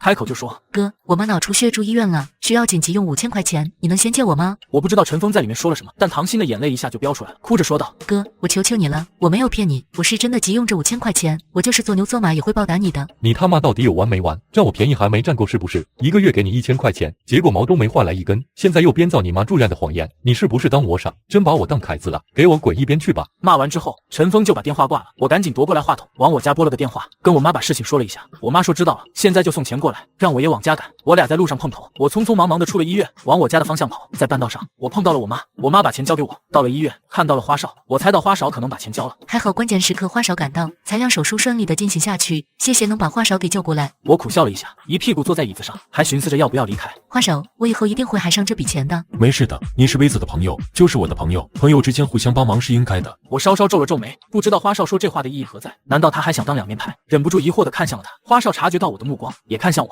怎么了，微子？没事。唐鑫，你妈妈都有些什么病史？怎么好端端就脑出血了？妈妈一直都体弱多病，但是脑出血还是头一次。大概过了1个多小时，唐鑫妈妈的手术终于做完了，医生说并没有什么大的危险，现在只要静养就可以了。我和花少留在这里确实没什么，于是就和唐鑫告了别。到了医院门口，花少伸手拦了辆出租车。我还有点事，你先走。微子，今天你到底是怎么了？从刚才开始就不大对劲。我怎么了？你心里不明白吗？还在我面前装什么大头蒜？没啊，我真有点事。然后掉头就往另一个方向走。你到底什么意思？不处这个兄弟了还是怎么着？花少，你还说这个有什么意义？你不是都已经站到陈峰那边去了吗？你这是听谁说的？还用我听谁说？你真以为你做的隐秘？你主动去找人家，还给人家送烟，现在又过来给唐鑫送钱，真当我是傻子，什么都不明白？对，我是去找陈峰了，还给他送了烟，过来给唐鑫送钱，也是因为听到唐鑫给陈峰打的电话。那你知道我是因为什么去找他吗？就在这怒气冲冲的指责我。行啊，我倒要听听你是什么意思。微子，我相信我的眼光，从开始跟你就没后悔过。那你说你要干掉陈峰，我确实挺惊讶的，因为按照我对你的了解，没有把握的事你是不会做的。从对付瓜爷这事上面就看出来了，你要干掉陈峰，可以，那你总得拿出与之匹配的能力来啊！你俩现在的实力悬殊，不能嘴巴一张一合就说要干掉人家吧？但你到底有什么底牌？你又不肯说，那我只好自己去查喽。去问陈峰当然是最快的通道。这回轮到我愣住了，像是看出我的疑惑。微子，说实话，我一直想不通，陈峰那样背景的人怎么会对你这么服气？你家境一般，甚至可以说不太好，可你不仅当年代人和他硬碰硬没吃亏，后来还能让他对你礼让3分。陈老鬼是什么人？连他都动不了你，说明你背后肯定有更深的底牌。我不是怀疑你，只是不想稀里糊涂跟着你拼命。咱们既然是兄弟，有些事你能不能透过底？这样我心里也有数，以后跟你干大事才更有底气。你到底还藏着什么？我思忖再三之后，便开口道：你有没有听说过小阎王？那位20年前就名震罗城的混世魔王，没听说过他的恐怕是少数吧？怎么？他是我舅舅。在我说出这5个字后，花少的脸色一下就变了，2只眼睛里也散发出不可思议的光。怪不得。怎么？我说怎么陈峰对你这样？原来你是小阎王的外甥，他就是给你跪下都不过分。你有这么强悍的背景，怎么从来都没人知道呢？我明白了，肯定是小阎王故意隐瞒的，他不想给你家带来麻烦，是不是？微子，什么都不用说了，我跟着你。花少，如果你是看我舅舅的名头才愿意跟着我，那我看还是算了。那天晚上，我舅舅虽然救了我，但他同时也说以后不会再管我了，就是一根小拇指头都懒得伸给我，所以我希望你能考虑清楚。花少只是沉默了一下，仍旧伸着手说：“没关系，我还跟你。为什么？因为不管怎么看，小阎王的外甥都比陈老鬼的儿子有出息多了，那是必须的。”之后，我们两人一起回学校去，彼此之间已经完全没有了隔阂。对了，你知不知道陈峰准备对那个叫乐乐的下手了？你听谁说的？听陈峰亲口说的。这事先不要急，我还要再看看。回到学校之后，我先帮唐鑫去给他们老师请了个假。他们老师想了想，说这几天学校查的严，如果有学生长期不来的话，会扣班级考核分，让我下课以后去把唐鑫的桌子搬到他办公室来。下课以后，我就叫了几个朋友去唐鑫教室搬他的桌子和书。结果我刚从唐鑫教室出来，就碰上了陈峰，看样子他在门口转悠半天了。怎么回事？我把情况如实和他说了一下。我也接到唐鑫电话了，正准备去医院看看呢。既然花少已经出过钱，那就放心了。这人也是真够装的，两面三刀玩的实在太溜。如果当时不是我就在唐鑫身边，没准还真信了他的话。当然，我也不会戳穿他。没事，已经解决了，不用麻烦他了。微子，你恨乐乐不？什么意思啊？那家伙昨天晚上就对你不礼貌，今天又公然和你打架，你没听说吗？他到处跟人说要干掉你，是吗？这我可真没听说。你俩没玩几天，可能不太了解他，我可是认识他好久了。那家伙翻起脸来可是六亲不认。微子，反正你得小心点，他能捅我一刀，就能捅你一刀。一边说还一边摸了摸我肚子。是吗？那就让他来吧，看看到底是谁捅谁。微子，扛不住了记得叫我帮你一起收拾他。陈峰走了以后，我怎么想都觉得不是滋味。我和乐乐以前的关系还可以吧，怎么就闹成现在这样了？我俩要是真斗起来，我的老天，那可够折腾了。他手下兄弟也不少，到时候就是高一和高二的干仗，不是叫陈峰白白渔翁得利吗？不行，我还是得去找他，怎么着也得把这误会给解释清楚。琢磨了一下午，也没琢磨出个啥来，只能暂时先把这事搁下。晚上放学以后，我们5、6个人买了鲜花和果篮去了医院，看了一下唐鑫妈妈。我们5、6个人下了楼，一边说话一边往医院大门方向走。刚走到门口，就看见那边冲过来一大帮人，个个拿着家伙，而且领头的竟然是乐乐。跑！众人在我的带领下，哗啦啦的就往医院里面跑。王伟，你不是一向都很刚吗？怎么现在老是跟个缩头乌龟似的？真是给你救救！我们一大帮人在医院里面你追我赶，最后躲到了一间废弃的仓库里。没多久，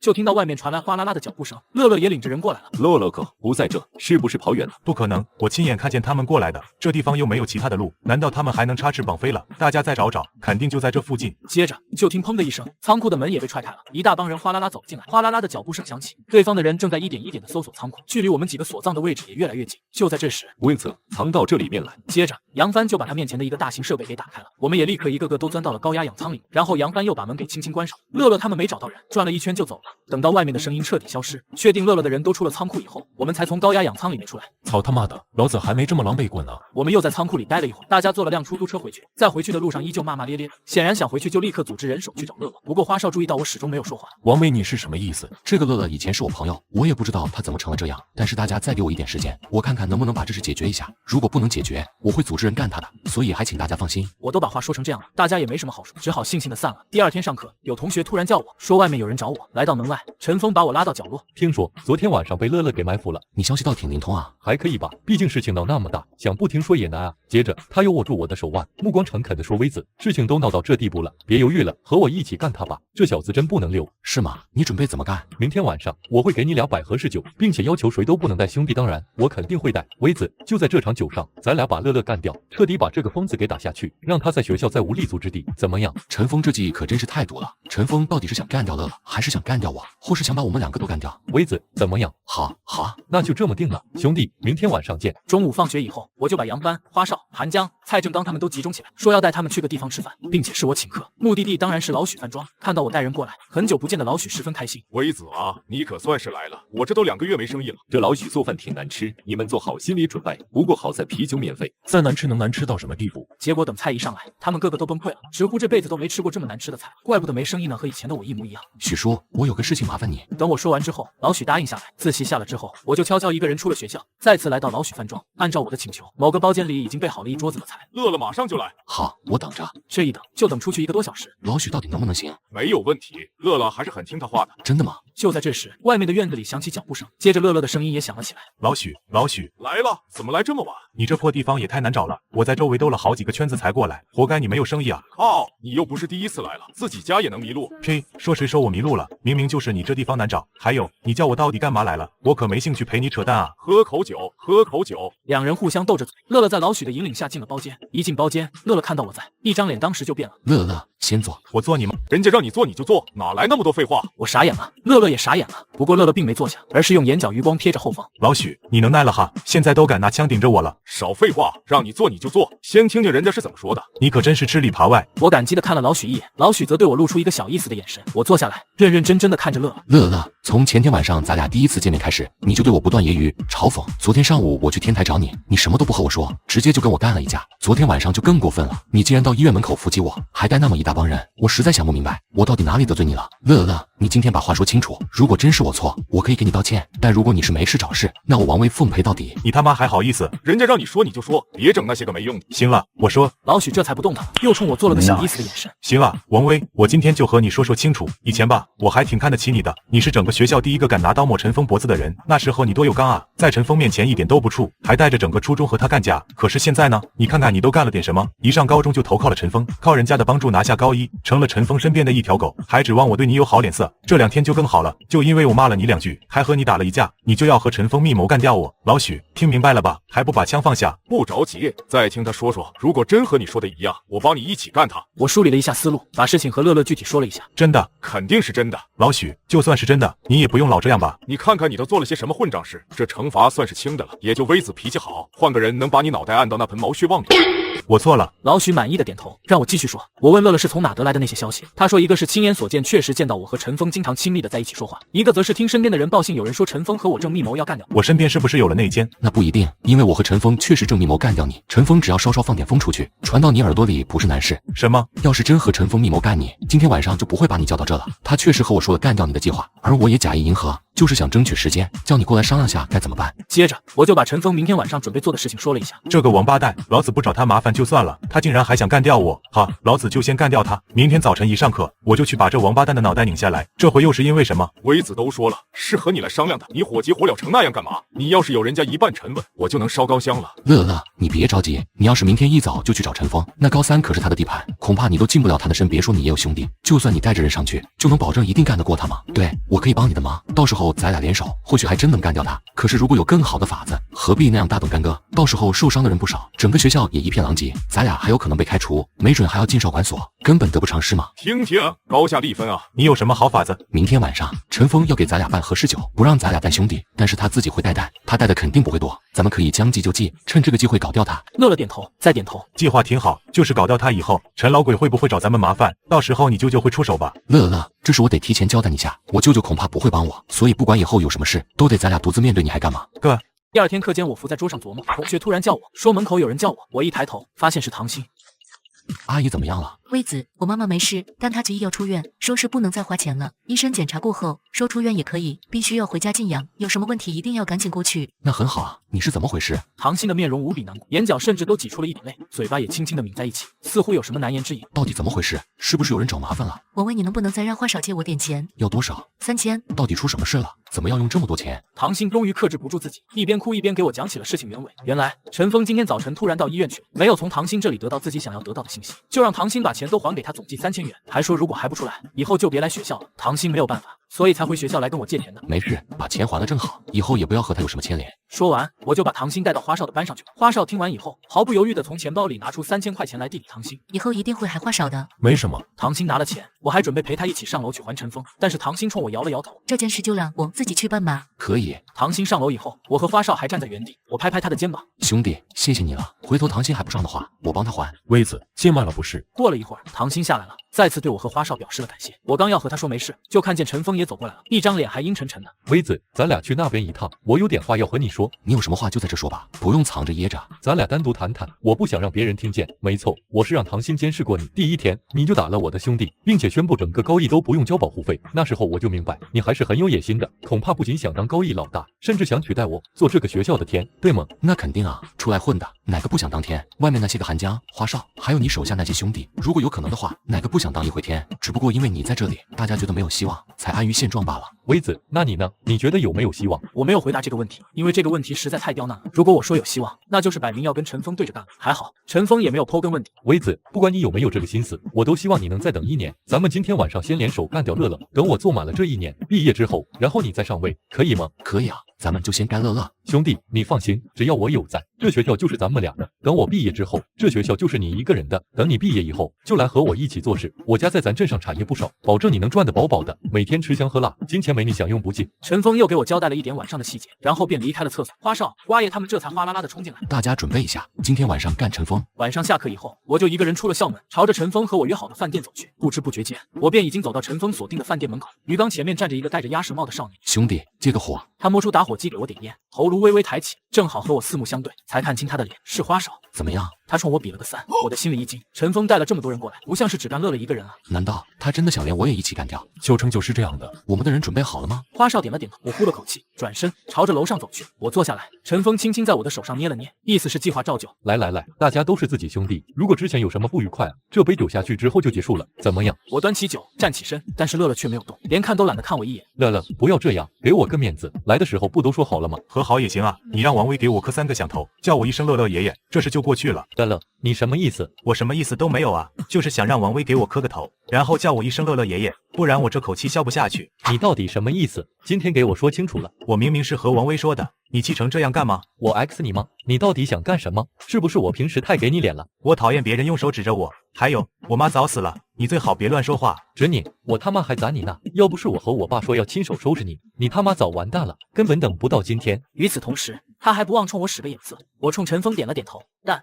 就在陈峰的酒瓶子快砸到乐乐的时候，我说了，我讨厌别人用手指着我。微子，你怎么不上啊？我上什么？上去干乐乐啊？为什么？不是说要给我俩办和事酒吗？怎么好端端的打上了？你忘记说了，我也很讨厌别人指着我。来人啊，来人！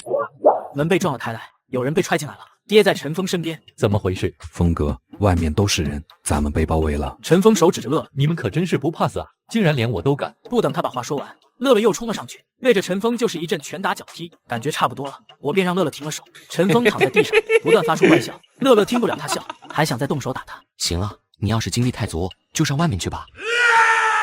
乐乐拿了叉子，迅速冲到了包间外面，加入了混战之中。王威，你完了，你们都完了。我懒得搭理他，也摸出怀里的钢管，冲到了包间外面。不知过了多久，隐隐听到外面传来警笛的声音。撤！我准备跑的时候，却发现瓜爷从包间里跑了出来，怀里揣着把亮闪闪的东西。我顿感不妙，赶紧往包间里跑。果然看到陈峰躺在地上，已经一动不动了。陈峰没有回应，仿佛已经嘎死了一样。我听到外面传来哗啦啦的脚步声，赶紧靠窗户跑，一直跑到巷子口，看到那里有人等着，正是乐乐、花少他们。瓜爷也在其中，只是刀子已经不见了。我冲上去就把瓜爷给你他妈疯了，下手这么狠！没事，微子，要出什么事我自己担着。距离陈峰被捅大概过了多半个月了。那天下午，我正在教室里上课，就听见外面传来哗啦啦的脚步声，一大群中年汉子闯了进来，为首正是陈老鬼手下的得力干将老鼠。看到老鼠的一瞬间，我的脑子就嗡一声响，知道该来的还是来了，给我把他带走。老鼠领着这群一看就不是善类的大汉闯来，我们班的同学都吓坏了，老师都缩在一边不敢动弹，任由着我被他们拖出教室。到了走廊上，发现花少、瓜爷、韩江他们都被抓出来了。是都是我一个人干的，你找我就行了，抓他们干嘛？就你话多，你就狂吧，一会儿等我舅舅来了，看他怎么收拾你。等你舅舅，你做梦吧！老鼠他们的人动作很快，而且目标精准，抓了几个重点的人就要离开。到了楼梯口处，楼梯上面也传来脚步声和谩骂声，原来是乐乐和他的几个兄弟也被抓下来了。老鼠，是都是我策划的，你抓他们干嘛？这没你说话的资格，知道吗？就在这时，就听一片哗啦啦的脚步声响起，原来是我们学校的老师和保安跑了过来，纷纷询问这是怎么回事。看清楚老子是谁，没事都给我滚一边去！小峰出事还没找你们呢，别给自己找不痛快。老鼠这几句威胁过后，那些老师和保安直接连个屁都不敢放了。走，老鼠把我们带到一片比较偏远的草坪上，陈老鬼看向了我，摆了摆手。一番狂风暴雨的殴打过后，我们这些人都躺在地上不动弹。老鼠开始重点收拾几个人，他伸手抓住乐乐的头发。小峰对你差了吗？我们大哥对你差了吗？你他妈真是给脸不要脸啊！接着他又转身走到了我的身前，正准备对我动手的时候，等等，陈老鬼走过来，外甥，我对你差吗？我大妈问你话呢，小子，我知道你在想什么，你在等你舅舅来救你吧。我坦白告诉你，他来不了了。我舅舅来不了，什么意思啊？我正百思不得其解的时候，陈老鬼竟然主动给出了答案。外甥啊，其实我真不愿意对你下手，因为你们孩子之间的事，最终会走到我们大人身上来。这次小峰差点把命都丢了，可以说是在鬼门关走了一趟。我实在是想不通，你们有那么深仇大恨吗？对，我是怕你舅舅当了20多年了，也不是一朝一夕能改了的。但这世上总有人不怕你舅舅，所以我专程去找了一趟这个人。这个人一听呢，就把你舅舅也叫过去了。结果你猜怎么着？结果啊，你那个一向无法无天的舅舅，在那个人面前连个屁都不敢放，人家说什么他就应什么。我问那个人这事该怎么处理呢？那个人说啊，按照我们道上的规矩，这种事解决起来无非2个办法，一个是赔钱道歉，一个是以牙还牙。结果你舅舅说他刚从牢里出来，没有钱赔，所以就以牙还牙吧，只要不把你给打死就行，哈哈哈哈！现在该重头戏了。对，就是我捅的你儿子，我觉得实在是太爽了，我现在只后悔没有把他爹捅死。好，非常好，你可比你爹硬气多了。不过我希望你能一直硬气下去，千万不要半途而废，不然我会看不起你的。你今天有本事就弄死我，弄不死我的话，你和你儿子迟早会死在我的手上。不要再说下去了。瓜爷很听我的话，立刻就闭上了嘴。陈老鬼没有说话，走到瓜爷身前，一手抓住他的领，一手就要捅下去。但就在这时，一片仓促的脚步声突然响起，草坪外面竟然有一大群人正跑过来。爸，转瞬之间，那一大群人就跑过来，同样站在了草丛里面。儿子，爸，站住，放开我儿子！老拐，你能耐了，都敢带人闯进我的地盘，这是要和我打架吗？你放不放我儿子？瓜爷父亲突然从衣服里抽出一根黑漆漆的钢木，而在他身后的那些中间人也都纷纷摸出了棍棒，齐齐面对陈老鬼这一干人。就一瞬间，现场的气氛猛地就不一样了，突然变得肃杀而紧张起来。老拐，你确定要这样做吗？你再踩我儿子一脚试试看！陈老鬼突然俯下身去，用手里的刀子抵住了瓜爷的脖子。你干什么？老拐，你再往前走一步，我保证你儿子立刻就没有命。你了解我的，一定要说到做到。你到底想怎么样？老拐，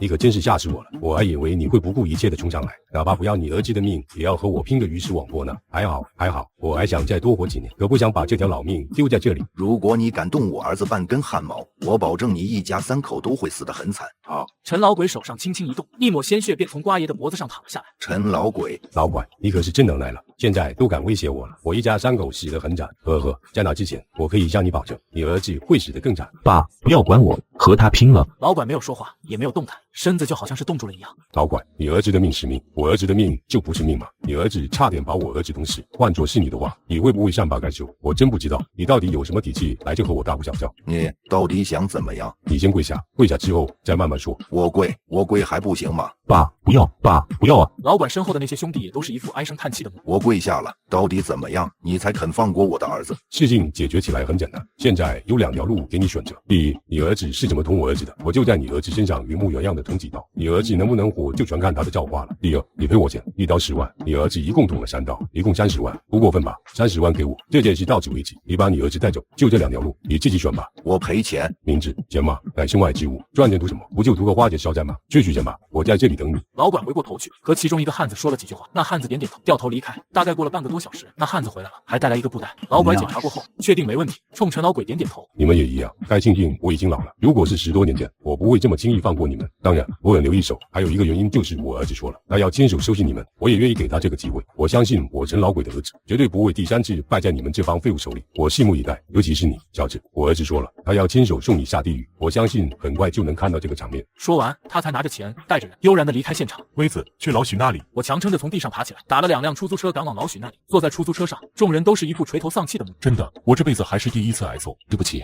兄弟，见外了。微子，我不后悔跟着你，我相信你有朝一日可以带着我们亲手报仇。一定会的。到了老许饭庄，老许骂骂咧咧了2句，把乐乐拉到手术室里去。就在这时，之前出去望风的兄弟急匆匆跑了回来，告诉我说，外面来了个染着黄毛、邋里邋遢的青年，还骑着一辆破破烂烂的250型号摩托车。我来到饭店外面，果然看到不远处的墙根下是李爱国。你怎么来了？来看看你，还行，没有受太重的伤。要想陈老鬼也不敢真的拿你怎么样。什么意思啊？陈老鬼和你说了吧，他去找了个人，阎王大哥也拿这个人没办法，所以他才去赶找你的。这个人是谁？微子，你太早知道这个人没好处，但陈老鬼说的没错，就是阎王大哥也拿他没办法。但是阎王大哥说了，江湖是江湖的，你怎么弄的陈峰，陈老鬼也怎么弄你好了。如果超出界限，那他就不客气了。看来陈老鬼还是挺听话的，没有做得太过分。微子，阎王大哥尽力了。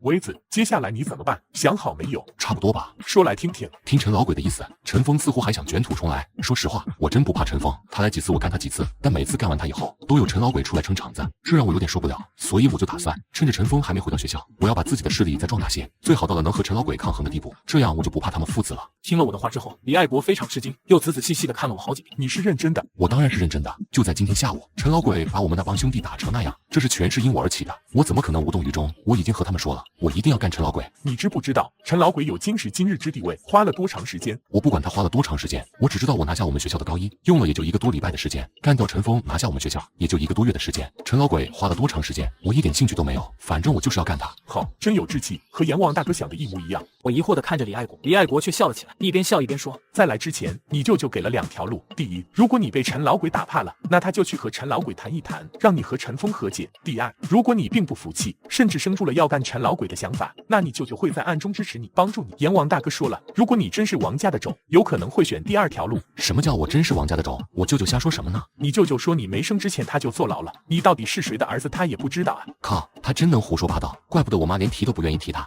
什么玩意儿？微子，如果你真下定决心了，阎王大哥说有几件事情要交代你。你说吧。你舅舅说了，现在这个年代已经不像他以前在的时候那么乱了，所有势力基本已经成型，很多大佬都是利益共同体。今天动一个陈老鬼，可能就会引来更加强悍的敌人。你舅舅即便要帮，也不会在明面上帮你。那他到底什么意思？你舅舅说了，一般情况下他是不会管你的。但如果你真到了束手无策、走投无路的紧急状态，就去碧海银沙找一个叫老朱的人，他会帮你。交代完后，李爱国又再三告诉我说，在动用老朱之前，千万别向任何人提起这个名字，因为真的事关重大。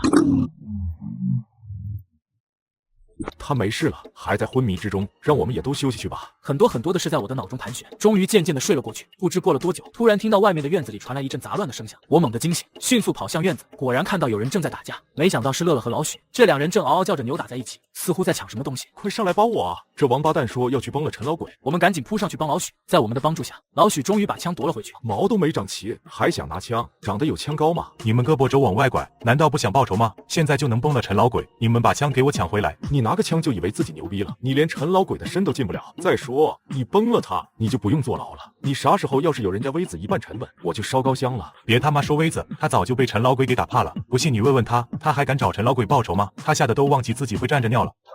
你他妈给老子听着！我当然会找陈老鬼报仇，但不是现在。七，真他妈有意思！这仇现在不报，你还攒着过年，还是等人家七老八十了，沿路都走不动了，你再上去踹人一脚？我他妈先踹你一脚！微子，说吧。我把之前和李爱国说过的话，又原本的和他们说了一遍。当然，去找老朱之类的就没有和他们说了。众人听了之后都是吃惊不已，一个个都说不出话来。大家都知道，对付陈老鬼不是那么容易的事，前路充满坎坷和危险，所以和上次一样，如果有人不敢或是不愿，现在可以退出，我不会强人所难。微子，我相信你有这个能力，我支持你。花少表态之后，我们这边的人纷纷同意。好啊，没想到王威的兄弟这么刚，那我就更没什么话说了，我也跟着你干。你们真的想好了吗？陈老鬼可不是普通人，和他作对甚至会有生命危险，你们真的愿意？愿意。好。1个星期之后，我们身上的伤都好的差不多了。回到学校，我的第一件事就是宣布自己从今以后是这个学校的天。某个晚上，我把人集中起来，我指着其中一间网吧，咱们就从这里开始。好。夜晚，我带着10多个人朝着这间网吧奔袭而去。晚上8点，我们到了网吧，看到我们10多个人过来，老板娘的脸庞都笑开了花，不断的说着欢迎。香姐，你不认识我了吗？呀，这不是花少吗？你好久都没来了哟，还不是怕霞姐吃了我？去你的小屁孩，连姐姐的便宜都敢占。要是能占霞姐一下便宜，我就是做鬼也风流喽。不跟你开玩笑了，今天怎么想起到姐姐这了？这些是我的同学，今天晚上逃课过来玩的，给霞姐照顾一下生意。好，你们是第一次来，就给你们全部免费，等下次来的时候再收钱。就在网吧里一片和乐融融的时候，2、3个青年走了进来，霞姐满脸笑容的迎了过去。哟，什么风把几位大哥吹过来了？霞姐，你忘记今天是什么日子了吗？哎呀，那个嘛，再缓几天行不行？你们也知道我这的生意不好。哟，我看你这人不少啊，怎么会生意不好呢？霞姐，不要玩我们啊！朝哥的脾气你也不是不知道。没有，我怎么敢呢？我这今天晚上来的人多，但大部分都是朋友，免费玩的。你们回去和朝哥说说，就再宽限我几天吧。你他妈自己都顾不了，竟然还让人免费来你这玩，你他妈有这么缺男人吗？霞姐的一张脸难看极了，却还是只能小心翼翼的陪着笑脸。真的是没钱啊，你们就再宽我几天吧。霞姐，其实我们在来之前，朝哥就已经猜到你会这样了。他说了，你没钱没关系，只要陪他睡一觉，这个月的份子钱就算了。不，再等几天，我保证亲自把钱送过去。等不了了，朝哥说了，今天必须要睡到你。青年突然一声怒吼，抓着霞姐的头发和衣领就往外吐。给我站住！哪个不怕死的叫我站住！我慢慢站了起来，和我一起站起来的还有花少、乐乐、韩江他们。在我的一声暴喝之下，虎臂男等人果然停止动作。小子，你是不是想死？我阴沉着脸朝他走了过去，乐乐、花少他们也迅速随我而上。你们不要要管我，赶紧回去。花少，快领着他们回去。香姐，这我可管不了，威子是我们的老大。威子，你赶紧带他们走，这不是你们能惹得起的。小子，你知道自己在干什么吗？放了霞姐。我要是不呢？青年突然摸出一柄刀来，锋利的刀片在明亮的赤光灯下发出寒冷的光，接着他阴冷的声音再次响：小子，电视剧看多了吧？还玩英雄救美？作业写完了吗？赶紧回家去吧。你们是朝哥的人。你不用管我们老大是谁，你还没有这个资格，老子让你滚！你听见没有？不然我手上的刀可不留情了。你回去告诉朝哥，我叫王威，他要是不服气的话，明天晚上我还在这里等他。我猛地抽出怀里的钢管，狠狠朝着青年砸了过去。够了够了，你们赶紧走吧。我知道朝哥今天晚上过不来了，还是那句话，你回去转告他，不服气的话，我明天晚上还在这里等他。滚吧！这3个人立刻爬起，踉踉跄跄的逃出门外。隔了老远才传来他们的狠话：给老子等着点吧！早就跟你们说了，都是一个鼻子两只眼，怕他们干啥？谢谢你们帮我，不过你们还是赶紧走吧，以后不要再过来了。朝哥的可怕不是你们能想象的。霞姐，别说这个了，先把网吧重新运作起来再说。都这样了，还运作什么？不好意思啊，大家也看到了，店里出了点事，等我把这事解决完了，大家再过来吧。等人都走得差不多了，网吧里只剩霞姐和我们这些人。霞姐，我们既然管了你的事，就一定会管到底的。那个什么朝哥，我不怕他。香姐，威子可是我们学校的天，手底下有好几百号人呢，放翻一个朝哥不是问题。你们学校的天不是陈峰吗？怎么又成威子了？香姐，老土了吧？陈峰那已经是过去式了，现在是我们威子当家。香姐，我们威子的大腿可粗得很，你只要抱好了他，保你从此以后无忧无虑。威子，你真要管到底吗？当然，霞姐你放心，只要有我们在，就不会再让别人欺负你了。威子，且真不知道说什么好了。我们这是第一次见面，非亲非故的，你就这么的照顾我？姐，我当然不是无缘无故帮你，我们也是有要求的。什么要求？霞姐，说句实话，虽然我已经是我们学校的天，但我的野心不止那里，我想往外面发展，有家网吧就是我第一个目标。从今天开始，这里就是我的地盘了。听了我的话后，霞姐的脸色要多难看有多难看。是吗？那可真是抱歉，我可没有保护费交给你们。说完，霞姐便回过头去，走到吧台旁边开始收拾刚才的狼藉，自始至终都没有再回头看我们一眼。我们几人面面相觑，只好重新走了上去。香姐，冤枉我们威子了是不？他确实想把你这收编为我们的地盘，但也没说要收你的保护费啊。骗谁呢？你们干这行的不就指着这个捞钱吗？不收我保护费，还要保护我，你们是慈善家吗？霞姐，我们不是慈善家，我们当然也想赚钱，不过我们不打算从你这里赚，我们现在只想打出去名声，想多收编一些地盘来扩充我们的力量。如果可以的话，我还想让你帮忙，看看附近还有谁需要我们招的，我们都可以提供免费的帮助。如果你想提供免费的保护，那愿意投靠你们的肯定很多，但在这之前，你们总得展露出来一点实力才行。放心吧，我一定可以。大家又闹哄哄的去玩游戏了，我却一个人悄悄走出网吧。不知何时，花少走了出来，站在了我的身后。感慨万千，还可以，凭咱们现在的能力，拿下这条街不是问题。有了老大的身份以后，也就有资格去接触其他的老大，并和他们去一较长短了。我现在只担心，在咱们的羽翼还没丰满之前，就被陈老鬼给盯上了。没那么快的，他那样高高在上的一个人，下面就是乱成个球也不会看一眼的。等咱们真正进入他的视线，肯定已经成长为他无法轻易打击的存在了。花少，你为什么会相信我？第一，我肯定也是想报仇的。我花少是什么人？说风流倜傥，生性潇洒，不为过吧？结果那天却被打成那副模样，我心里肯定咽不下这口气。第二嘛，如果我没猜错的话，你舅舅给了你什么底牌，让你可以放心的去对付陈老鬼，是不是？现在我知道为什么女人都喜欢你了，我一个男人都快要爱上你了。那天晚上我们在网吧玩到很晚，我就没见过你们这样的，竟然还帮商户打扫卫生，啊哈哈哈哈哈！第二天到了晚上，我们照旧逃了自习，直接赶到了霞姐的网吧。网吧里面挺热闹的，几乎坐满了人。看到我们来了，霞姐赶紧过来迎接我们。威子，你不是你们学校的天吗？怎么没多带点人来呢？朝哥的人就快来了，如果还是只有你们几个的话，可斗不过他们的。没事，一会儿看我怎么收拾他。就在这时，杨帆从门外急匆匆奔进来，和我说朝哥来了。10多个面目彪悍青年哗啦啦走了进来，为首的手里还提着一根棍子。谁他妈的叫王位，给老子滚出来！谁他妈的叫王位，给老子滚出来！威子，这就是朝哥。朝哥的目光就和我对上了，一直走到网吧中间才停住脚。哪个是王位？给老子滚出来！之前还闹哄哄的网吧顿时一片寂静，霞姐立刻朝着他们迎过去。哎呀，朝哥，婊子，给老子滚一边去，一会儿再收拾你。朝哥的气场确实很强，我走了上去。你就是王位？对，我就是王位。就是你打了我的人，还约我今天继续在这见面，老子要收拾这个王八蛋，不相干的人都给我滚蛋！朝哥的声音动作都很有气势，不过可惜的是，竟然一个动弹的都没有。耳朵都聋了吗？朝哥让你们滚，还不赶紧滚？什么意思？都不怕死？朝哥，他们可能不太听你的话，要不我来试试？来，都站起来，给朝哥看看。我的一声令下，刚才还沉默是金、一动不动的众人立刻哗啦啦站起，而且纷纷抽出他们早就藏好的棍棒，个个不怀好意的盯着朝哥一干人看。肉，你们作业写完没有？是不是该回家吃奶了？还他妈一个个拿着家伙，你们有手里的家伙高吗？就学人出来打架，都给我滚回家去，有多远滚多远。我不知道朝哥是怎么想，或许是想用这种方式把我们的人吓走。朝哥，我今天想给你上一课。上课？上什么课？我想告诉你，永远别看不起16、17岁的少年。给我上！我的一声令下，网吧里的众人就像打了鸡血，嗷嗷叫的朝着朝哥等人扑了上去，嘶吼声瞬间便响彻了整间网吧。我摆了摆手，大家才纷纷停下手来。朝哥，我和你说几句话，你还能站起来不？朝哥听了，用手撑着地。我刚想说话，就见一台电脑突然飞过来。你再骂我一句婊子试试。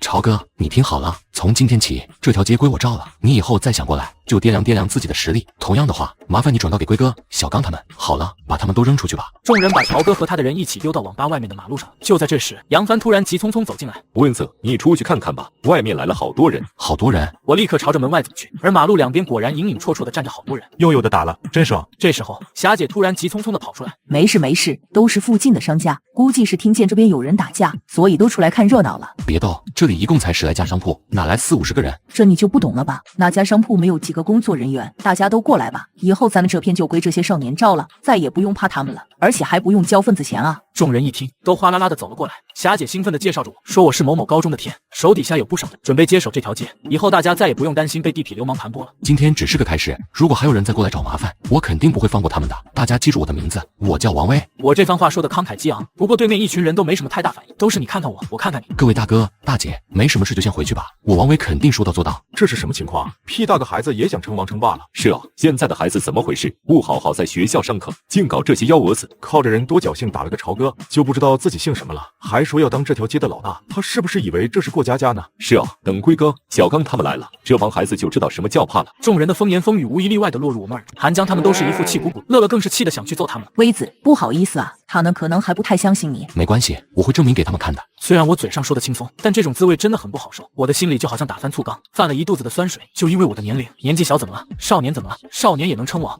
威子，你真是姐姐的好弟弟。霞姐，我也要。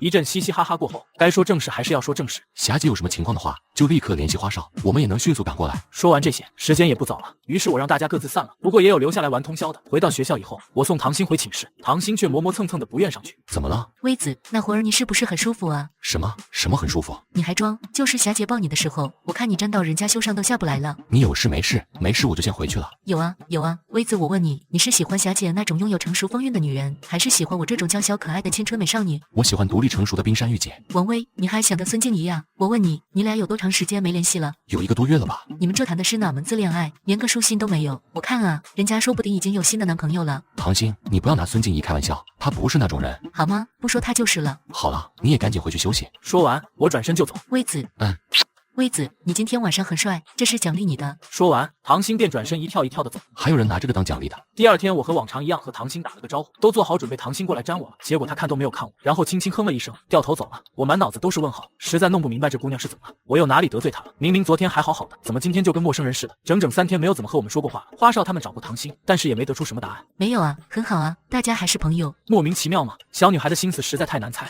这天我正在上课，花少突然急匆匆的把我叫出来。什么情况？刚才那边的兄弟给他来电话，说朝哥今天上午过来了，说自己前段时间一直在筹钱，现在终于凑够了，所以送过来了。那好啊，让他把钱给了霞姐就行。朝哥说了，要亲手交给你，以示诚意。可以，那就走吧。因为正在上课，叫其他人也不方便，所以就我和花少出了学校，朝着平民街而去。我和花少都挺开心，一边往网吧那边跑，一边说：花少啊，我终于能还你钱了。你还跟我计较这个？咱们以后能挣更多的钱。什么龟哥啊，小刚啊，咱们轮流剥削一遍，哪个不给钱就打谁一顿，哈哈哈。花少突然提到龟哥和小刚，我的脚步突然站住。怎么了，威子？我咂着嘴，不断在想一个问题。虽然这件事情不能确认，但它终归是有发生的几率。我再三思忖过后，便和花少交代了一件事情。花少听后也面色严肃起来，表示明白，转身跑回学校，而我则继续朝着平民街跑去。快看，那个叫王威的孩子来了。那天还以为他只是心血来潮的说说，没想到还真的打算在咱们这干下去了。是啊，朝哥现在都服了他，还亲自过来送钱，说不定他真的可以呢。能不能行，还是再看看吧。咱们这破地方虽然穷，盯着的人也不少啊。在众人的议论声中，我目光沉稳的一步步迈入网吧之中。谁让你做了？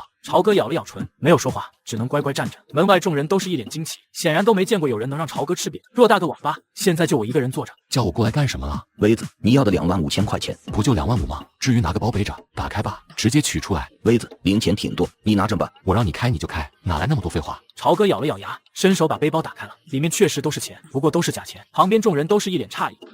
你什么意思？哄我们威子玩的？我操你妈！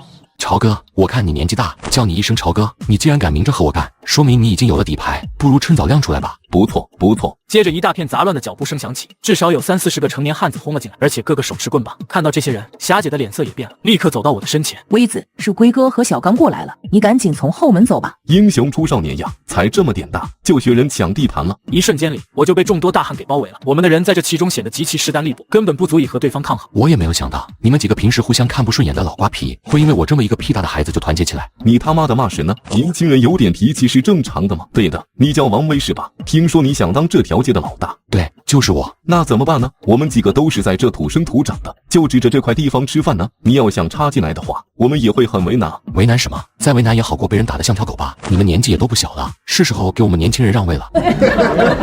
小屁孩，你快给我说说，你到底有什么资格说这句话？你回头看看就知道我有没有资格了。龟哥眉头一皱，回头看向网吧外面，然后他的眼睛瞬间就瞪大了。此时此刻，网吧外面站着黑压压的一大片人，而且个个手持棍棒，在太阳光的照耀下，犹如一排排金甲军。那各位大哥，小弟就在外面恭候你们了。说完，我便带着一身威武的气势，大步朝着门外走了出去。微子，我真是越来越佩服你了。你还是佩服花少吧？是他喊来这么多人的。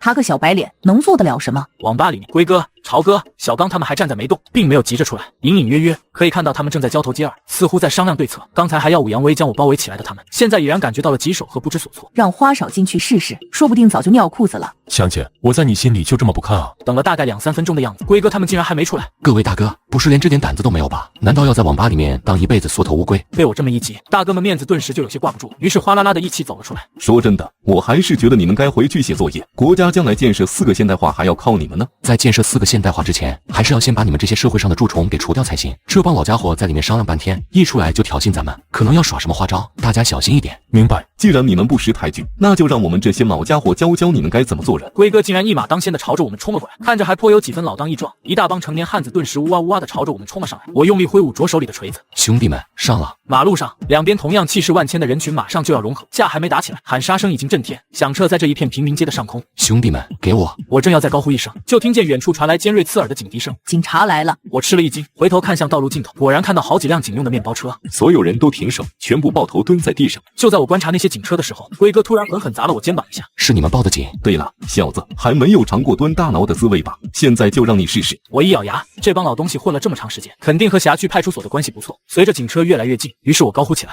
快撤，快撤！我一喊，我们的人立刻朝着四面八方退散而去。我看你往哪跑？这王八蛋自己不怕警察，就想把我给留下来。好在龟哥年纪大了，论跑步肯定是不如我这个年轻人的，所以我哗哗哗的往前跑，一头扎进了小巷子里。我松了口气，一个黑影突然从前面的岔路口驶，并且狠狠一脚踢来。小子，我劝你早点回家写作业，你还不听，现在后悔没有？一帮社会老油子，出来混的时候我还没生出来吧？对付我这种孩子，竟然还要报警，传出去就不怕被人笑话？不，年龄不是问题。我像你这么大的时候，也开始在街上混了。八字就是被我那个时候干掉的。你可能没听过八字，想当年那风头也是很劲的，不比现在的陈老鬼差。结果被我一刀捅到医院3个月下不来床。从那以后，我就对你这么大的孩子格外防范，一旦发现就及时饿死在摇篮里，绝对不给你们冒头的机会。看他到现在还抱着钢管，这显然是没有福气。要是现在把他放了，估计咱们还要遭殃。我能看得出来，这孩子和其他孩子不一样，骨子里有股非同凡响的倔强。要是今天真的把他放了，那就真是放虎归山，以后肯定平静不了。众人纷纷点头，都觉得有理。龟哥，那怎么办？龟哥没再说话，而是上下打量着我，同时眼珠子不停在转，显然在想着该怎么收拾我。而我的心里砰砰直跳，每一分每一秒都漫长无比。我也没有什么好主意，咱们先把他带走吧。再等一会儿，那些学生找不到他，估计又返回来了。咱们换个地方再慢慢想，肯定不能轻易让他走了，至少得给他整残吧，否则以后真是大患。龟哥这话说的十分平淡，却每一个字里都透着毒辣。在这收拾完我还不够，还要再换一个地方，好像是真准备把我往死里整。不要，我知道这样很没骨气，但真是第一次碰到这种事，确实有点慌了。现在求饶，晚了。你既然想出来混，就该想到有这样一天。龟哥冷笑着，他们立刻弯下身将我抬起。龟哥专挑偏僻的地方走，在小巷子里绕来绕去。等他们走过那一道门时，我的身子一翻，撞开那道门后，身子也咕噜噜滚了进去。你们干什么吃的？怎么连个人都抓不住？我一瘸一拐的就往那面墙跑。快一点，再快一点！与此同时，外面也响起哗啦啦的脚步声。人哪去了？怎么突然就不见了？我倒在门里，呼哧呼哧的喘气。那人用手捂着我的嘴巴，而我的头一抬，却发现是霞姐。霞姐冲我嘘了一声，然后朝我摆摆手，将我引到屋子里。霞姐怎么会在这的？这里是我家，不在这能在哪里？原来刚才警察到了以后，他怕牵连到自己，所以就吓得跑回了家。怎么样了？还能不能跑？能的话，这有后门，可以从后门离开。真是不行了，怎么这都得休息一会儿？就在这里歇歇脚。院子外面还能听到龟哥说话声。人不可能无缘无故消失，肯定是进哪个房子里，四处找找。今天必须得找到人，不能让他就这么跑了。接着，外面就传来好几重砸门的声音。开门，开门！人肯定在这，唯有我把门踹开。外面顿时响起砰砰砰踹门的声音。霞姐家的门是木头做的，根本经不住这样踹。微子，你赶紧从后门走。那你呢？你不用管我，我自己有办法。说着，他便急匆匆往院子里去，而我赶紧就朝着后门跑了过去。哎呦，怎么是几位大哥来了？我刚在里面睡着了，突然听到有人砸门。我去你妈的！少在这给我装蒜！那个王威哪去的？什么王威？不把王威交出来，老子就把你绑起来，让我这些兄弟好好爽爽。听着这些粗鲁的话，我的脑子里顿时嗡嗡直响。我哪怕就是被人打死，也不可能让霞姐替我受罪，那不是一个男人该做的事。老子在这，你们倒是来啊！我就立刻打开后门逃了出去。龟哥他们追了出来，有人一脚踹到我的背上，我砰的一声趴倒在地。哈哈哈！你怎么停下来了？我们还没玩过瘾呢。我浑身都是汗水，双腿也在发抖，还有头晕目眩。王维，你确实是个好苗子，太让我刮目相看了。不过也让我下定决心，绝对不能留你，带走他。你们在动我的时候，最好看看这是哪里。他们面露疑惑，抬头看向我的身后，是一所高中的大门，就是我现在就读的这所高中。你不会是以为你那些兄弟还会来帮你吧？刚才警察过来的时候，他们已经四散逃了，不一定还敢回来。龟哥，那些兄弟并不是我所有的兄弟。什么意思？我是这所学校的天。果然，在我躺下去的瞬间，身后的校园里便传来了无数的脚步声，砰砰砰敲击着地面，宛若千军万马，震撼天地。不可能，这学校的天不是陈老鬼的儿子吗？龟哥，你的消息实在太落后了，以后还是多关心点我们年轻人的世界吧。龟哥，别说这个了，咱们赶紧走吧。龟哥看了一眼人潮汹涌的学校，走。一众人立刻转身，朝着马路另一头跑去。我虽然并不想放他们走，但是现在已经精疲力尽。然而就在这时，一个声音突然响起：“微子，你没事啊？”我抬头一看，只见马路的另一头，也就是龟哥他们的前方，突然出现了不少人，正是花少他们，恰好就挡住了龟哥等人的去路。我想这次没人报警了吧？与此同时，学校里的人也都涌出来了，排排站在了学校门口。龟哥他们各自露出焦急慌张的神色，像是一群无意闯进狼窝的兔子。王威，我们在了，我们自觉退出平民界，以后不会再出来了，行不行？不行。那你想怎么样？想怎么样？当然是干你们啊！你会打架吗？说实话，不太会。你不会，在这耍什么帅啊？唐鑫，扶我起来，我还能打。你没脚还是没手？为什么要让我扶？到底怎么回事？我究竟哪里惹到了他？谁能来告诉我？此时此刻，龟哥他们浑身是伤，像一条条死狗躺在地上。我走到龟哥身前，直视着他的目光。龟哥，你说说吧，咱们这是怎么解决？要不咱们换个地方谈谈？不用。那你倒是说啊！你混了这么长时间，总该知道这种事该怎么解决的。我们从此以后退出平民界。龟哥，今天这一架打得可够久啊！一路从平民街打到我们学校门口，还出动了这么多的人，你们仅仅退出就完了？世上哪有这么好的事？当初2战樱花国输了还赔钱呢，你们就一点表示都没有。我们赔钱，你看多少合适？10万。刚才巡捕过来，不少兄弟都受到了惊吓，再加上微子的医药费，10万也不算多，再加上朝哥之前欠的2万5，一共12万5，跟你们某个领，给13万吧。花少随口就说了个数字，把我都给吓了一跳，而且他这领抹的可真够绝。他13万就13万，又亏了，说少了。痛快，几天给齐？3天。好，3天以后我到医院去找你，并且以后禁止你们再踏足平民街一步，否则就不像今天这样饶过你们了。现场顿时爆发出一片山呼海啸的欢呼声。杨帆拉了一下我的胳膊，用手指了指某个方向。这谁？咱学校门口这条街的老大，大名胡峰，外号大头葫芦，手底下兄弟不少。他老看着咱们什么意思？是不是想和咱们干一架？行了，就算要对付他也是以后，现在先去医院。到了医院，花少跑前跑后的帮我交钱，花了差不多有1-2千。等龟哥他们的赔款下来就给你补上。我不在乎这个。这时一群木乃伊走了过来，是龟哥他们，大家见面特别尴尬，也不知该说什么。哎，你说这图个啥？因为受伤实在太重，医生要求住院。龟哥他们也是一样，平时上厕所的时候还是能和他们见到面，场面仍旧尴尬到不行。龟哥，3天13万，别忘了。知道了，先撒尿吧。微子，我留下陪你。不用，龟哥就在隔壁，怕他们阴你。可拉倒吧，他们现在连自己都顾不了，还阴我。哎，说到底，他们还是没人懂我。如果是以前，唐鑫肯定主动会过来照顾，但是现在不知怎么回事，他连理都懒得理我了。所以最后是杨帆留下来陪我过夜的。宝宝心里苦啊。到了第2天早上，我就让杨帆回去叫唐鑫，嘱咐他无论怎样都要把唐鑫给叫过来。微子，你嫌弃我？不是，我怕耽误你学习。我不爱学习，我怕耽误你泡妞。我没有能跑。少废话，给我去把唐鑫叫过来。于是下午的时候，唐鑫就来了，往病床旁边的椅子上一坐。干嘛呀？不干嘛，我一个人待着无聊，想让你陪我聊聊天。本姑娘没兴趣。那你怎么变成这样了？我本来就这样，你以前没有发现吗？算了，好在人长得漂亮，不理我就不理我吧。等到护士进来给我输水的时候，你拉裤子了。第3天花少去找龟哥拿了钱，打开一看，里面100、50、20的都有。龟哥什么意思？故意寒碜我？那倒不是，龟哥他们这种没什么大本事的老瓜皮，只能在贫民街这种地方混混，根本没多少钱。这次拿出13万来，听说还跟人借了不少，所以才这样零碎的。我还以为他们这种混社会的都很有钱呢，个个都戴着大金链子，每天都吃吃喝喝。不是这样，无论哪行哪业，赚钱的永远是极少部分，大多数人只够温饱。混社会这行也是一样，牛逼的早就自己开公司办事业了。龟哥他们就处在金字塔的底层，保护费都收不上来多少，毕竟这是法治社会。听过之后，我若有所思，已经想好该怎么用了。除了补贴花少的一部分之外，还有补偿霞姐的损失，以及给其他兄弟分，剩下的则先存起来，防着以后有什么急用。第4天花少、乐乐他们来接我出院，经过隔壁病房的时候，就听见里面传来一阵吵吵嚷嚷的声音。原来龟哥、朝哥他们还在住院，他们的医疗费用已经欠了好几千块。如果再不交钱的话，就只能请你们离开。老子住院还要掏钱，上外头打听打听，哥几个是谁？你们不要闹事啊！这是公立医院，就是陈老鬼过来住院也得交钱。再闹的话，我们可就要报警了。我们很快就会把钱交齐，你们再等等吧。今天12点之前再交不齐，只能请你们离开了。我在门口站了半天，威子，不要可怜这种人。我点点头，随大家一同离开，走到大厅。我称要去上厕所，让他们先出去等我。随后我转身来到交费窗口，补齐了龟哥他们所欠的费用。我替他们交钱，并非因为我是圣母或心软，我清楚他们这种老流氓，再惨也是咎由自取，即便遭人唾弃也不为过。但这些钱本就属于他们，我拿出其中一小部分解他们的燃眉之急，就当是取之于民，用之于民。毕竟也曾和他们争斗过一场。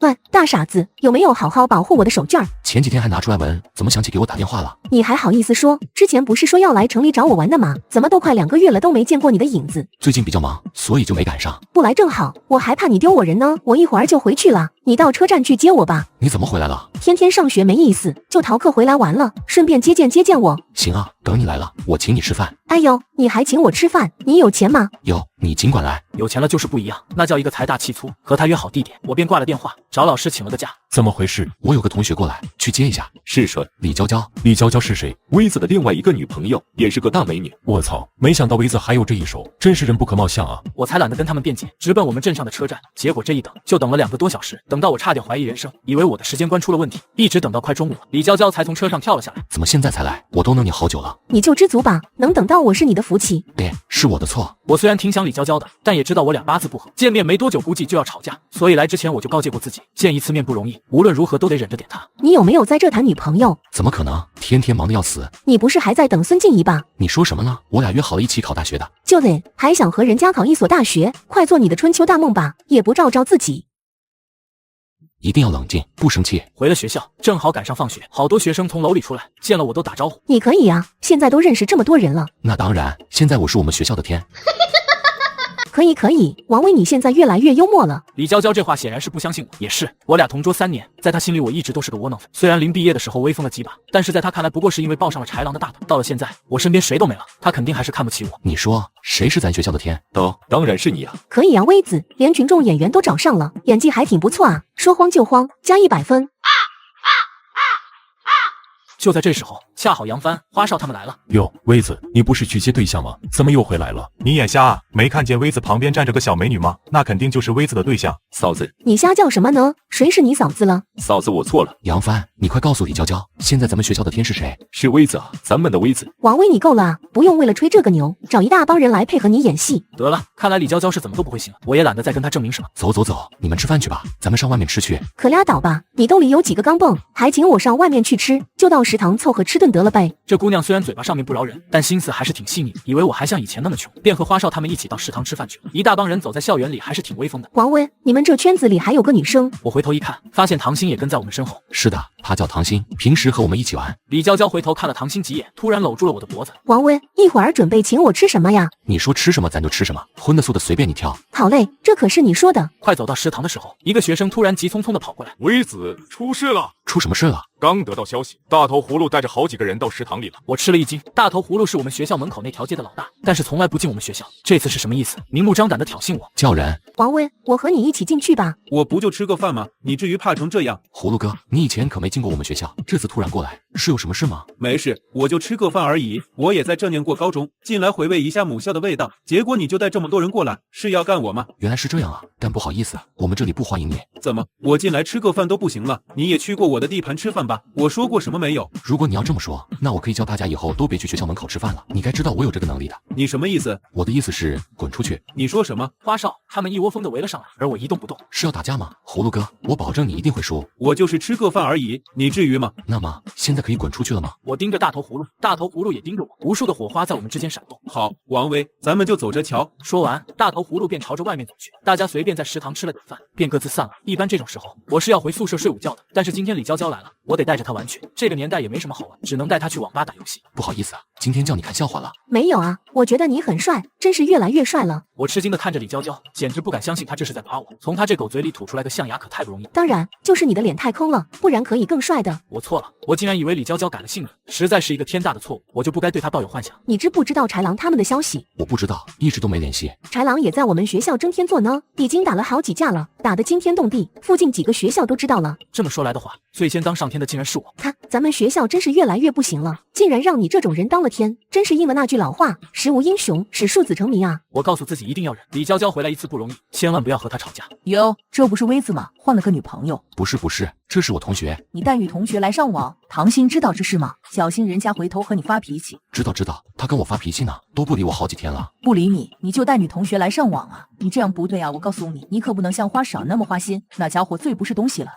我也觉得他不是东西，但我话还没说完，就听见噔噔噔的声音，回头一看，发现李娇娇已经跑出了网吧。我哀哀的叫了2声，赶紧跑到外面去追。干嘛啊你？不是说好玩游戏吗？你放开我！不放，你说你至于吗？人家不就误会你是我女朋友吗？我已经跟他解释了，你还想怎么样啊？再说当我女朋友就那么丢脸啊？你给我说清楚，你到底什么意思啊？放开我！不放。李娇娇，你疯了是吗？人家就算有点误会，你至于气成这个样子？杨帆之前也叫你嫂子，也没见你这么大气啊！你再这样我叫了。你叫吧，叫破喉咙也没人管你。这条街是我照的。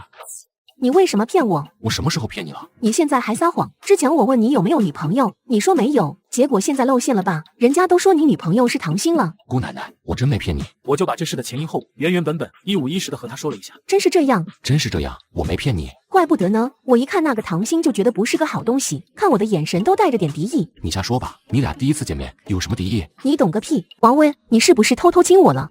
没有啊。王威，那可是我的初吻，竟然就这么没了，你得给我一个解释，不然这事没完。解释？这要怎么解释？就是冲动了呗。你不是喜欢孙静怡吗？为什么会对我冲动？我也不知道，反正当时就控制不住自己了。你是不是喜欢我？一点点喜欢吧。只有一点点啊？不够吗？一点点不够吗？也不只是一点点了，起码有这么多吧。李娇娇看了一眼我的手，没有说话。以后少吃点棒棒棒，臭死了。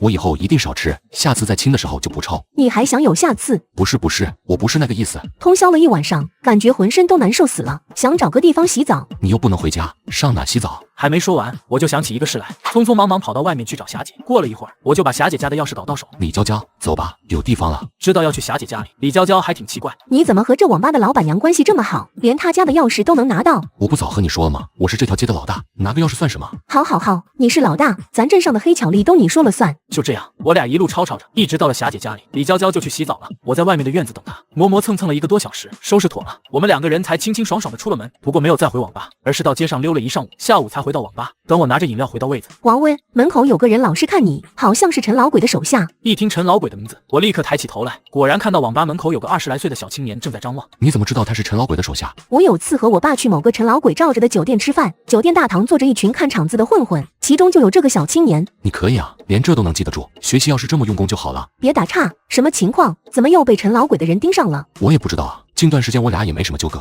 难道说是因为我做了这条街的老大，被陈老鬼给知道了，他怀疑我的用心，所以派人来监视我？如果是这样，那我可糟糕了。我正胡思乱想，那小青年突然冲我招了招手，意思是让我过去。你就是这条街新上任的老大？对，我是。怎么？看来老龟那群窝囊废是真不行啊，竟然被你一个学生崽子抢了地盘。你找我有什么事？我问你，你当了老大，怎么没向财神汇报？财神？什么鬼？我为什么要向他汇报？你他妈真是个厨啊！第一天出来混社会嘛，竟然连财神都不知道，回去上学多好，跟这凑什么热闹？不知道就去打听一下，我可没兴趣给你做科普工作。反正3天以后还海天酒店1楼大堂，把你该带的东西带来就行了。说完，小青年转身就走，似乎连一句多余的废话都不愿意和我多说。这时候，霞姐和李娇娇也匆匆忙忙跑出来了。怎么回事？我就把刚才小青年的话和他俩说了一下。你不知道财神？我真不知道，霞姐给讲讲怎么回事。财神是陈老鬼的人，专门负责管账的。据说以前是个大学教授，陈老鬼的生意才蒸蒸日上，所以才有了财神的名号。财神既然是给陈老鬼管账的，那为什么我当了平民街的老大要给他汇报？微子，看来你是真的什么都不知道，我还以为你身边会有人告诉你呢。看来你们对咱们镇上的情况真是一点都不了解。霞姐别卖关子了，赶紧把事情都告诉我。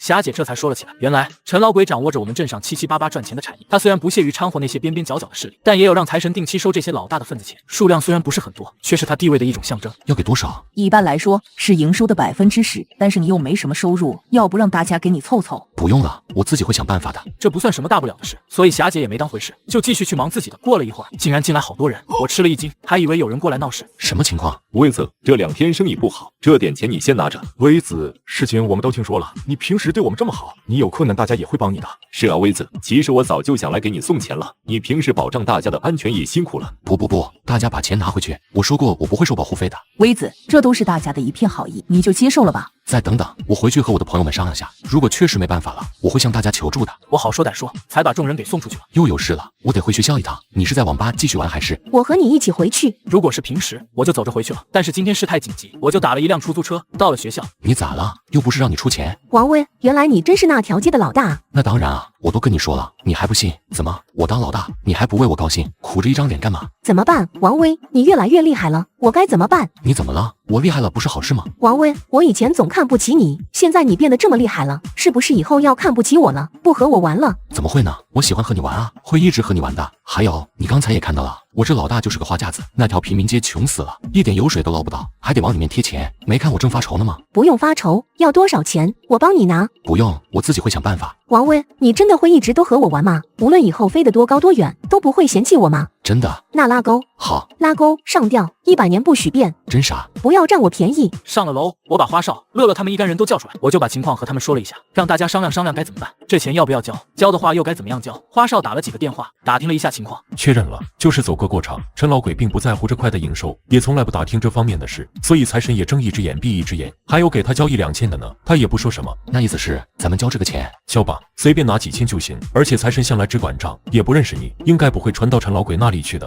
好。散会以后，李娇娇坐在外面的椅子上都快睡着了，我过去把她摇醒。怎么样了？3天以后我去交钱，到时候我能不能和你一起去？我也想看看财神长什么样。时间很快就到了3天之后的晚上，我给财神准备了3000块钱，带着李娇娇往海天酒店。酒店暂时封闭1小时。我是来找财神的。找财神干什么？我是平民街的老大，来给财神送份子钱的。靠，平民街真是越来越不行了。结果进了大堂就有点傻眼，一看就不是好人的那种。财神收我个钱，至于搞这么大阵仗吗？大家快看啊，平民街的老大来了！好，平民街的老大真是个学生崽子。一开始听说的时候我还不信呢，老龟他们也太废了吧，竟然败在一个孩子手上。虽然平民街也不是什么好地方，但是现在什么人都能当老大了吗？所有声音就像一把把刀子刺进我的胸膛，有一刹那我甚至怀疑这是不是个套，是不是陈老鬼故意把我引过来嘲讽我、讥讽我的。但是当我把目光投向始作俑者，也就是那个最先说快看平民街老大来了的人，才恍然间明白了一切。呀，我当时谁呢？这不是上次去我们学校吃饭，最后被我灰溜溜赶走的那个大头葫芦吗？你说什么？大头葫芦怒目圆睁，直接就朝我走了过来。大堂里其他人个个都是一副看热闹不嫌事大的。说不定这小子真有几分本事，大头葫芦要小心了。放屁！老子把他的脑袋拧下来！大头葫芦很快就来到我的身前，直接伸手就来掐我的脖子。干什么呢？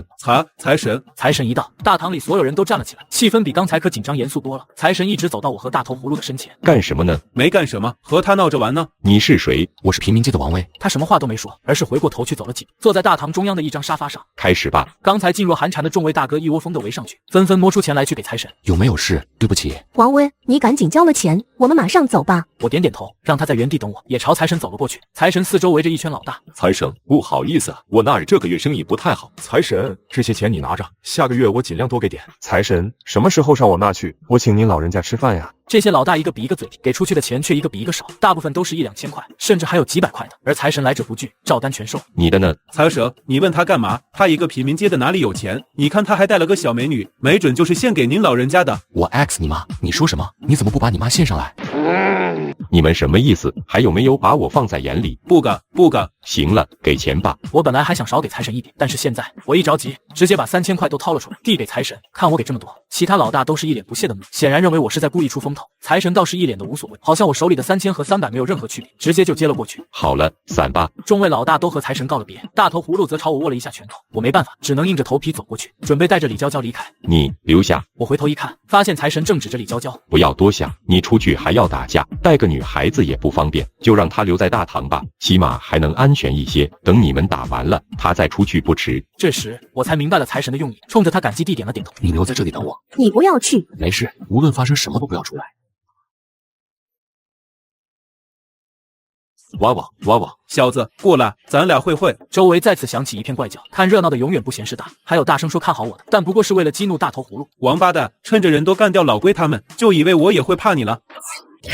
真是个窝囊废，竟然被我一个小孩子给打了！给我弄死他！一瞬间里，他身后的2、3个人便齐齐朝我扑了过来，手里的钢管也咕噜噜跌在了一边，几个人轮番拳打脚踢，把我打得翻来滚去。X 他妈的，都让开！老子今天要弄死他！几个人都让开了，我躺在地上呼哧呼哧的喘着气，四周的起哄声也更烈了，好多人都在喊着干死他，干死他！大头葫芦被这种气氛感染，狠狠一甩手朝我砸下来。王威，我一看见他，顿时就有点头大，我自个挨顿打真没什么，我就怕事情牵连到他的身上。不要过来！李娇娇却不听，仍旧朝我这边跑来。老子让你不要过来，你他妈没有听见？不要拖累我行不行？还好他一动不动，没有再往前走一步了，只是一张脸上写满了恐慌、害怕、无助。我突然很后悔把他带到这里了，这得给他造成多大的心理影响。这次给你个教训，别以为自己当个学校的天就有多牛逼了。以前我不进你们学校，那是给人家陈峰面子，你算个几把毛啊！骂完之后，大头葫芦还往我脸上狠狠吐了一口，才带着他的人离开了。李娇娇才跑了过来。王威，你怎么样了啊？你怎么来了？我听人说在医院见到你了，我还不相信，就过来看看你怎么在这。威子，你是怎么回事？叔叔，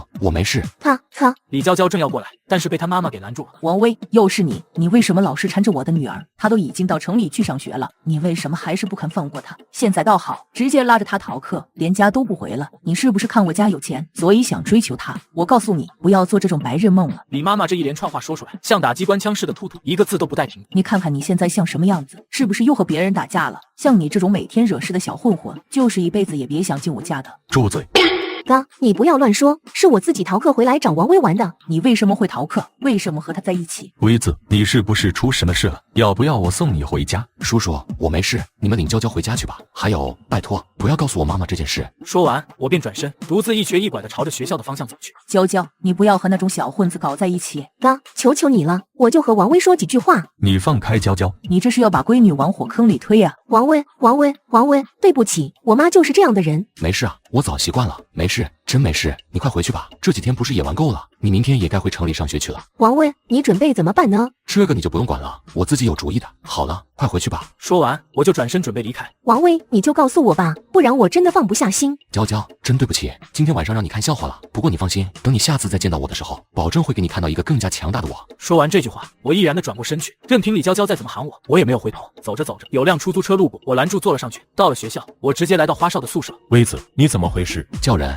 都别睡了，都起来，起来！花少让别人去叫人了，自己陪我坐着。威子怎么回事？这时乐乐直接拿着把棒子冲了进来。谁干的？去弄死他！胡峰，胡峰是大头葫芦的大名。在我说出这个名字以后，宿舍里的众人都是倒吸一口凉气。胡峰是谁？是大头葫芦。坐，去找他。我在一众人的陪同下往外走去，一直到下了楼。威子，你知道胡峰现在在哪吗？不知道。番子，你去打听一下，他能不能查出来？不用，咱们现在就上外头那条街，从第一家摊子开始砸。胡峰不是照着外面那条街吗？咱们就一个个砸过去，砸到他出现为止。好，就这么干。于是我继续往前走，大家也都继续跟上，一大帮人哗啦啦的穿行在校园里。威子，你什么意思啊？是不是不敢？不敢的话可以回去，我和其他人去。威子，我不是不敢，那你在这废什么话？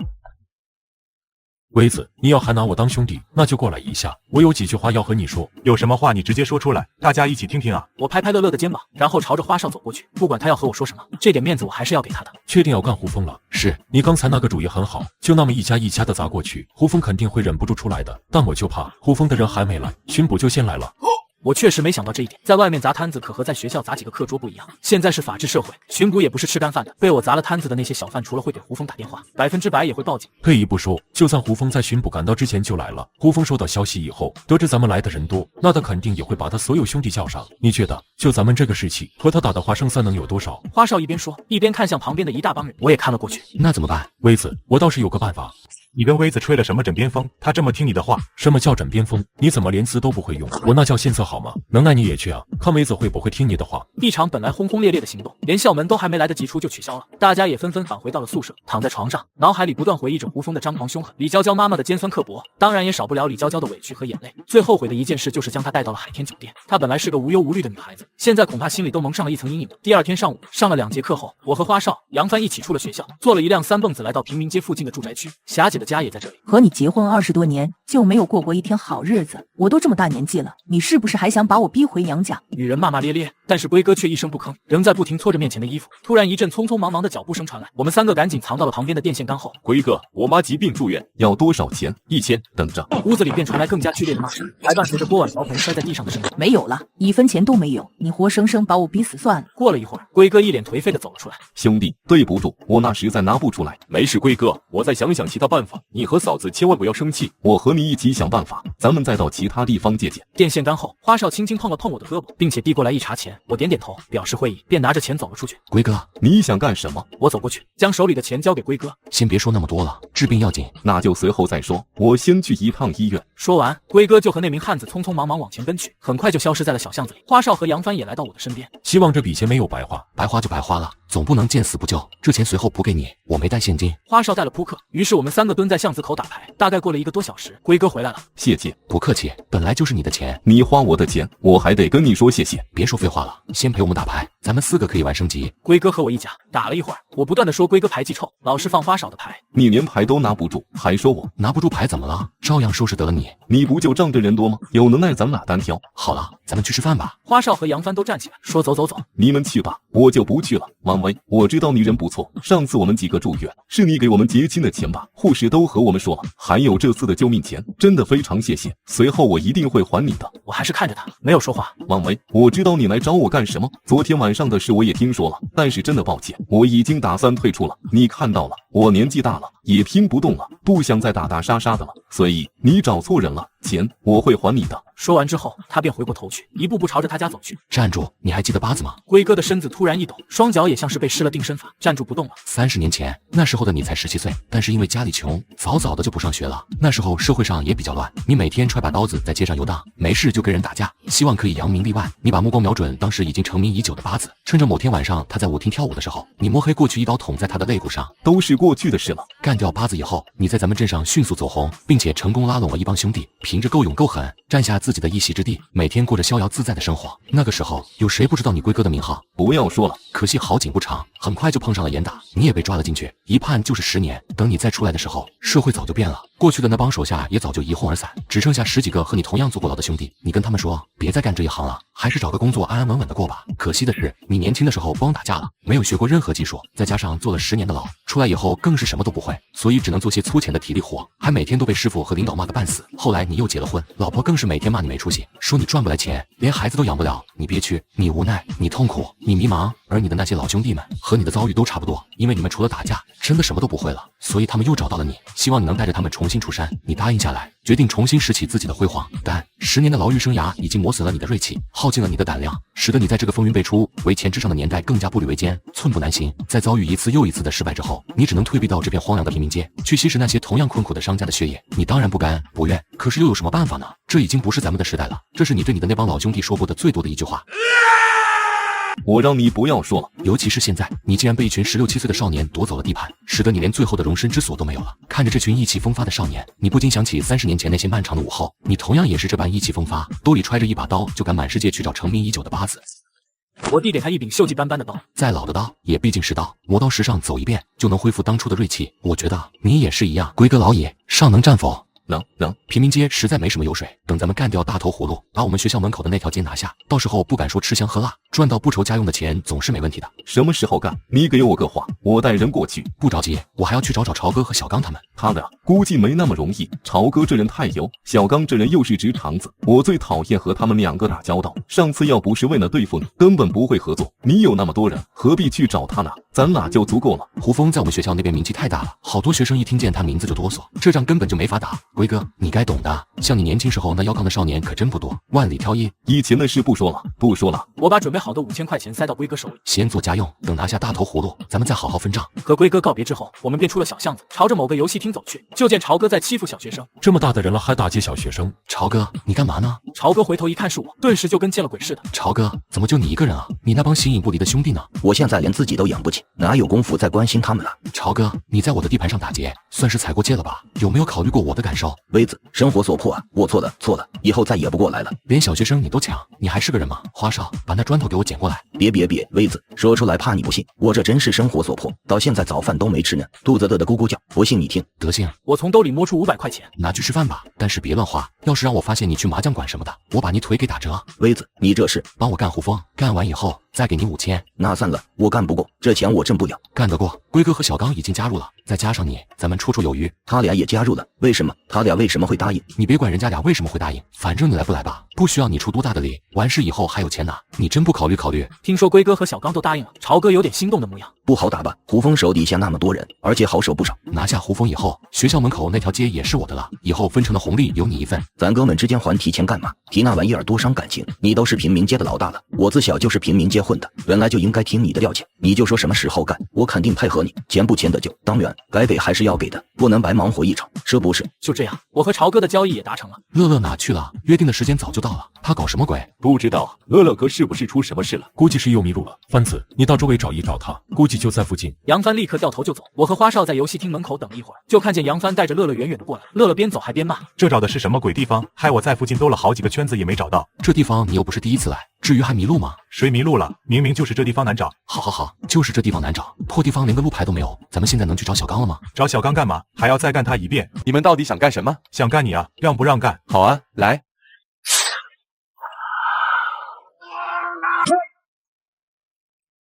还想看乐乐吃瘪了，看来是不行了。给我躺下！你过来呀！我认输，你厉害。呵，不就输了一场，至于这样吗？再说被我打败，那不是很正常的一件事吗？为什么？跆拳道可是我从小就练到大的，在这条街上就没遇见过对手，为什么到现在连一个孩子都打不过了？想知道原因吗？你说。我准备打胡峰，你帮我一把，帮完我后，我告诉你原因。你利用我？对，你不是想知道原因吗？你这跆拳道从小练到大，据说少年时候还在省里拿过奖，这一直都是你引以为傲的本事，甚至开了道馆教徒，到现在却连一个野路子的学生都打不过了。难道你不想知道这是为什么？想，那就帮我，帮完以后，我告诉你。我拍拍小刚的肩，然后站起，带着花少他们离开。对付不同的人要用不同的手段，以为我只会用钱搞定一切吗？厉害，是你厉害，花少，因为我是老大，所以你才这么拍我马屁的吗？迎合领导也是我们的必修功课。明明是我出力最大，为什么没人来敢卸下我？乐乐，你今天太帅了，中午奖励你排骨吃。我们从上午出来，一直到现在，一整天都过去了，什么事都没做，就是收服了3个起初被人认为怎么都不可能收服的家伙。威子，我的主意就到这了，接下来该这么打胡峰，那就是你擅长的事了。没有问题，我会让他死得很难看。3天之后，我在霞姐的网吧把龟哥、朝哥、小刚都叫了过来。这要什么建议？直接和胡峰约个地点，叫上我的人，再叫上他们的人，收拾胡峰绰绰有余了。我的人会来，但是不会来的太多，大概有20-30个，所以还是要靠大家一起努力。为什么？不为什么，他们还要上学，好好学习呢，将来为国家建设4个现代化。当初打我们的时候怎么不说好好学习？威子，不是看不起你们学生啊，上次你们能赢我吗？说到底还是因为人多，这次没了人多的优势，所以要重新计算。明白，龟哥你继续说。所以要打的话，必须要让胡峰放松警惕，打他一个措手不及，而且要一次按死，省得以后再冒头。另外一边，你得和这片的派出所搞好关系，否则以后会很麻烦。我立刻请求龟哥帮我牵线搭桥，晚上我就在龟哥的引荐下，和分管我们这片的一位叫做小孙的警官见了面。我把花少的手机号码留给了他，差不多都妥了以后，我便开始实施下一步计划。我叫了花少、乐乐，在我们学校门口的烧烤摊上喝爽歪歪。怎么着，威子，是不是故意给我找事呢？就是来吃个饭，这你都不让了？吃饭当然可以，但是你别老这么闹腾，行不行？我就闹，你要怎么着？王威，你到底什么意思？给我画出个道来。我什么意思都没有，就是好端端在这吃个饭，你就来找我麻烦，你什么意思啊？王威，我知道你不服气，一心都想着干我是吧？但你也应该明白，就你那些学生崽子根本没法和我作对，你说你这是何必呢？非闹得不可开交是不是？哎， X 你妈的，你看不起谁呢？我们学生照样能弄死你。行了，你不怕死，那咱们就干一架呗。给我弄死他！在这干什么呢？是不是想吃牢饭了？都给我滚回家去！没有，和几个朋友闹着玩呢。别给我整事啊！我今天可心情不好。小子，要不咱们换个地方？行啊，就对面那公园，我在里面等你。说完，我就领着乐乐他们朝那公园走去。走了几步，我还悄悄回头看了一眼，胡峰正和旁边的兄弟交代着什么。那汉子急匆匆地离开现场，我们几个一字排开，静静地等待着胡峰。胡峰至少带了20多个人过来。王威，你可以啊，带这么点人就和我打，不知道该说你是蠢呢，还是该说你胆大包天？我就这么点人，你还带那么多人过来？一开始你在烧烤摊闹事，还故意把我引到公园里来，我还以为你给我设了什么圈套，亏我还赶紧叫人，20分钟至少叫了一半的兄弟过来，结果就是这样。王威啊王威，你实在是太让我失望了，就你还学校的天呢，你比起人家陈峰来真是差得远了。看来陈老鬼还是收拾的你太轻，才让你这么不知天高地厚，在这为所欲为。得了，既然陈老鬼放你一马，那我就替他老人家教训教训你吧。都出来吧。你不是说学校没人出来吗？确实没有啊，我查过了的，一个人都没有。那这是怎么回事？别看了，是我们。老龟，你怎么会和王威搞在一起的？不止他，还有我。还有我。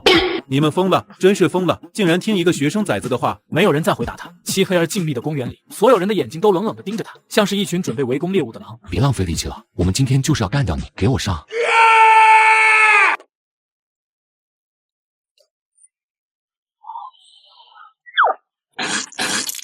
老龟，你他妈！老龟不是你能叫的。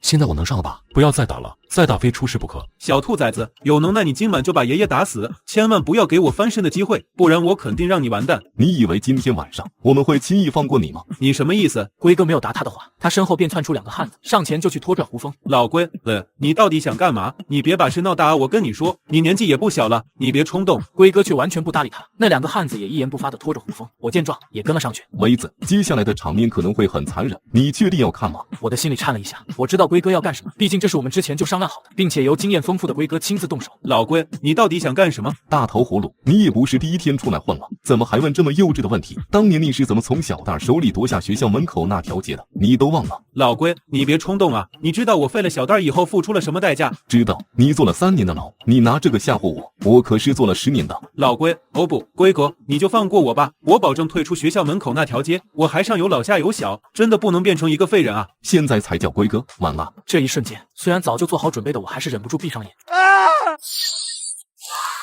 葫芦，现在你有2条路，一条是出去之后立刻报警，那我100%会坐牢，这个你我都懂。另外一条就是咱们撕了，我赔你一笔钱，足以让你下半辈子生活无忧。就像你说的，你上有老下有小，你分了以后，地盘也会被我们抢走，就没人再养他们了。所以我劝你选后面一条，这样对咱们2个都好。你说呢？你可以选第1条，就像当初的小蛋儿，因为不服气你，虽然被你废了，但一出门还是把你告了，也让你付出3年的牢狱之灾。但是后果你也看到了，你坐牢出来以后，仍旧是这条街的老大，每天吃香喝辣。而当初同样风光的小蛋儿，却只能每天坐轮椅出行，连最基本的生活都保障不了。上个月我见到他还在垃圾箱里翻东西吃，看见我了赶紧就跑。你不会想成为第2个小蛋儿吧？我选第2条。聪明。老龟这才站了起来，看了看旁边的人，胡峰的兄弟，默默地把他们大哥给抬走。龟哥辛苦了，很久没做这样的事了，有点生疏。威子，你真可以，竟然一点事都没有，看来我确实没看错人。哪儿啊？刚才我都快吓死了。不过龟哥，咱们要给胡峰多少钱才够？那个不着急，反正外面那条街都是你的了，那就是一座取之不尽的金矿。这笔钱慢慢再给胡峰不迟，只要现在先稳住他，别爆沟就行。高明、花少、乐乐他们走了过来，情况怎么样？没事了，以后外面那条街是咱们的了。哎呦，那得出去庆祝一下。超哥，你怎么就知道吃？那必须啊，我中午饭都还没吃，就等着晚上这一顿呢。老板告诉你一个秘密，胡峰已经被我干掉了，以后我就是这条街的老大。真的啊？那我以后得把份子钱给您。朝哥就像800年没吃过东西，点了一大堆的肉。龟哥，今天晚上真的谢谢你了，从你身上学到不少东西。是我该谢谢你，我都没有想到自己竟然还能再有今天。龟哥，你的野心应该不止满足于此吧？读高中的时候，我到网吧找唐鑫，没想到他黑胖老公，竟带10几个人围堵，谁料我一声令下，他跪着大吼：“我爸是8头。”什么意思？这条街的油水虽然还行，但也仅限于还行而已，因为大部分都是流动摊贩，连一家像样的实体都没有。再加上现在人也多了，我还打算把胡峰的人也吞并了。那榨出来的油水其实刚够咱们果腹而已，所以我觉得咱们有必要再发展一下。当然，龟哥如果觉得这就够了，我不会为难你的，以后这条街的收入肯定有你一份。可没那么容易，我知道，可我还是想拼一拼，先把这条街完全吃透再说吧。好高骛远可不是什么好习惯。是做完了，现在可以告诉我原因了吗？小刚，你觉得我实力怎样？还可以吧，对你这个年龄来说，已经算是佼佼者了。我也觉得我还可以。曾经我以为我和乐乐差不了多少，我也和他打过，几乎不相上下。不可能，不相上下只是表面上的，最终我还是输给他了。这也是我认为我比他差不了多少的原因。但在后来看你们两个打过以后，我才发现，原来这小子的实力不是固定的。就是遇强则强。那小子是个战斗型天才，你输在他的手上并不奇怪。我也是天才啊，那就继续向他挑战，以你天才的名义。小刚咬着牙站起来，朝着乐乐走去。两人嘀咕了一阵子，便一起朝着后面的走去。你笑什么？笑你手段实在是高。以小刚的脾气，只要一天打不过乐乐，就会一天都待在你这个队伍里。对付不同的人，要用不同的手段。过了一会儿，小刚和乐乐回来了，两人看着都是鼻青脸肿。不过小刚一脸垂头丧气，而乐乐却是得意洋洋。小刚打不过你还要硬打，图个什么？我迟早有一天会打败你。好啊，我等着你。这天晚上，大家都喝得大醉，每一个人都很兴奋。这条街是老子的了。这天晚上，我是被人扶回寝室去的，一睡就睡到了第二天下午的黄昏。杨帆走了进来，给我带了一份炒米。怎么样啊？挺顺利的。胡峰的那些兄弟呢？树倒猕猴散，都知道胡峰不行了，所以就各谋生路去了。有一部分来问过咱们能不能加入，也有几个还陪在胡峰身边，尽心尽力的照顾着他。再让他们一段时间，等他们走投无路的时候再吸收进来。还有什么事吗？唐鑫这几天都没来上课，除了睡觉时间回来以外，其他时间几乎都待在网吧玩游戏，谁都劝不住。你怎么不早点告诉我？看你俩最近不太对头，所以就没敢和我说。走，一到网吧，霞姐就迎上来和我打招呼。微子，你可劝劝他吧，反正我是劝不住。听说他在游戏里还找了个什么老公，还是咱们镇上的，都已经见过面了。我一听这话，更是气得不行。这姑娘真打算堕落到底了。你干嘛？刚走两步，身后突然传来一个愤怒的吼声：“放开我老婆！”我回过头去，看到一个又黑又胖的青年站在我身后。魏延，不关你事，你先回去吧。老子让你放开我老婆，你是不是聋了？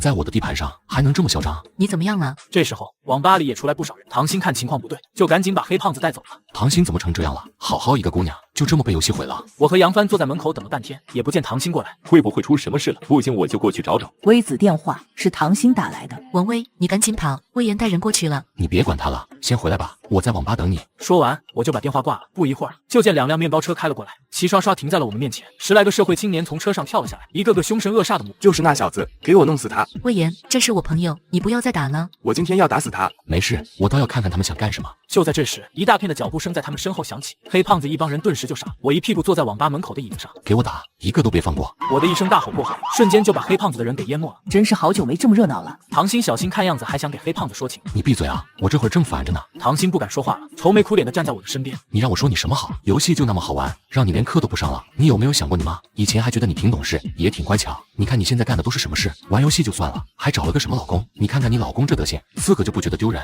就是在游戏里面瞎玩，我看他对我挺好的，就和他结婚了。结完婚才知道是一个地方的，他要来找我，我没同意。谁知道他就一个网吧一个网吧找，最后就被他给找到了。你看看危不危险？万一他要是把你掳走怎么办呢？我在霞姐这能有什么事？是啊，唐鑫在我这能出什么事？就算那人要掳走唐鑫，我也不会看着不管的啊。霞姐，你就别帮他说话了，我老早就想骂他了，一点自制能力都没有。霞姐也被我一顿训，只好不说话了，摸着唐鑫的头安慰他：“你不是每天和那个李娇娇玩吗？还有空来管我？人家李娇娇比你好多了，人家玩游戏就是消遣，玩完了该干嘛就干嘛，什么都不耽误。你看看你，几天没去上课了，学校都快把你开除了，知不知道？”李娇娇好，那你找她去呀，还来管我干嘛？我在网吧都玩好多天了，也没见你过来搭理过我一句。今天是心血来潮才想起来我了吧？你还好意思说？是我不搭理你的吗？之前我也没少和你说话吧？是你发神经似的不搭理我，我一直都纳闷我是哪惹着你了。那天晚上还好好的，第二天就成仇人一样了。我还让花少他们去问你，一口一个没事，还说你性格本来就这样。唐鑫大姐，你确定你不是来玩我的？是你说你喜欢高冷的女生啊，我后来故意变得高冷，也没见你多喜欢我，不仅不喜欢我，还骂我不理我，你这个骗子！你说你喜欢高冷的女生，却又和李娇娇那样性格的女生打得火热，少说什么你们只是朋友，那天你都偷偷亲人家了，网吧里谁不知道？你这个大骗子！唐鑫突然这一顿骂，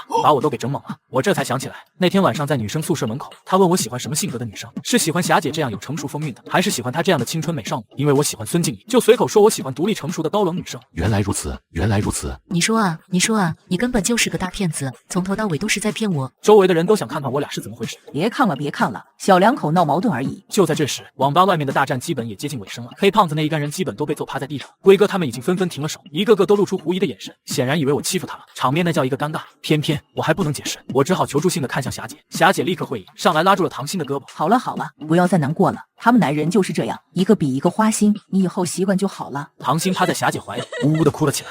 哭的那叫一个伤心和梨花带雨。威哥众人的目光更加狐疑，真叫一个百口莫辩。事情不是你们想的，没事的，威子，年轻嘛，能理解。就在这时，黑胖子从地上爬了起来，我一看到他，又想起刚才被他逼到房顶上了。你看我的鞋好看吗？你不能打我，你说个理由，我就不踹你了。你知道我爸爸是谁吗？我管你爸爸是谁。我爸是八筒，我爸是八筒。你知道我爹谁吗？家父八筒。撞了人就不认错了吗？家父八筒。认错。唐心，我错了。八筒，我还妖姬呢。真的，你是八筒的儿子。一看这个情况，黑胖子以为他爸的名字终于把我给吓着了。现在知道爬了，晚了。我怕你个嘚，可要我管，马上滚！黑胖子吓坏了，连滚带爬的就跑。他们开来的2辆面包车也不要了。咱们和八筒打的话，胜算能有几分？八筒是在体育场那边混的，也属于边边角角的老大之一。我们才刚干掉胡峰，现在又和八筒开战的话，难免引起其他老大的警觉，怀疑咱们是不是想干什么，容易成为众矢之的。那没办法，祸已经惹出去了。八筒要是找上门来，咱们也只能硬着。那肯定的，这俩车子不错，虽然看着旧了一点，以后出去干点什么也方便。朝哥，你还懂这个？朝哥以前开过几年修车行，后来觉得修车哈佛币太少，不如直接去捡。靠，这都什么人啊？我当场就把这2辆车子分配给龟哥和朝哥了。朝哥高兴极了，开上车子就美美的走。龟哥跟我说有情况再叫他，也开上车子走了。这时候我才回头去看唐鑫，他还趴在霞姐的怀里哭着。走吧，回学校去。唐鑫一脸不情愿的走了过来。回学校的路上就我们俩，唐鑫还在小声的抽泣着，我也不知道该和他说点什么。你别哭了，那游戏就是再好玩，也别耽误了学习啊！你妈知道有多伤心啊！走到学校门口的时候，唐鑫突然站住脚步。威子，你跟我说实话，你到底喜欢什么样的女生？比如说你吧，我觉得你开朗又阳光，一直都挺喜欢你的。后来你变了样，反倒让我觉得很怪，没有以前那么喜欢了。那你的意思是说，你也喜欢我了？对啊，我一直都挺喜欢你的，不然能和你在一起玩吗？不是，我说的不是朋友间那种喜欢。我不知道该说什么好了，只能看着他摇了摇头，希望他能明白我的意思。算了，反正你就是喜欢本来的我，不喜欢后来高冷的我，对不对？对，你该是什么样就是什么样，没必要伪装自己，那样多累。走吧，我们回去上课。回到学校以后，正是下课时间，花少他们已经听杨帆说过之前的事了，都围着我打听一些细节。暂时还没事，那个八筒要是赶来的话，咱们就给他一点颜色看看。说起这个事情，唐鑫也挺不好意思，觉得是他给我们带来了麻烦，不停的给我们道歉。你怎么可以便宜外人？要找老公也是在我们之中找啊！你们也没和我一起玩这个游戏啊！我倒是想嫁给威子，结果人家整天和李娇娇双宿双飞。一场小风波过后，大家就该干什么干什么去了。学生的主业当然还是好好学习，门口那条街上的事交给龟哥他们这些老江湖就好，也用不着我们太多操心。晚上刚上自习，花少就急匆匆来找我。霞姐刚才打来电话，八筒到有家网吧去了，点名要求见你。他带了多少人？听霞姐说就2个，一个是他自己，一个是他儿子。八筒这是什么意思？看不起我，单刀赴会，还是对他自己太有自信，或是给我安排了一个圈套？花少立刻转身去楼上叫乐乐、杨帆、韩江他们，等我们的人都集中的差不多了。听到消息的唐鑫也急匆匆跑出来。需不需要我的帮忙？或许我能和八筒的儿子说说情。你给我待在学校，哪都别去。我带了大概20-30人来到我们学校门口，龟哥、朝哥、小刚也得到消息，已经在这里等着了。上车，八筒磨蹭到晚上才来，肯定已经把你的底细摸清楚了。他现在过来，无非2个原因，一个是想和谈，一个是给咱们布下圈套。但以八筒的实力，实在没有理由要和我们和谈，是不是？更何况挨揍的是他亲儿子。对，那就很有可能是个圈套。对，有多少人，上多少人，看看他玩什么把戏。谈好以后，我和龟哥立刻出发，到了平民街路口，我们的人都在这里站着等我。四周没有见到一个八筒的人，我和龟哥2人便走向网吧。网吧里面一切都很正常。威子，你过来了。爸，就是他打的我。我看过去，只见吧台旁边坐着2个人，一个正是被我暴揍过的黑胖子，另外一个同样又黑又壮，完全是个放大版的黑胖子，估计就是传说中的体育场八筒。王威，原来是你。爸，就是他打了我。你胡说什么呢？你知道他是谁吗？他是爸爸的朋友。挨了一巴掌的黑胖子目瞪口呆，霞姐也愣住了，就连我都傻了。我和八筒啥时候成朋友了？爸，黑胖子脸上5道指头印，还一脸委屈的模样。和下午那个说我爸是八筒，你们怕了吧的张狂模样简直判若两人。一天天净在外面惹事，不想搭理你吧，你还来劲了。多大了还得让我给你出头，还嫌我这张老脸丢的不够。这次倒好，直接惹到我朋友头上来了，活该你被人家打。八筒一阵骂骂咧咧，引得网吧好多人都看过来。威子，原来你和八筒是朋友啊？那还搞这么大阵仗干嘛？我根本就不认识他，也就在海天酒店见过一面。要不是你说他的名字，我到现在都不知道他叫什么。那是怎么回事？是不是咱们干掉了胡峰，八筒觉得怕了，不敢找咱们麻烦？可能啊，这种事在道上挺常见的，最多让他不敢看不起你了。要说怕你还不至于。这八筒到底玩的是哪一出？我俩在这窃窃私语的时候，八筒已经把他儿子训得鼻子不是鼻子，脸不是脸了。给人道歉，对不起。没事，以后脾气好点，别动不动就打人，这又不是你们体育场。王威，不生气了吧？没事没事，年轻人嘛，脾气爆点可以理解。我这话说的老气横秋，其实我比黑胖子还小着好几岁呢。但是这个场面我也说不出其他的话来。看看人家，再看看你，你要是有人家一半沉稳，我就谢天谢地了。孩子嘛，调皮一点正常，以后再慢慢教育。我俩好久没见面了，这次要好好聊聊。走，我请你吃饭。这是我的地盘，哪能让你请吃饭了？走走走，我请你吧。就这样，我们一起出了网吧，随便找了个摊子坐下来。我俩越聊越投机，颇有一种酒逢知己千杯少的感觉。借着奶劲，当场就要和他跪地结拜。你要是看得起我，我以后就叫你一声大哥。好，我以后就是你大哥，以后王威就是我兄弟，你见了他得叫叔，懂不？懂了。我和八筒这奶一直喝到凌晨，黑胖子才扶着奶醺醺的八筒离开，说：“我走了，回去的时候慢点，别把你爸给摔着了。”我站在马路边上，看着八筒父子越走越远。八筒这人还真不错，比他那个儿子强多了。要是所有大哥都像八筒这么通情达理，世界早就一片和谐了。站在我旁边的龟哥没有答话。怎么了，龟哥？在这行当的哪有什么好人？好人就不会走这条路了。威子，你知道八筒这个外号是怎么来的吗？怎么来的？因为这人心机很深，号称长了8个心眼，再加上他那个水桶式的身材，所以人人都叫他八筒。八筒和我是一个年代的，一开始并不怎么起眼，当年在我们那批人里都排不上号。但后来国家严打的时候，他是少数没有受到牵连、平安度过的人之一。你说说这家伙得有多厉害？然后呢？没有然后了，我也就知道这么点儿，就是本能觉得这人肯定不怀好意，你应该提防着他一点。当然，这只是我的直觉，我也希望他对你是真心的。我知道了，龟哥是老江湖，吃过的盐比我吃过的饭还多。他说八筒有问题，那八筒不管有没有问题，我都一定要小心提防。第二天我还在宿舍睡觉，杨帆突然闯进来。威子，魏延来了。你有魏延去医院啊？找我干嘛？不是那个魏延，是昨天那个黑胖子魏延。哇哇！我一个机灵，立刻坐了起来。那小子想干嘛？还要打架？不是，他送过来2辆新的面包车。我这才想起来，昨天晚上和八筒喝奶的时候，八筒确实说过要再送我2辆车。我以为他是喝多了随口说的，竟然是真的。走，去看看。来到学校门口，这里已经站了好多人，花少、乐乐、龟哥、曹哥他们都在，就连唐鑫也来看热闹了。说我爸让我来给你送车，一言收下。替我回去谢谢你爸。没事。说我能和小小仙儿说几句话不？我宿醉还没醒，想了一会儿，才想起来小小仙儿是唐鑫在游戏里的。看来这魏延对唐鑫还挺痴情。去吧。得到我的允许，魏延才走到唐鑫那边，两人说起话来，现场比较乱，我也听不清他俩在说什么，只看到唐鑫一脸尴尬，不断的在摆着手，似乎拒绝了他什么，而魏延则一脸的沮丧，看上去都快哭出来了。大手笔啊！据我所知，体育场那边的水也不怎么样。八筒这回可真是下了本。他什么意思啊？以目前来看，他想拉拢你，但拉拢你做什么？就想不明白了。那咱这车还要不要？要啊，当然要，送上门来的哪能不要？龟哥，老奸巨猾。明明你也是这么想的，非得等我说出来呢。你们当领导的都是这样。老话说得好，无事献殷勤，非奸即盗。昨天我虽然和八筒聊得投机，但他今天就白送我2辆车，这事也忒有点邪门了。就是亲爹都不可能对我这么好，所以我和龟哥都断定，八筒肯定是想办什么事才拉拢我。众人还在闹腾的时候，魏延又朝我走了过来，说我想和唐鑫一起去看电影，但是他不同意，你能不能帮我说说？这我可做不了主，只要他答应就行啊，我没什么好说。唐鑫，咱叔都答应了，你也答应吧。谁跟你咱输了？他是你输，可不是我输。还有，他答应了又怎么样？我又不是他的什么。魏延又一脸苦兮兮的看向我，而我耸耸肩膀，做出一副爱莫能助的模，和我告了别后无奈的离开现场。众人也一窝蜂的围上来。到底怎么回事？魏延怎么成了你的侄子，还送过来2辆崭新的车？昨天晚上和八筒喝奶，我俩兄弟相称，所以魏延改口叫我输了。以前我没得选，我现在想选择做一个好人。八筒大哥，你怎么了？算了，你肯定不敢的，你还是太年轻了。八筒大哥，到底什么事啊？不说了，不说了。莫名其妙啊！喂，该去给财神送份子钱了。下礼拜2晚上8点，海天酒店。礼拜2很快就到了，我正上着课，就听见走廊外面传来吵吵嚷嚷的声音。都给老子滚开！我认识这学校的天。外面闹的动静太大，老师奇怪的看着我，我只好走了出去。就见走廊上吵吵成一团。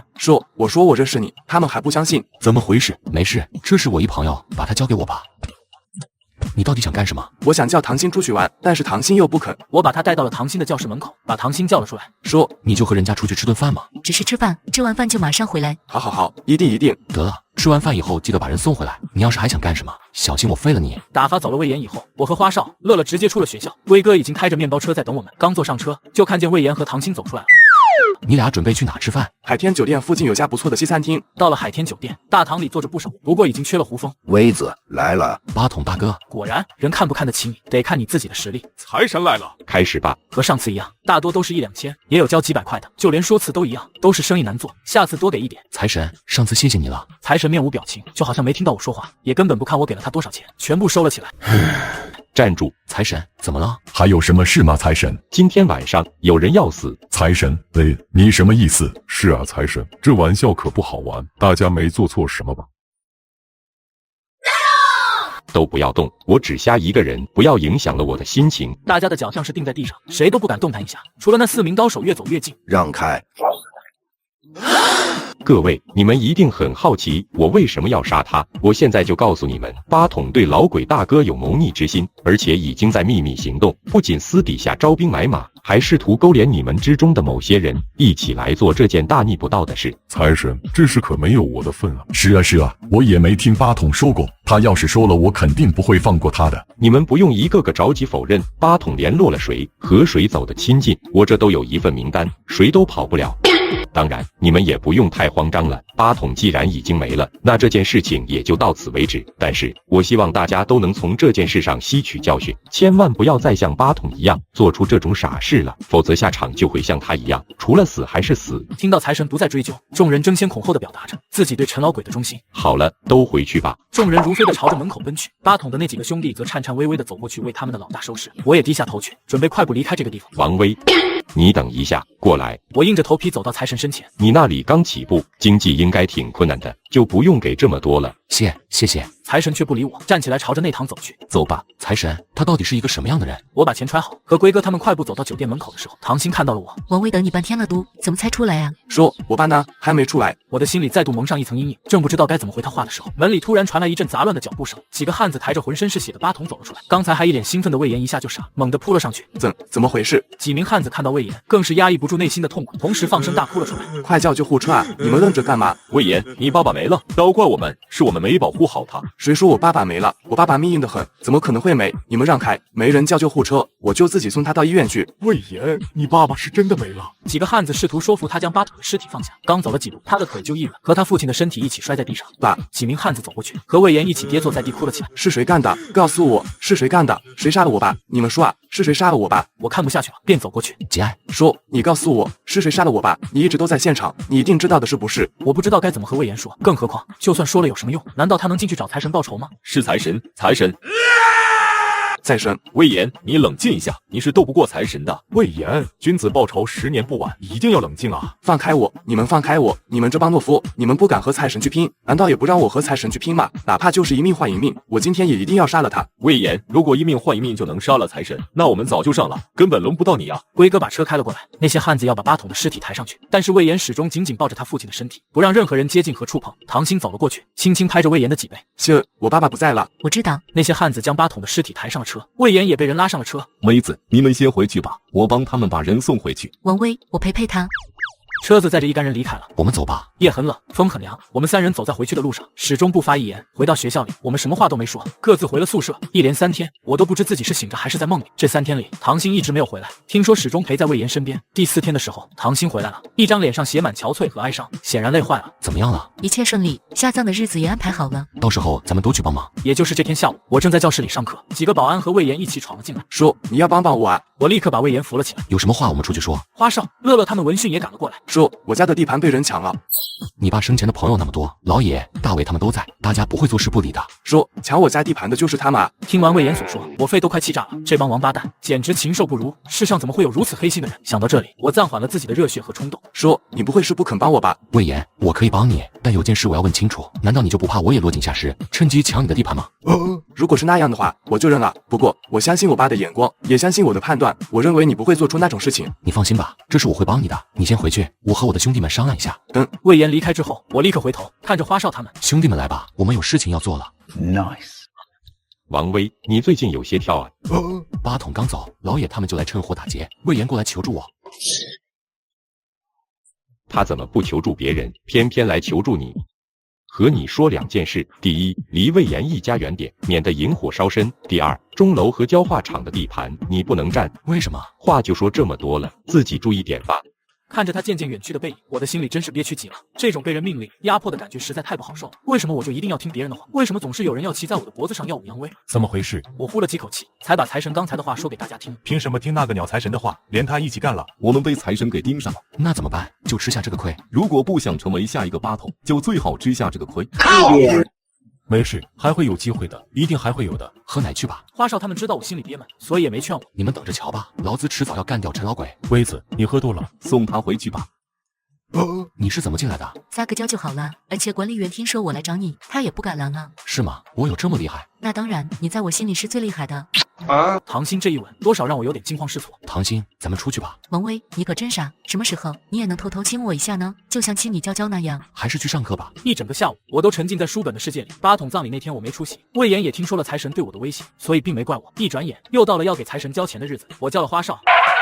老龟和乐乐驱车赶往海天酒店。我一进来大堂，众人瞬间安静下来。这不是王威吗？好久不见你了，最近在哪发财？这小可爱明知道我就平民街和学校门口的街，还故意这么问我，我懒得搭理他，随便找了个位子坐了下来。卧槽！大家快看看是谁来了，是八筒的儿子，体育场的新任老大。面对小刀的挑衅，魏延只是淡淡的看了他一眼，同样没搭理他，便快步朝我走了过来，说：“威子刚来。”怎么着啊，魏延？我和你说话你没听见？你以前还输得叫我呢，现在怎么跟哑巴似的？怎么着？你眼里是不是只有那个王威？你干脆认他当爹算了，反正你爹也没了。你最好立刻道歉，否则后果会很严重。怎么着？想比一比？在财神这我不想搭理你们，要不咱们随后出去玩玩？开始吧。财神，这是我孝敬您老人家的，不是孝敬我，是孝敬老鬼大哥。是，孝敬老鬼大哥。小刀给完了钱，大家这才一哄而上，和之前的情况差不多，普遍都是1000、2000或是几百块钱。走完过场，大家纷纷向财神告别，准备离开。等等，财神让你们等等，是不是都没听见？他妈的耳朵都聋了吗？众人面面相觑，纷纷站住脚步。财神，你还有什么事吗？刚才我在过来的时候，听到有人在这里吵，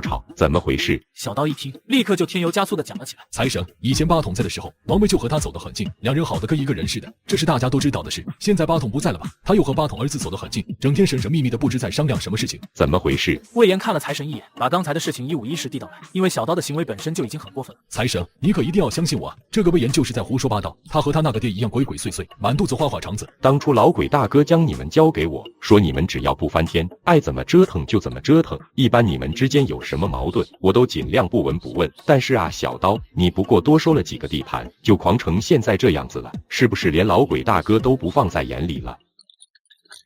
不会的，老鬼大哥在我心里的地位永远不可撼动，我就是吃了雄心豹子胆也不敢。但他再说什么也没有用，4个身穿黑衣的汉子已经悄无声息地走到他的左边。不要，财神，我错了，我再也不敢了。散吧。走出酒店，魏延和我告了别。嘿，还以为那小子要死，原来只是打一顿而已。怎么了你们？那王八蛋被打，不是应该高兴吗？事情哪有那么简单？龟哥，你怎么看？龟子，你和财神到底什么关系？我和他没有关系。那就怪了，我们走吧。其实不光他不明白，连我都不明白。一天中午，唐鑫让我陪他去买衣服，然后挽了我的胳膊出门。看着唐鑫高兴，我也高兴。我俩说说笑笑的出了门。然而就在这时，一辆面包车直接拦在了我俩身前。王威，好久不见了。王威，你赶紧跑，不要管我。别废话，赶紧跑。你走，我拦住他们。回头一看，唐鑫已经朝着小刀他们扑了上去。小刀一把抓住唐鑫的胳膊，冲着我的方向大喊：王威，你再跑啊！你看我会对他怎么样？我跟你走，你放了他，这事和他无关。王威，你是不是当我傻？我把他放了，他回去搬救兵怎么办？你和他一起跟我走，只要你乖乖听话，我保证不动他一根汗毛。我跟你走，你别再动他了。你最好遵守诺言，不然我肯定不会放过你的。放心，我只针对你一个人，只要你乖乖听话，我保证不动他。车子很快开进一个废弃的工厂里，我和唐鑫被押到了大楼里面。小刀，你到底想干什么？不用担心，你很快就知道了。放开他！不要！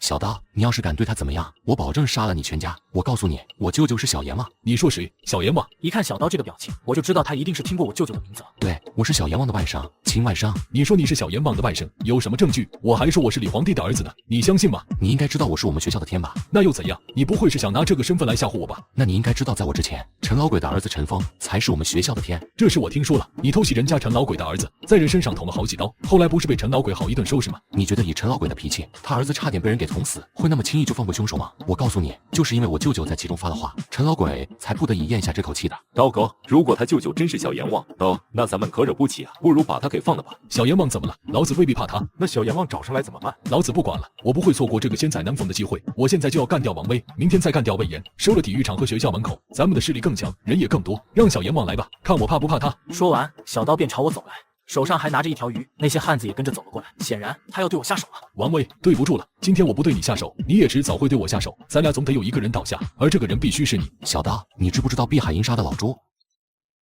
来，深呼吸，我很快的。住手！谁呀？没看到我在办事。小刀，你果然越来越跳了，连我的声音都听不出了。财神，你怎么来了？你在老鬼大哥的地盘上抓人，还问我怎么来了？我和王威解决点私人问题，不是有意要在老鬼大哥的地盘上闹事的。滚！怎么，你想反我？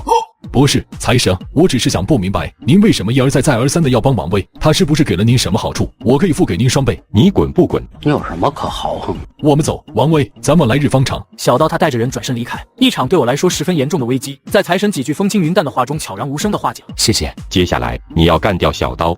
为什么？你没看到吗？他刚才都想干我了，所以你必须要做掉他。不知怎么，我微微有点失望，有一刹那，我好想他能说出我是你舅舅的人这样的话来。我知道了，我会尽快干掉他的。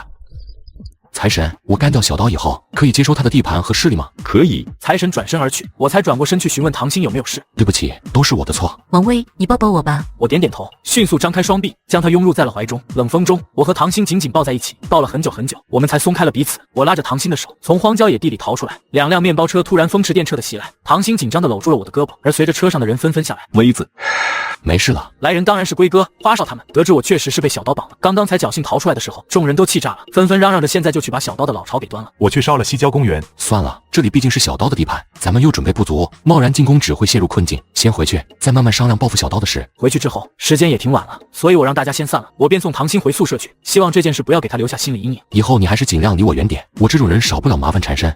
我就要缠着你。你快回去休息吧。王威，你能不能再抱我一下？我犹豫了一下，还是张开双臂，再次将他拥在怀里。我不是嫌弃唐心，哪有男人会嫌弃一个漂亮女孩子的热情拥抱？好想一直这样抱着您。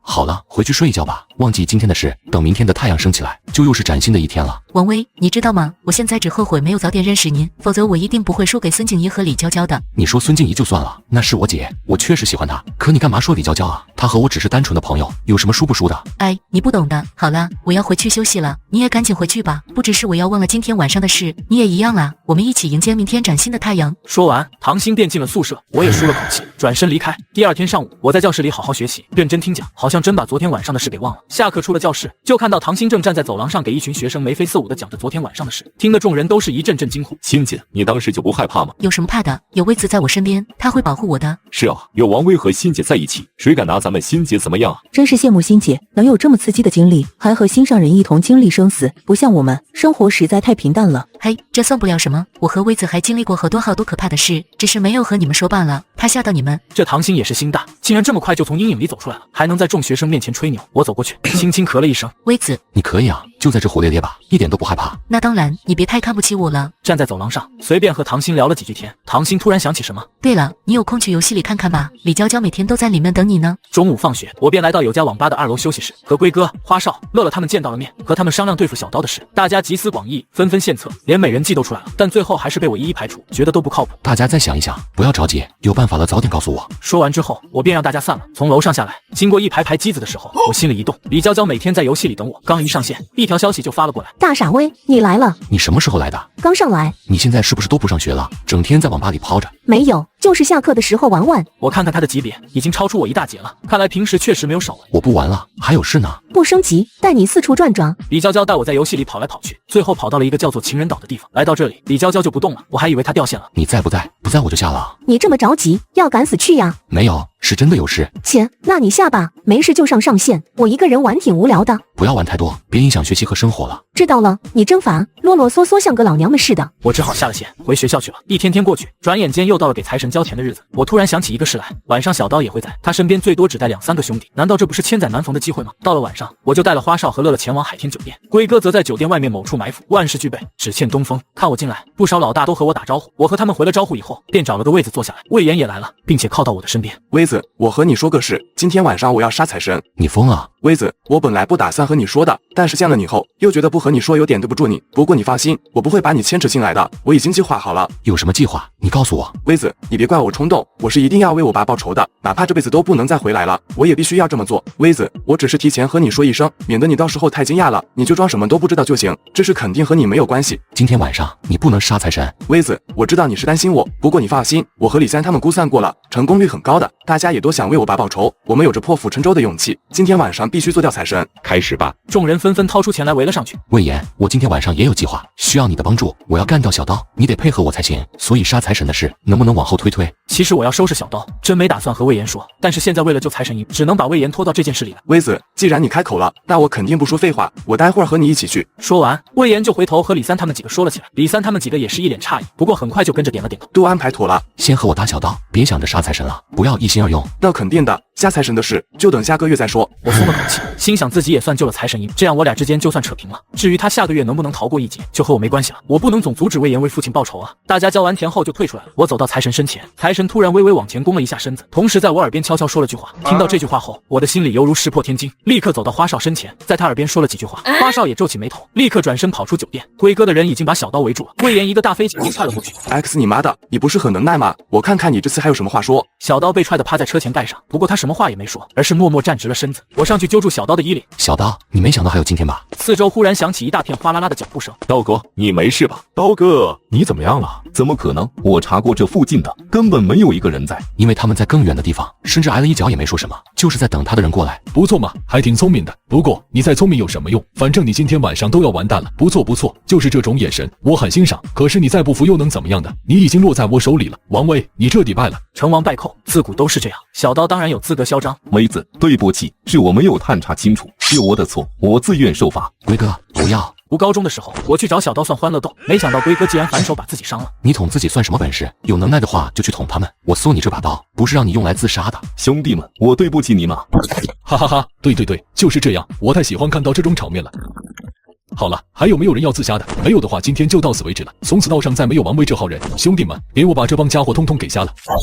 等等，怎么？你不会是要求饶吧？小刀，这次我认栽了。不过我还是想弄清楚，你是怎么知道我今晚要在这埋伏你的？刚才还夸你挺聪明的，原来你是这么的蠢啊！自从上次绑架了你之后，我就知道你肯定不会善罢甘休，估计天天都在琢磨着怎么报复我。但我一直都防备得很好，你根本没有机会找我麻烦。想来想去，也就只有今天晚上了。原来如此。可是王威，你知道吗？今天我虽然赢了，可是我一点都不开心。其实我非常羡慕你，嫉妒你。羡慕我，嫉妒我。干掉我后，他的地盘和势力就能再次扩张，也再没哪个老大能够撼其锋芒，简直堪称人生赢家。何来对我的羡慕和嫉妒？我不明白，拿下钟楼和焦化厂的人明明是我，能力最强的人也是我，财神为什么就是看不起我，还屡屡偏向你？上个月咱们在海天酒店吵架，他就为你出头把我揍了一顿，后来我把你给绑了，准备把你做掉，结果又是他出来救了你。我不明白，我的能力明明不比你差，为什么财神就是看不上我，反而一直在暗中扶持你？你到底比我多了什么？甚至我都能想象出来，今天晚上我把你做掉之后，财神都不会轻易的饶过我，说不定我的下场比你还要惨。财神到底什么来头？他为什么会一而再再而三的帮我？但是那又怎么样呢？今天晚上干掉你后，我的势力就更大了。就是财神，也不是说动我就能动我的了。怪不得财神要让我干掉小刀，看来他估计的一点都没错。他昨天敢冒犯财神，今天就敢直取陈老鬼。好了，陪你们聊天也聊够了，接下来我要干点什么，大概你们也能猜得到了。好了，兄弟们，下手千万不要留情，能废的都给我废了。小刀一声大叫，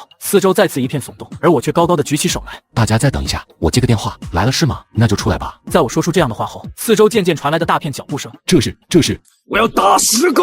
这是你妈了个腿啊！忍你半天了，不停在这叨逼叨叨逼叨，大家还愣着干什么？一起上！现场瞬间就炸了开来，喊杀声和呼喊声响彻在这一片黑暗的地带。龟哥，刚才辛苦你了。没错，刚才那一幕其实是龟哥在演戏而已，未必就是吸引小刀的注意力并拖延时间。之前在海天酒店交钱的时候，财神俯身跟我说的那句话是“螳螂捕蝉，黄雀在后”。梅子，虽然是配合演戏，但我心里确实内疚，是我准备工作做的不足。不，龟哥，你已经做得足够好了。好的，别说那么多，我们尽快把小刀干掉吧。我回过头去，在一片混乱的人群中找到小刀，那里正有好几个人在围殴他。梅子，下一步要干陈老鬼了吧？没有啊，龟哥，那天晚上我是瞎说的，你可别当了真哈。是吗？那我可真有点失望。我觉得咱们现在局面挺好，将来或许真能和陈老鬼对抗一下，你说呢？以后的事就等以后再考虑吧，咱们先解决了小刀再说。你不是不让我去西郊公园吗？我以后偏去。与此同时，四周的混战也基本上进入了尾声，我们这边以绝对的优势碾压了小刀的人。我走过去蹲在小刀面前，有什么话要说吗？没有的话，那咱们就进行下一步吧。我来吧，这次我要自己来。龟哥点点头，将他的匕首递给了我。我拖着小刀往菜市场里面走去，越往里走，气氛就越压抑。刚才还铁骨铮铮的小刀终于开始怕了。王威，算了，我认输了，我以后会离开这的，求求你了，王威，真的不用这样，我保证不会回来，不要。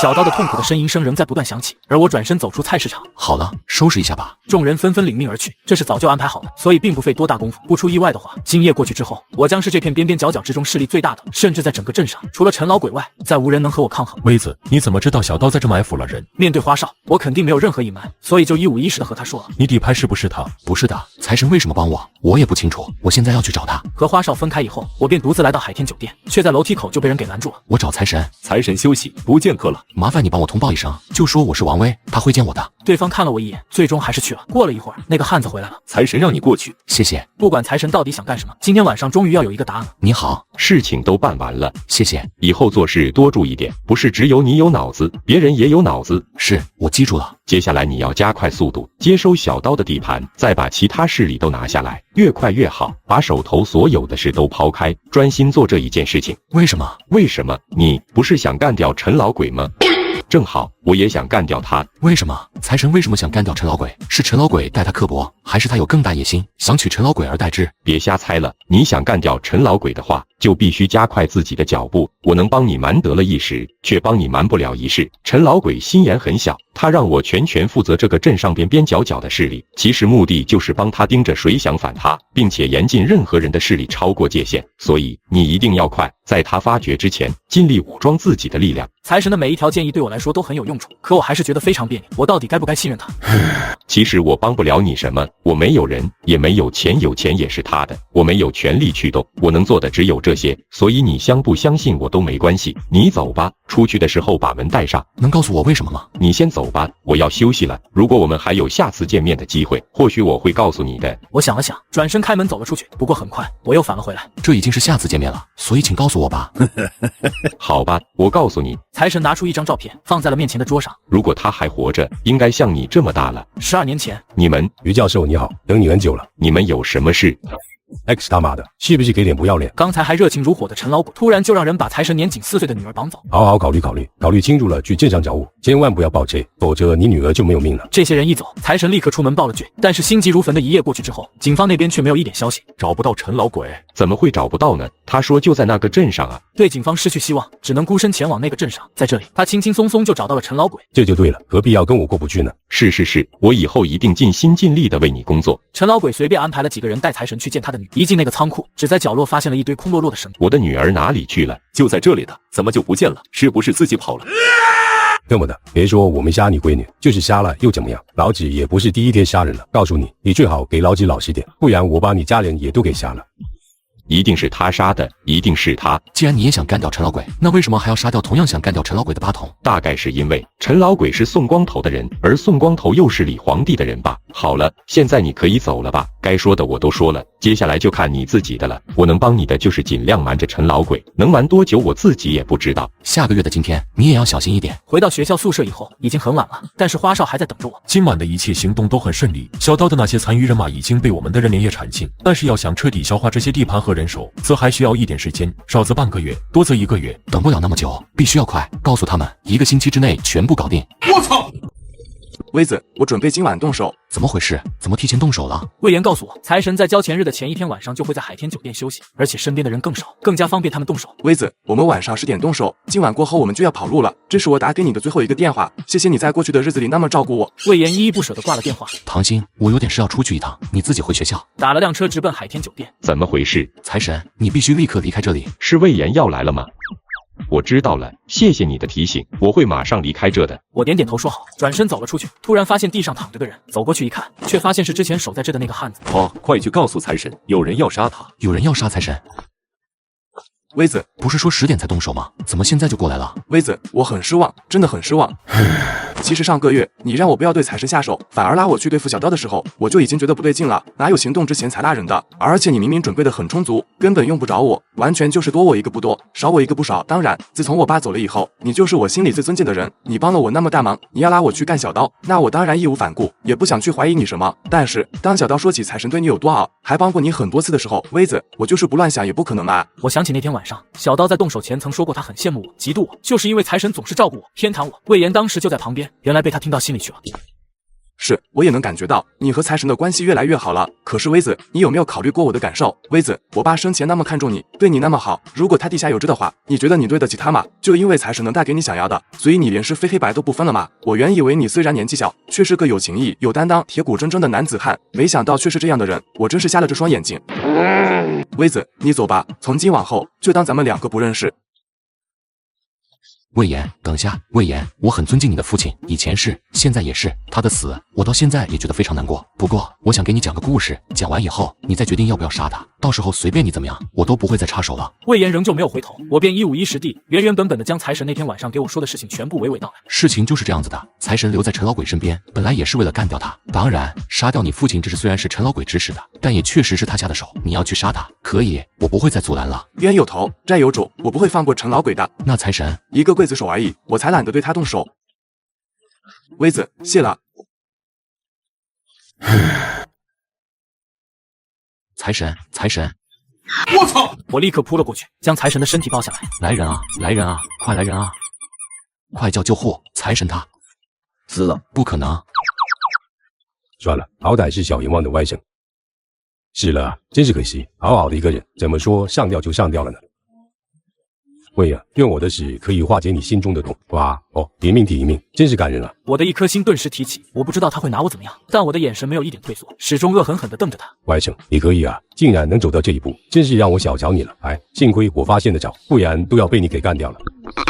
大哥，你就别给他戴高帽了吧，就他还干掉你，这不是异想天开吗？是啊，大哥，咱们是疏忽了点，但还不至于被这小子给挑翻吧？你们不用安慰我，这次确实是咱们大意了。这小子不知不觉就把那些个边边角角全收服了，手底下的人都比咱们还要多了，还和财神搞到了一起。下一步显然就要拿我开刀。哎，不愧是小阎王的外甥啊，这种速度都把我给吓了一大跳。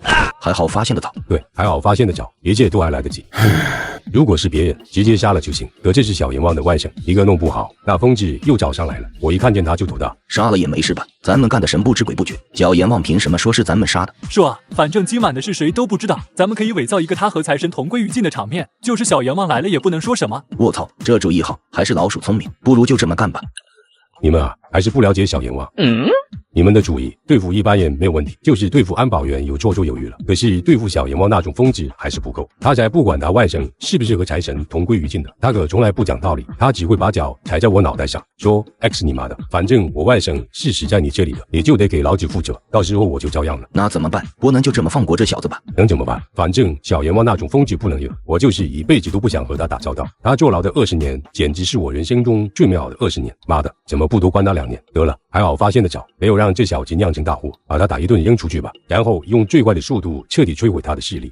这小子虽然把边边角角的势力归拢的差不多了，好在时间也不太长，肯定还不稳固，再加上突然袭击，足够毁掉他们了。这事交给我去办吧。这是非同凡响，还是让老朱去办吧，他经验要比你丰富。我瞪大双眼，气息也变得浓重起来，抬头看向那个胖子，他就是老朱，我舅舅给我的底牌。李爱国让我在走投无路的时候去找的。大哥你放心吧，你尽管回去睡觉，这事我会尽快去办。就这么放过这小子，实在很不情愿啊。行了，老弟，这小子交给我吧。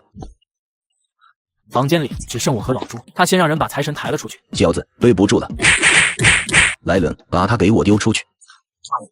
不知过去了多久，四周一个人都没了。我知道老鼠他们要动手了，我必须要尽快提醒大家才行。我艰难地迈起2条腿，朝着我们学校的方向走去。微子，你受苦了。叔，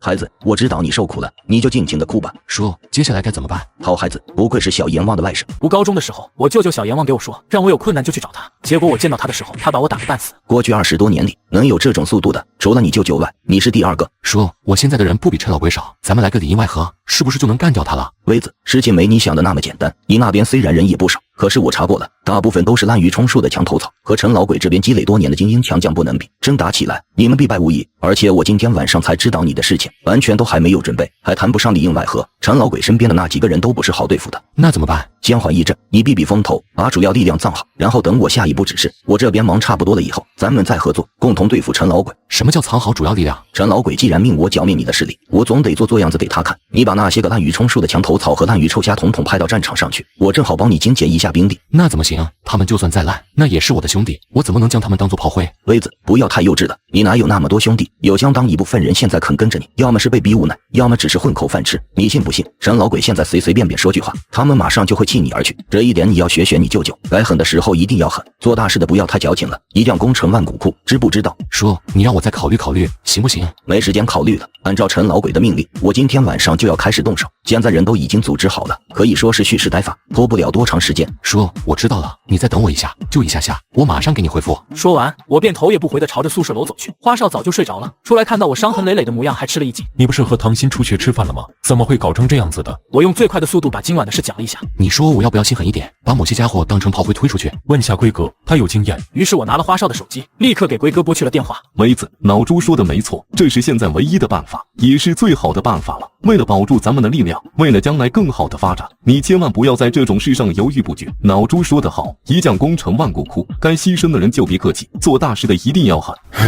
既然如此，那你们就赶紧行动吧，把咱们主要的力量隐藏起来，其他兄弟、其他人都推到战场上去吧。安排好了以后，我怀着一颗沉重的心下楼而去。怎么样了？我和几个兄弟商量了下，已经做好了安排，让那些不重要的人去看场子了。你现在可以动手了。你和你的兄弟商量了？那他们知道我的存在了？叔，你放心，就2个人而已，而且他们绝对忠心。那就好，我知道你一定有分寸的。威子，别太难过了，做大事只要不拘小节，你不要考虑过程，只需要考虑结果就行。这段时间你就先安心养伤，等我那边操作好了，会及时通知你的。叔，我等你的消息。这是我号码，有什么事给我打电话。叔，你把财神弄哪里去了？我可以领回来吗？财神没事，已经被我秘密送到医院去了。之前我是骗陈老鬼的，当时我就怕你坏我事，所以才一直打你，不让你胡说八道。而我却激动的差点流出泪来。财神没死就太好了。老朱离开以后，我便返回了宿舍。怎么样了？一切顺利，老朱已经走了，就是可怜了那些半夜突然被叫起来去看场子的。威子，刚才我也想了，老朱和龟哥说的都没错，你不可能保住所有人的，该推出去的就一定要推出去，就包括我爸我妈做生意，不赚钱的小厂都要及时关闭，混摊子的工人也会清理出去，谁还会养着他们一辈子吗？威子，我先回去休息，你和龟哥说一声，老朱的事情要严格保密。说完之后，我便回到寝室，倒在床上，整个人就像失了魂似的，一动都不动了。第二天，花少告诉我，老朱已经开始行动，我们安排的那些人果然节节败退，完全就招架不住对方猛烈的攻击。乐乐不知道内情，还来砸我的门。为什么不去反抗？我可以带人去和陈老鬼拼。我没理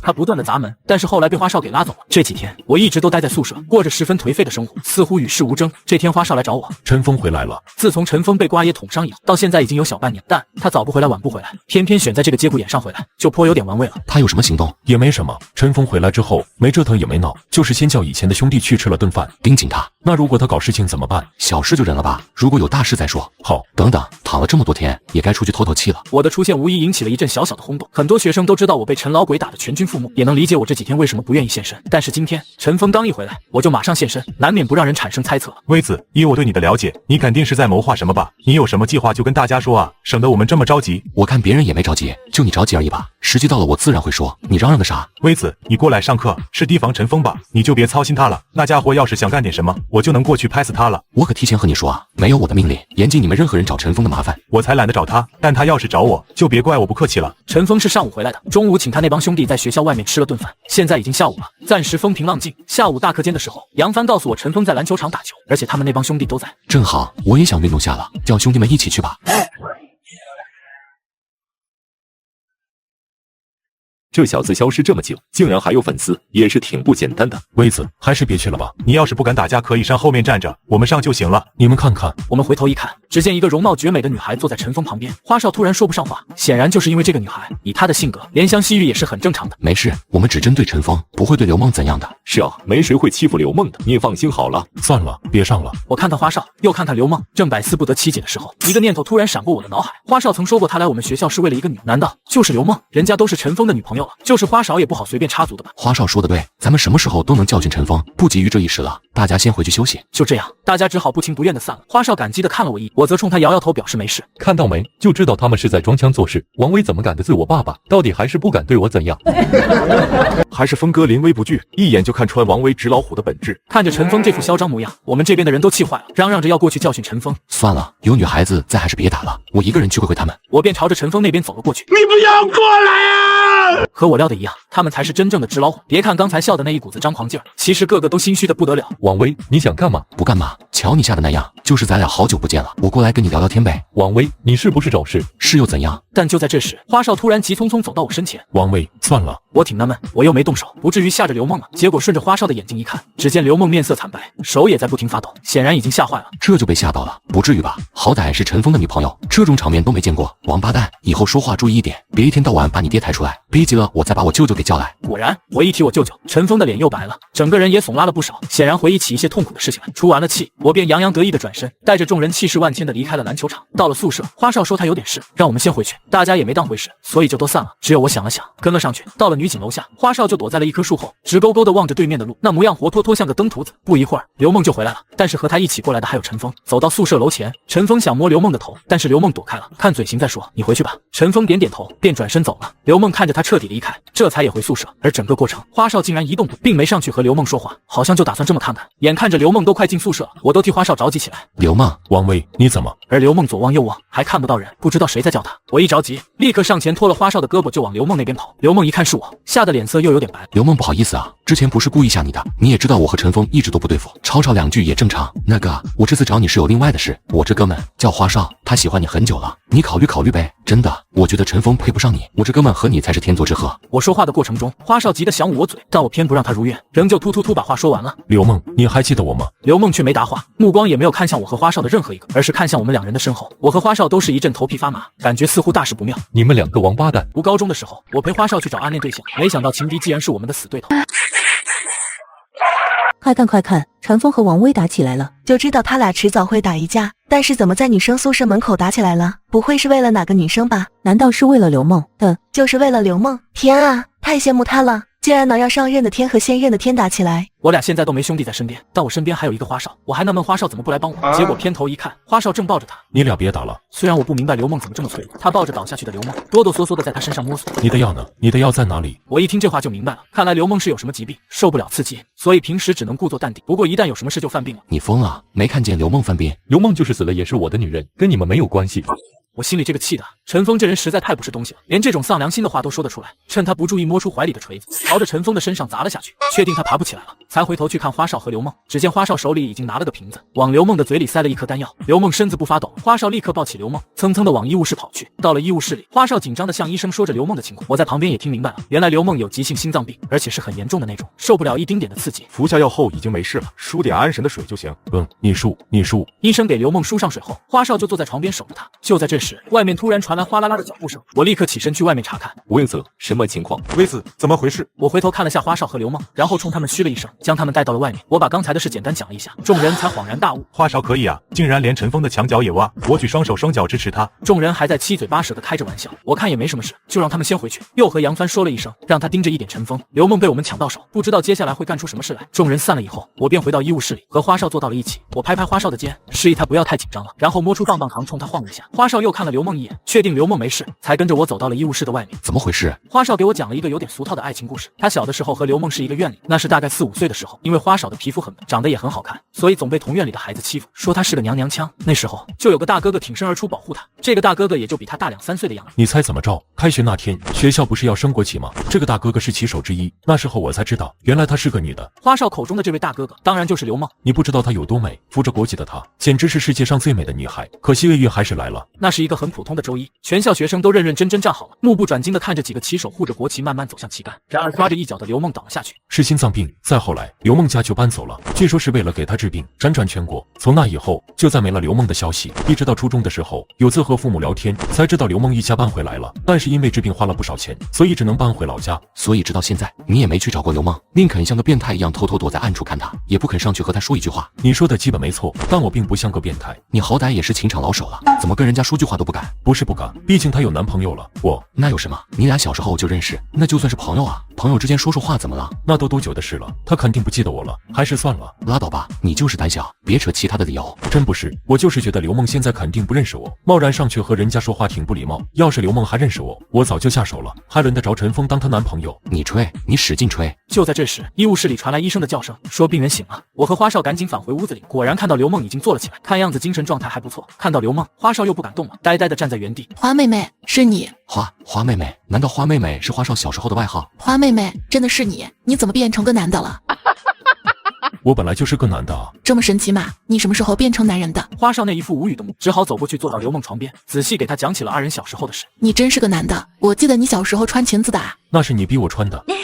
原来刘梦也是会笑的，花少也很开心，看得出来现在的他十分幸福。我无心打搅这对青梅竹马畅谈往事，便悄悄地走了出去。你怎么和陈峰在一起的？谁说我们在一起了？全校都知道你是他女朋友啊。没有，是陈峰一直在追求我，我从来都没有答应过，只是和陈峰在一起挺有安全感，没有小混混敢骚扰我，所以才不排斥陈峰接近我的。以后换我来保护你。陈峰会不会找你们麻烦？那没事，有威子在，陈峰不敢翻天。威子就是和陈峰打架的那个人吧？之前和陈峰在一起的时候听他说过，他就是故意要引王威出手，好像是有什么目的。什么目的？而门外的我也是心里一沉，陈峰故意引我出手，为什么？他有什么目的？我也不知道陈峰有什么目的，只是偶尔才听了一耳朵，总之肯定是个阴谋。你先歇着，我出去一下，听见了。怎么看？闹不清楚，他能折腾出什么浪来？无非是叫陈老鬼来对付我呗。我已经叫杨帆盯着他了，小心一点。没事，你回去陪着刘梦。陈峰那边的事我会处理。花少转身进了屋里，我也朝着教学楼走去。我找了几个学生，让他们到医务室门口去保护花少和刘梦。又找到杨帆，怎么样了？陈峰回宿舍，到现在也没出来。至于他在宿舍里干什么，那就没人知道了。继续盯着陈峰。一下午都没什么事，但我却越来越觉得不安，总觉得有什么情况要发生了。果然，天快擦黑的时候，杨帆匆匆忙忙的找到了我。老鼠带了30-40个人正往我们学校这边来了。操，到底陈峰这王八蛋还是要靠家里人啊？于是我立刻借了个手机给老朱打电话，我便把现在的情况说了一下。陈峰要回去念书，陈老鬼不同意。陈老鬼知道你的厉害，不想让他儿子和你发生冲突，但陈峰坚持要去，说你现在穷途末路，他肯定可以不费吹灰之力就干掉你。陈老鬼特别生气，但又拦不住他儿子，只好跟手下人说，谁也不要管他儿子，让他儿子自己胖了壁后再回来。既然这样，那老鼠怎么还是来了？因为老鼠是最疼陈峰的人。你说陈峰故意引你出手是有目的的，我猜就是这个目的。他想让老鼠收拾你。陈峰和他爹一样，最擅长的就是利用人。那怎么办？我到底要不要和他干？当然要干。你不觉得这是一个除掉老鼠的大好机会吗？该怎么干？老朱和我在电话里商量了半天，最终确定出一个计划来。挂了电话以后，我迅速给乐了，还将他们打了招呼，让他们做好应战准备。终于等到这一天了。读高中的时候，花少既然被情敌当众打脸，还扬言要废了花少。王威，给老子滚出来！老子今天要把你给弄死！哎呦啊！小飞棍来呢！王威，老子要弄死你！我摆了摆手，让大家都别动。这就完了？你也不过如此吗？王威，谁说完了？这才刚刚开始。我弯下腰，抓住老鼠的两边肩膀就往外拖，一直拖到走廊上去。王威，你少整这没用的，有能耐今天就把我给杀了，否则老子回头绝对叫你好看。你以为老子不敢？弄死他，弄死他！吴彦策，别啊！我冷静下来，想想自己还真拿老鼠没有办法，只能恶狠狠地瞪着他。你动手啊！你怎么不动手了？小阎王的外甥就这点胆子？原来王威是小阎王的外甥啊，怪不得那么忙。小阎王是谁？这你都不知道？小阎王20年前在咱们镇上可是很厉害的，陈老鬼都干不过他，可惜后来坐牢了，也不知道现在出来没有。早出来了，不过听说现在混得不咋的，手上又没钱又没人，成天被人呼来喝去的。当然瘦死的骆驼比马大，小阎王就是再不行，名声也在那里放着，一般人还是不敢惹。是啊，怪不得陈老鬼把王威的实力都毁掉了，却唯独没对王威下手。现在看看，原来是给小阎王面子啊！怎么着，王威，你刚才不是还挺狂吗？来，让我看看你有什么能耐。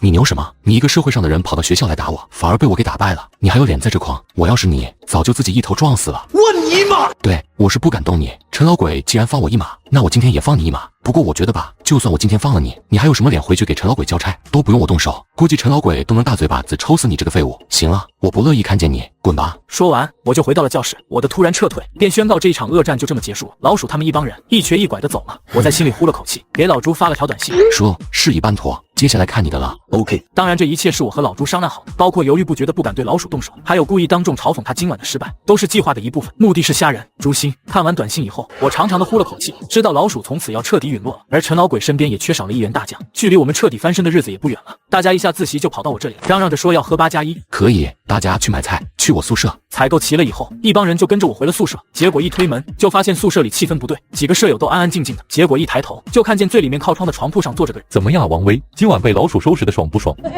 这厮哪来的自信啊？你们不要过来！你看这是什么？沙包一样大的拳头，你知道的有点多了。王威，别忘了你现在是什么处境，你根本就斗不过我爸。滚吧，你已经没资格再和我斗了。走廊上有很多学生看着这一幕都很诧异，纷纷对着陈峰指指点点。之前还以为陈峰回来能和王威好一番斗了，没想到这么快就被王威收拾成这样，真是太惨了啊！都这时候了，陈峰还在嚷嚷着要找他爹，看来他也就这点本事了。是啊，今天晚上才知道王威原来是小阎王的外甥，以前可没听人家说过。看看这俩，一个靠爹，一个靠自己，高下立分啊！陈峰以前多嚣张啊，怎么现在就成这样了？真是让人意想不到啊！看什么看，都给我滚回去！你们等着瞧吧，老子迟早要干死王威。王威，你行，真有你的，咱们走着瞧吧。对，接着来。陈峰扶着墙壁，一瘸一拐的走了。我回头对大家说：“咱们喝8+1吧。”众人轰轰的闹了起来，一点都没有被陈峰所影响心情，个个都喜笑颜开。威子，这杯是单独敬你的，今天晚上干得漂亮。另外，这2天你也辛苦了，今天晚上就好好喝一次吧。大家都知道，最近咱们的遭遇比较惨，陈老鬼对咱们的势力进行了全面扫荡，很多兄弟都受伤，地盘也全面失守，而我却一直采取隐而不发的政策。我知道大家在私底下肯定也对我有了意见，甚至以为我是不是怕了、软了，只是没有当着我的面说而已。同时，我也感谢大家的信任，这么多天来始终对我不离不弃。今天晚上的这次行动，我就是想告诉大家，我的热血还未褪去，野心从未消散。我只是在等待一个机会，一个可以全面翻盘的机会。在这之前，请大家相信我，一定要耐心等待，好不好？好。这一夜喝的那叫一个酣畅淋漓，痛快无比。第二天，我和往常一样站在走廊上，大家便自动朝我围拢过来聊天。花少去哪了？花少去楼上找刘梦了。这小子泡起妞来还真是不浪费一丁点的时间。因为我还想给老朱打个电话问问老鼠的情况，所以也去了高三。结果刚到楼上，就听见走廊传来一阵吵吵嚷嚷的声音。有什么话出去再说，别在这闹，不要吓到刘梦好吗？你有什么资格说这些话？刘梦是我的女朋友。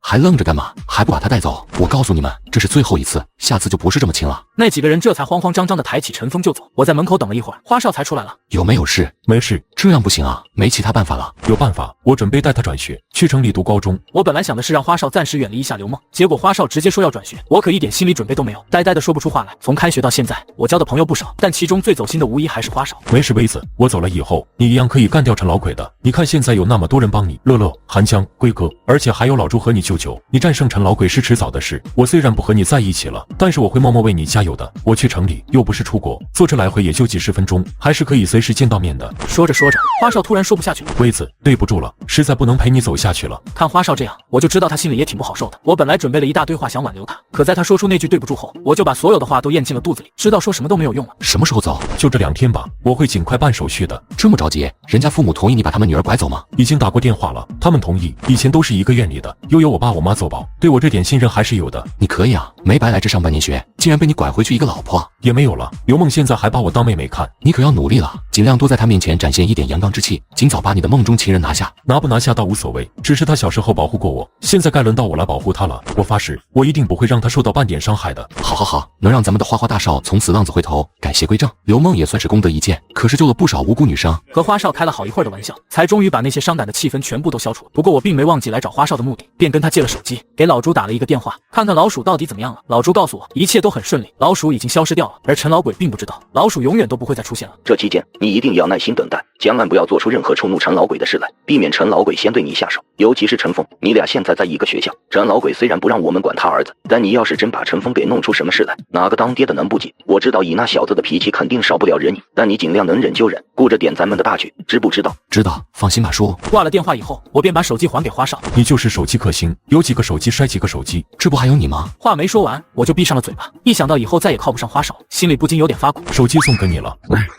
我用不着了。每天都有姑娘给我打电话，烦不胜烦。正好你帮我劝劝他们，就说我已经有了生命中的挚爱，不能再陪他们一起玩了。花少摆摆手，潇洒的转身走进刘梦的教室，看着手里的手机，我颇有点哭笑不得。当初还说每一个姑娘都是他的天使，结果说变心就变心，真是叫人没辙。我刚要把手机收起来，就有电话打了过来，里面果然传来一个哭哭啼啼的声音。花少啊，他死了，有事给他烧纸吧。读高中的时候，粉丝前任来找我。陈峰，你有病是吧？说你把老鼠弄到哪里去了？你有病是吧？是不是没事来讨打的？陈峰，我不想搭理你，你干嘛一而再再而三的找我？就因为我现在惹不起你爹，你就能这么欺负我？王威，你别装蒜，你老实告诉我，你到底把老鼠弄哪去了？为什么他现在一点信儿都没有？我怎么知道老鼠去哪了？是不是他败在我的手上，自己觉得没脸见你爸，悄悄跑了？放屁！老鼠对我爸忠心耿耿，他就是吃了败仗也不会不联系我爸，更不会不联系我，肯定是你把他弄没了。你在外面还有兄弟，趁他一个人的时候弄没他了，是不是？陈峰这推理能力还挺强的，除了凶手没猜对，其他都猜得8、9不离10。你少给我泼脏水！你要是觉得我嘎了人，就叫巡捕来抓我，你看巡捕会不会理你？先问后审问。韩江把陈峰拧起，丢到教室外面去了，就听见陈峰在外面打电话：“爸，你快来我们学校一趟，王威把老鼠给嘎了。”是真的啊，爸，你相信我，老鼠到现在都没音讯，难道你不觉得很奇怪吗？什么叫王威没有这个胆子？他可是小阎王的外甥，有什么事他不敢做的？大，你就相信我一次吧，你必须要把王威宰了给老鼠报仇啊！大，你不要再害怕小阎王了，现在你人比他多，钱比他多，为什么还要怕他？操！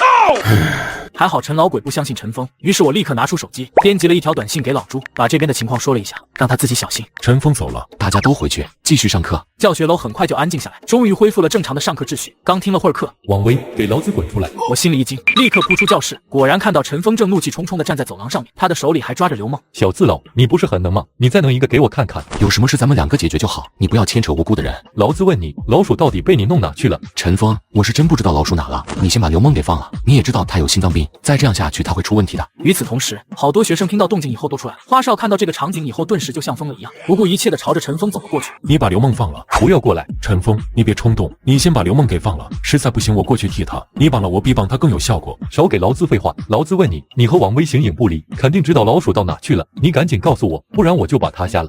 我是真不知道，你先把他给放了，我可以帮你一起找。放屁，多特喵的放屁！老鼠肯定是被你们给弄没了的，看来你们是真不在乎刘梦。好，我就让你们看看什么叫红颜薄命，香消玉殒。不要！看着这种场面，我不可能还无动于衷。与生俱来的良心和对花少的义气都不允许我这样做，于是我只能豁出一切。我告诉你老鼠在哪，这就对了嘛！你快说说老鼠在哪？刘梦身上有药，你先喂她吃上一颗，然后我告诉你老鼠在哪。少废话，赶紧告诉我老鼠在哪！我哪知道老鼠在哪？可是现在不说又不行。我的人把他绑了，就在咱镇东头的废弃工厂里。好，你现在就带我去。要是让我知道你是骗我，刘梦这条小命就没有了。陈峰抓着已经完全瘫掉的刘梦，往楼梯口处走去。好歹他也自称了刘梦男友很长时间，现在竟然一点都不在乎刘梦，这家伙简直就是冷血无情的小可。你先给他吃药啊！妈的，烦死了！这才从刘梦口袋里摸出一颗药丸到刘梦的嘴里。刘梦，你再坚持一下，我们一定会把你救出来的。你一定要相信我，相信威子。放心，我没事，我只要看见你，听着你的声音，就会觉得非常安心，好像这病也不是那么厉害了。好，你放心，我会一直在你身边的，你一定要一直睁着眼睛看我。我会的。在这种凶险极恶的情形下，他们两人温情的话语无疑让现场众人的心里一暖，而陈峰却听着极其不是滋味。毕竟他自称了刘梦男友3年，他的眼里迅速闪过一丝凶光，狠狠瞪向了花少。王威一个人跟我走，其他人全部留下。不行，刘梦现在必须得看着我。放你妈的屁！劳资和刘梦在一起3年，他犯病的次数少之又少，结果你来了3天就犯了2次，你特喵还好意思说给劳资站在那里别动，再敢跟过来，劳资现在就要了刘梦的命。就这样，陈峰绑着刘梦在前面走，而我则跟在后面，他拖着刘梦不断前行。我俩走到楼梯口的时候，楼上哗啦啦下来一大片人，正是乐乐带着人下来了。威子，怎么回事？我没说话，只是看向陈峰。乐乐一看也知道发生什么事了，当即破口大骂起来。陈峰，你真不是个东西，竟然连女人也绑。乐乐，我自认一直对你不错，始终不明白你为什么要站在王威那边。这都不明白，因为人家王威比你刚，起码不会干你这种下三滥的事。王威的舅舅也比你爸强多了，人家舅舅放个屁都能把你爹吓死，你说我为什么要站在这边？不要侮辱我爸，我爸不是那样的人。陈峰，你绑了我爸，我带你去见老鼠，你把刘梦放了。少废话，我就喜欢这样。走。陈峰继续拖着刘梦往外走，我只能无奈的跟上。出了教学楼，陈峰让我走在前面，他携着刘梦跟在后面。威子怎么回事？我也只能冲他们摇头。和陈峰一起出了学校，到了学校外面，我就准备拦一辆出租车。你的人既然绑了老鼠在那边，那肯定一直和你都有联系。别说他们没有手机，我不信，你给他们打个电话，我要听听老鼠的声音。听到陈峰提出这种要求，我的心里顿时一紧。我说老鼠被我的人绑到废弃工厂了，本来就是骗他的，现在上哪去打电话让他听老鼠的声音？你打，你为什么不打？不要着急，我现在就打。快打，快打！你要是敢说打不通，我保证刘梦下1秒就会嘎。学校门口很热闹，而且人来人往，而且我俩又是这里的大名，几乎没有人不认识我。那不是陈峰和王威吗？这是怎么回事？听说陈老鬼最近把王威的势力都连根拔起了，怎么2个孩子又闹到一起去了？陈峰怎么还绑架了一个女孩？那个女孩是谁？王威的女朋友吗？应该不是吧？我见过王威的女朋友，是个叫唐心的女孩。你特喵的到底打不打？打！我赶紧拨出了号码，这号码是我胡乱拨的，肯定不可能打得通。里面传来您拨打的用户是空号的提示音，而我还假装正在等待对方接听。喂，是我，老鼠现在怎么样了？免提啊，劳资要听声音。我只好把免提打开，这本来就是个空号，里面自然是一片盲音。好在四周也特别乱，陈峰压根听不到声音。走近一点，我听不清楚。我便握着手机，朝着陈峰越走越近，同时假装对着电话说道：“你们让老鼠说一句话。”陈峰稍稍偏了下头，努力听着电话里的声音，但是四周依旧乱个不停。都给老子消停一点！快走！威子，你怎么样？你撑住啊！救护车快来了！我没事，花少快去看看刘梦，她怎么样了？王威，刘梦没事，你放心吧。我还没死呢，你至于这样吗？王威，谢谢你了，真的谢谢你。威子，从今天起，我这条命就是你的了，赴汤蹈火，在所不辞。拼死救下兄弟的你，换来的是生死相托的誓言，这一瓜值了。你们谢他干嘛？难道不该谢谢我手下留情？小可爱。王威，你真以为是你救了他？当时我的瓜就在他脖子上，我有无数次机会要他的命，我没做，你知道为什么？因为我喜欢他，守了他3年，把他当瓷娃娃护着，我舍不得。也因为你，你真因为你在被我瞎了一瓜的情况下，还能再反手夺了我的瓜来瞎我？我实话告诉你吧，我是故意这么干的。这样一来，我爸就不会放过你了，你舅舅会出来吧？我十分期待我爸能再和你舅舅交锋。我爸爸应该是无敌的，没有人能踩在他的头顶。护人员准备抬走陈峰和王威，突然人群被强硬分开。儿子，谁把你弄成这样的？大，是王威把我弄成这样的。你去死吧！完了，大，你捅啊！别怕小阎王。都别动！威子，放了威子！老东西，放了威子，听见没有？瞬间，花少等人都被踩翻在地，而陈峰却没有因此开心。爸，你捅了他呀？你是不是害怕小阎王？你怕他干什么啊？爸，他又没你人多，也没你事大，你用不着怕他的。你不要败在自己的恐惧之下。小阎王并没有你想的那么可怕，他在李皇帝面前不是一样战战兢兢，怕得要死吗？提到李皇帝，陈老鬼似乎清醒了一些。医生，我儿子怎么样了？需要马上手术。大，我不走，你不吓他，我就死在这。大，你不能再怕他了，我在学校被他打得像条狗啊！爸，陈老鬼的儿子不能这么窝囊。放心，爸一定给你交代，把他带走。有2个汉子便朝我走过来，乐了。花少他们一看这个情况还想挣扎，但是被老朱等人压得死死的。你们在干什么？威子平时对你们差了吗？难道你们要看着他就这么被人带走？哪个不怕事的就过来试试。陈老鬼说出这一句话之后，现场好不容易被煽动起来的一点骚乱立刻熄了下去。好了，将他带走吧。2名大汉抬起我，就往旁边的一辆面包车里抬。我猛地一个翻身，便从那2名汉子手里脱落。我拼死往前爬，抓住他。然而四周突然响起一大片脚步声，我立刻抬头朝着四周看去，只见人群之中突然窜出几十名手持棍棒的汉子，瞬间就把我们包围起来。领头的正是龟哥、朝哥他们。你不是说将他们都清理干净了吗？就算还剩一点，也不至于这么多人吧？这可能他们藏起来了吧？老龟，咱俩也算是同龄人了吧？当年也是一个圈子里的，我一向挺看得起你，怎么你越活越回去了？现在竟然跟了一个孩子。陈老鬼，难为你还记得我啊？没什么，就是觉得王威这孩子可以，跟着他还挺有前途的，所以就卖命了，发挥余热。老龟，你跟着他有什么前途？现在他已经穷途末路了，跟着他也是死路一条。这样吧，你跟着我干，我分你几个场子，保你下半辈子衣食无忧，怎样？陈老鬼，他们都说你看人很准，我看也不过如此嘛。你也不是第一天认识我了，还不知道我是什么样的人，你觉得我能做出那种事来？那你的意思是确定要和我作对了？不是我要和你作对，是赶到这了。陈老鬼，不好意思，王威虽然年纪小，但我既然跟了他，就得叫他一声大哥，就得尽到我做兄弟的责任。说完这番话后，龟哥便摆了摆手，几个汉子便朝我走了过来，准备把我带走。我看看今天谁敢动。陈老鬼，你不会准备拿一个孩子吧？周围可是有不少人看着呢，你也该考虑一下自己的身份吧。孩子，就在前几天，你嘴里的这个孩子统一了不少的势力，要不是我发现的早，这个孩子估计连我都干掉了。而且你也说了，这个孩子虽然年纪小，可你也得叫他一声大哥，就必须尽到做兄弟的责任。怎么，救人的时候就是大哥，被我拿了就是孩子？老龟，你双重标准玩得挺溜啊。龟哥，不要管他，让兄弟们一起上，直接把他给干了，看看他要怎么样。平心而论，这次确实是干掉陈老鬼的最佳时机。平时我们连他的行踪都摸不到，就算知道他在哪里，也是防守森严，守卫重重，很难攻到他的身边。而老朱就站在陈老鬼的身边，只要他突然袭击陈老鬼，再加上龟哥等人的迅速冲击，肯定能把陈老鬼给撂脸。大家一起上，救出威子！我他妈的，看看谁敢动！老龟，咱们已经不是一个层面的人了，何必还要在我面前冲什么大头？行了，赶紧带着你的人车吧，我要把王威给带走了。陈老鬼冲旁边的那2个汉子使了个眼色，那2人便弯下腰又来抬我。等等，怎么？陈老鬼，你这枪里有几颗子弹？怎么着，老龟，你想替王威挡子弹？行，我告诉你，我这枪里有5颗子弹，要不你来试试，能不能挡得住？威子平时对咱们不错，没他的话，咱们还在贫民街里混吃等死。是他唤醒了我们的热血，是他带领我们走向更加广阔的天空，是他给予了我们前所未有的光明和荣耀。现在他有了危险，我们能不能坐视不理？不能。他，那大家也听到了，陈老鬼的枪里有5颗子弹，也就是说他最多只能干掉5个人。现在我征集4个人和我一起站在这里，用胸膛挡下陈老鬼的子弹，其他兄弟趁机救出威子。有没有人愿意这么做的？有。你，威子，不要觉得是你之前救了刘梦，所以我才站出来的，就是没有刘梦，单凭咱们俩的关系，我也必须得站出来。所以你什么都不用说了，我说过这条命以后就是你的。我靠，稍慢了一下，这13就让你给装了。还有我，如果你死了，我活着也没意思，不如一起下了地狱再继续斗。好啊，现在有4个人了，还差1个，谁还肯来？我来。你行不行？不行就退回去。谁说我不行了？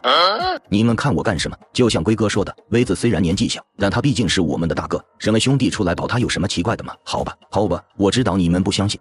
他真他妈是条汉子，以后谁敢再看不起你，老子第一个和他过不去。好，既然你们一心求死，那我就满足你们吧。与此同时，陈老鬼旁边的老朱等人也都纷纷做好准备，要和四周的人狠狠干上一架。就在这场恶战将要一触即发的时候，住手！陈老鬼，你能不能先把脚挪开？我有几句话想说。龟哥，带着大家回去吧，这件事我自己会处理的。梅子，如果你真把我当大哥，现在就带着大家回去，听到没有？梅子，不要这样啊！是啊，威子，我们一定会救你出来的。不就是挨一枪吗？我们挨得起。都给我闭嘴！全都给我回去！我的语气严厉，带着重重不可抗拒的威严。龟哥也没办法了。陈老鬼，我警告你，你要是敢对威斯怎么样，别说小阎王，我老龟第一个不放过你。很好，我等着你。来人，把王威带走。一直守在我旁边的2个汉子俯下身将我抬起，送到了前面的一辆面包车里。车子缓缓前行，我看到龟哥在和花少他们说话。快去找小阎王！1集不够看，置顶视频还有99集。读高中的时候，陈老鬼带我到一处偏僻的厂房里，说是给我看粉丝倒立洗头。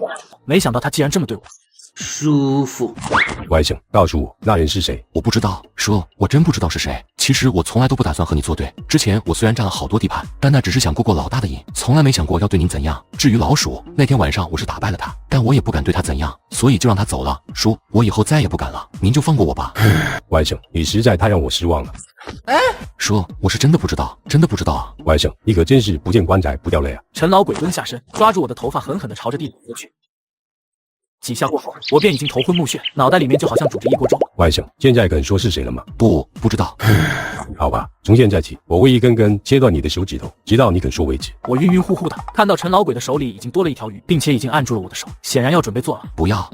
那你到底是说不说？我还没完。陈老鬼叹了口气，便把鱼对准了我的手指。我闭上眼睛，准备迎接这份无法想象的痛苦，但心中始终坚持一个想法，就是无论如何都不能把老朱给供出来。大哥，别折磨他了。怎么？我的意识虽然模糊，可也听得出来这是老朱的声音。难道他要自己站出来承认了？不，我不希望那样。如果老朱真的承认，那他一定会被陈老鬼给杀了的。而到那时，陈老鬼一样不会放过我，到头来不过是多死一个人而已，还不如我硬扛着就是不说，这样还能将他保全下来。没什么，就是觉得折磨他也没用，大家都看得出来这小子挺硬的。之前老龟他们都要为他挡枪了，他都能硬生生给拦回去，难道现在就能让他松口，最后把他折磨死了，也没套出那个人来，反而让咱们人心惶惶，彼此猜疑，这又是何必呢？那你是什么意思？我看不如直接嘎了他吧，既然问不出来，索性就别问了。您就跟大家伙说，不管是谁做的，以后都不计较了，希望这人吸取教训，别再干这样的事了。这样一来，他肯定对您感恩戴德，从此绝对忠心耿耿。您说呢？好主意，真是好主意。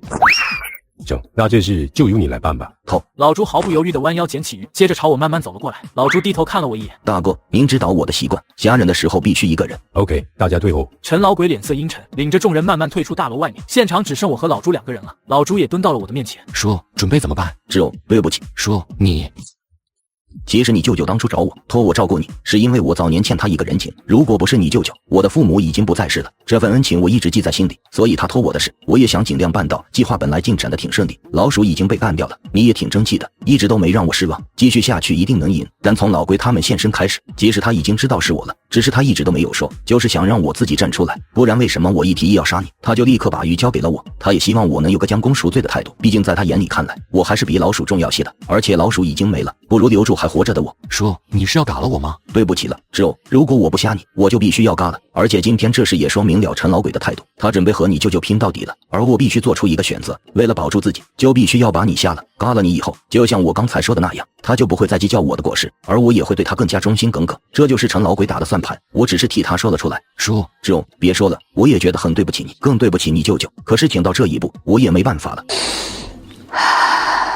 我会尽量利落一点，不让你感受到任何痛苦。只有一路走好。我闭上眼睛，虽然我已经做好了心理准备，可眼泪还是忍不住从眼角流出，因为我想起了我妈。我知道我死以后最难过的一定是她，我简直不敢想象她会怎样面对我的死亡。这，走吧。一阵仓促的脚步声传来，陈老鬼领着人跑了进来，显然也听到了刚才的惨叫声。老朱，怎么回事？我不知道啊，刚才正准备嘎他，这声音突然就响了起来，我也不知道是从哪里传出来的。快，大家四处找找。那些汉子立刻四散而去。我也为刚才突然响起的惨叫声感到奇怪，但更加不能理解陈老鬼为什么慌成这样。但是也就一瞬间，我就想明白了，刚才的惨叫声是陈峰发出来的。那些人深入到4处之后，陈老鬼也紧张的左看右看。然而没过多久，一声惨叫突然从大楼深处响起，接着又一声惨叫响起，显然是那些汉子都被干掉了。陈老鬼更慌张了，直接把枪摸了出来，不断来回指着四周。小阎王，是不是你来了？你给我出来，别装神弄鬼的。而四周已经陷入一片沉寂，除了陈老鬼的喊叫声还在不断响起之外，再没有一丁点的声音。陈老鬼用热狗指着我的脑袋。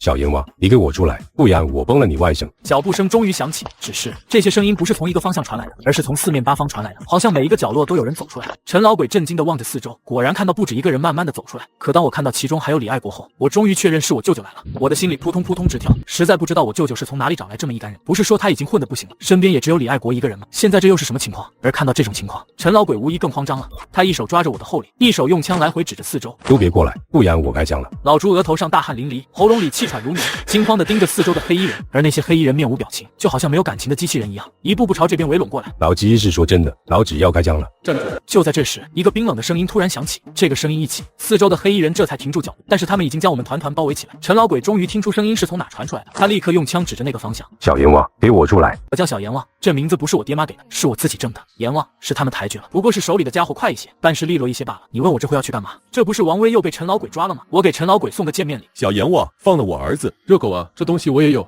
你看，和上次的情况简直一模一样，想必不用我再废话，你也知道该怎么做了吧？大，不要，千万不要！你不能再那样了，一定再也不能了。为什么？我明明已经派人到医院去守着小峰，为什么你还是能把他给绑过来？行了，别废话了，现在就是这么个情况，你打算怎么办？和我四拼，还是磕头认错？看来你是要和我四拼，行，那我就满足你。你打算怎么个拼法？画出个道来让我看看。放了我儿子，不然我崩了他。有意思。行，那咱们就数1、2、3，一起开枪怎么样？我嘎你儿子，你嘎那个废物，然后我再把你嘎，你全家也都会死光光。又是这一招，我舅舅上次就是用的这一招，那一次直接就把陈老鬼逼崩溃了，双腿一弯就跪了下来。不知道这次会怎么样？你不吭声，我就当你答应了。那现在开始，我数3个数，咱们就一起动手。陈老鬼，你可别让我失望啊！我已经很久没玩过这么刺激的游戏了。爸，答应我，这次千万不要怂，你在我心里一直都是无敌的。爸，你以前常跟我说，树活一张皮，人活一张脸，如果我们连脸都没有了，活着还有什么意思？大，我就是死，也不想再看到你给别人跪下了。爸，我一点都不害怕，真的。相比死亡，我更害怕看到你的懦弱。如果连你都倒下的话，我的整个人生都失去意义了。爸，放心，儿子，你说的对，小阎王就是我的心魔，我已经怕了他一辈子，现在不能再怕他了。儿子，对咱们这种人来说，有些东西比生命更加重要，甚至是需要用生命去维护的。小阎王，你数吧。现在的陈老鬼面色沉稳，语气笃定，好像完全变了个人似的，浑身上下都散发着永不可挡的气势。而陈峰则微微露出了笑容，显然十分欣慰父亲的变化。好，越来越好玩了。王威，你怎么看？我怎么看？我能怎么看？我现在是被动的一方，无论是死是活都掌握在别人的手里，我还有什么发言权？陈峰这么刚，你呢？我明白了，他还是看不起我，以为我会怕死，会求饶，丢了他的脸。随便你，你爱怎么样就怎么样。你放心，你嘎了以后，我肯定会给你报仇。家斗陈家上下没有一个活口，你在地下也可以长眠。我咬紧牙齿，我相信他做得出来。可听着他冷冰冰的话语，还真是很不舒服。那行，咱们就开始了。住手！接着，一大片杂乱的脚步声传来，几十个汉子正快速朝这边奔了过来，领头的身材壮硕，正是我舅舅的那个朋友宋光头来了。老宋，这次的事你不要再管了，我和陈老鬼今天必须得有一个结果。没错，宋大哥，我今天一定要和小阎王拼个你死我活。我只拜托你一件事情，如果今天我真的死了，麻烦你照顾我的家人。你们必须停手，因为这是李皇帝的命令，他老人家还有别的安排。李皇帝还有其他意思吗？有，李皇帝知道你们两个的事必须解决，所以他也说了，尘归尘，土归土，该怎么办就怎么办。王威在镇上已经有了不小的势力，甚至威胁到了陈老鬼的地位，那就让他们两个公开的打一场，谁赢了谁就拿下镇上的统辖权，公平公正，怎么样？也省得你们两个在这闹得不可开交，让李皇帝他老人家觉得为难。所以你们看，我不是来做和事佬的，而是来帮你们宣战的。大家公平的打一场，是赢是输就这一场，输了的以后乖乖认怂，不能再找麻烦，怎么样？这一次别说我舅舅，就连我都皱起了眉头。这表面上好像挺公平，大家拉开阵势打上一场就行。可之前我的势力被老朱扫荡过了，虽然主要力量都藏了起来，可也不过40、50人。按照我们之前的计划，老朱会尽力削弱陈老鬼的力量，然后我们在里应外合干掉陈老鬼。可现在老朱的身份已经暴露，而且他还选择站在了陈老鬼的那边，这个计划自然也夭折。也就是说，现在我的力量完全处于劣势，而陈老鬼那边虽然失去一个老鼠，可对他整体的力量并没什么大的影响。我拿什么去和人家拼？没办法，这是李皇帝的意思，他说这是他能想到的最公平的办法了。而且他还说了，小阎王你不能插手，让他们自己解决。我舅舅还不能插手？这李皇帝拉偏架简直拉到一定极点了。他知道这个现场如果再打下去，败的一定会是陈老鬼，可也不好意思直接劝我舅舅停手，所以就想了这么一个法子来帮陈老鬼。什么公平公正公开，完全就是扯淡的玩意儿。我觉得可以，那就照李皇帝他老人家说的办吧。小阎王，你说呢？可以。显然，即便是我舅舅，在李皇帝面前都是无能为力的，也只能接受这个无理的条件。这就对了嘛，都是大老爷们，有什么问题直接打上一架就行，干嘛要玩这么危险的游戏？以前我对宋光头印象还不错，觉得他比我舅舅有人情味多了，结果后来慢慢发现这家伙就是笑里藏刀，完全没有他面上所表现出来的那么真诚，就是一个大写的虚伪。别说我舅舅想干掉他，现在就是我都想干掉他了。陈老鬼怜惜的抱着他儿子，一脸心疼的模样，李爱国也将我抱住，一脸担心的问我怎么样了，我舅舅更是看都没有看我。陈老鬼这小可爱他这个家伙应该没人有异议吧？这时我才反应过来，我舅舅开枪杀了老朱。老朱本来是陈老鬼的人，但是因为曾经欠我舅舅一个人情，所以受我舅舅之托照顾。老朱一开始挺称职的，不仅帮我救下财神，还帮我干掉老鼠。可惜出了今天这档子事，他为了自己能活下去，重新站在了陈老鬼那边，还准备要杀掉我向陈老鬼表忠。而陈老鬼竟然也没说什么，只是抱起陈峰和宋光头到了身边，便离开了现场。老朱静静地躺在地上，就这么死了，没有人管。而我也被李爱国抱着上了一辆公交车，我舅舅坐在前面，始终都没回头看过我一眼，仿佛我就是断手断脚也和他没关系，只要我不死就行。现在上了车，又在李爱国怀里，终于可以放下心来，然后昏了过去。中途因为路太颠簸，曾经迷迷糊糊醒过来一次，发现自己还在车上，只是抱着我的不是李爱国，而是换成了我舅舅。我以为自己看错了，还迷迷糊糊地叫了一声舅舅。睡吧，舅舅会帮你的。我是王威，是哪个被所有人都骂是废物的王威。想必你现在也看到了，我躺在病床上，原因嘛，就是我把陈峰的好基友老鼠给嘎了。王威，你醒了。威子，你醒了。梅子，你睡了一天一夜，可把我们给吓死了。威子，你命可真大，鬼门关上走了一圈还能不死，以后必有大福啊！是谁把我送回来的？是个一头黄毛的人送你回来的。到底发生了什么事？我便把之前工厂的事说了一下，听得大家都是一惊一乍，尤其是听到我舅舅出来的时候，大家兴奋的几乎都快蹦起来。后来又说到宋光头来了，还要让我和陈老鬼公平的干上一场。这个宋光头实在太坏了，不管他坏不坏，事情既然摊到咱们头上，那咱们就必须得面对了。咱们的力量可能不足，对付陈老鬼也没什么胜算，但我还是希望大家可以拼上一下，打出咱们的热血，拼出咱们的士气，有没有信心？有。这场决斗什么时候开始？1个礼拜之后。我已经昏迷了1天1夜，也就是说我们只有6天的准备时间了。我们现在只有40-50人，而陈老鬼那边至少有100多人。我们要想扩充战斗人员的话，只能从学校下手。可我们在学校这么长时间，能打的人基本都挑过一遍了，实在挑不出什么精英来了。我们一帮人一直商量到晚上，也没商量出什么结果来，最后搞得大家身心俱疲。我只好让他们先回去睡觉，唯独留下了花少。有什么事？刘梦怎么样了？刘梦挺好的，情绪已经稳定下来了，不过还是有点害怕，下课以后都不敢出教室。转学手续办的怎么样了？转学手续已经办好了，但是现在这种情况，我不准备走了，留下来帮你。威子，我会和你共进退的。看着花少，我又想起那天下午在学校门口，他义无反顾地站出来要为我挡枪的，心中不由得感慨万千。花少，虽说决战是在1个礼拜之后，但是保不齐这中间还会出什么问题，而且决战之后也不一定就能偃旗息鼓，所以你还是带着刘梦离开吧，他不适合待在这里。那怎么行？现在的你正处在危难的时刻，说什么都不会离开你的。之前我是觉得能够稳赢陈老鬼，才动了转学的念头，现在既然不是这样了，肯定不会再走。你留下来也帮不上什么忙啊，之前让你带几个人你也不愿意带，而且又有刘梦，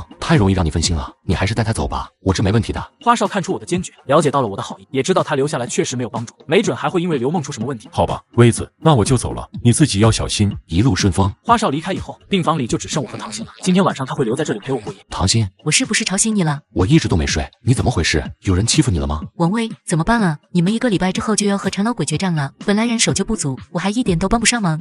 王威，你别动了，你手上的伤这么严重，你还是好好休息吧。没事的，大不了就是个输，我今年才16岁啊，输在一个40多岁的中年人手上不算什么太丢人的事情。那万一出什么事呢？我哑口无言，战场上确实什么事都有可能发生，而且身为其中一方的老大，结局必然非死即残。我不想你有事，一点点都不想。王威，你千万不要有事啊！放心吧，我不会有事的，我一定会打败陈老鬼的。其实这几句话说出来连我自己都不信，但我必须要说，一方面是给自己加油打气，一方面也是在哄唐鑫。果然，在我轻声细语的安慰下，唐鑫终于慢慢的不哭了，也睡着了。看着怀里泪痕未干的唐鑫，还有他时不时微微皱起的鼻子和眉毛，像只乖巧可爱的猫咪，不禁让我微微笑了起来。你笑什么？你没睡着啊？当然没睡着了，你肚子上有伤，我哪敢趴你身上睡，我就想看看你会不会偷偷亲我，结果真是太让我失望了，我就不明白了，难道我没有李娇娇好看吗？唐鑫又提这个事情，直接给我闹了一个大红，让我羞愧的几乎想钻到床底下去。没你再回头把持得住，我看你就孤独终老算了，有什么事叫我啊，我睡了。第2天一大早，花少就带着刘梦来。威子，我们准备走了，过来和你告别。走吧，别担心我，什么大风大浪我没见过，你可千万别死，以后到城里去找我玩。威子，那天要不是你舍命救我，可能我今天就没法站在这里了。絮叨了大概1个多小时，花少才带着刘梦离开了。而花少走到门口，突然又回过头来，快步走到我的身前，伸手按住我的肩膀。兄弟，你可一定要好好的。放心吧，会的。花少和刘梦离开后，龟哥等人来慰问并继续商讨对策，却始终找不到更多帮手。第3天，魏延主动找上门，怪我没第一时间通知他。自从财神的事后，我总觉得亏欠他。如今的魏延更加稳重成熟，已然是体育场无可替代的大哥。他的加入让参战人员扩充到60-70人，虽与陈老鬼那边仍有差距，但也给我们带来希望。此后2天，再无新进展，众人愁眉不展。我突然想起那天回来，我舅舅曾说过会帮我的，为什么现在一点点消息都没有？而且我也没有联系方式，想找都不知道该怎么找他们，还是算了吧。毕竟李皇帝也说过不让我舅舅插手，他估计就是想帮我，也有心无力，还是不指望他了。这天上午，又是一番无果的讨论之后，我无奈的让大家都散去了，并且撇下了唐鑫，一个人悄悄出门。我沿着我们镇上的路不停往前走，走着走着，竟然就来到了老许饭庄。王威，你可来了，我这好长时间没生意了，你带你兄弟过来捧我场了是不是？疼。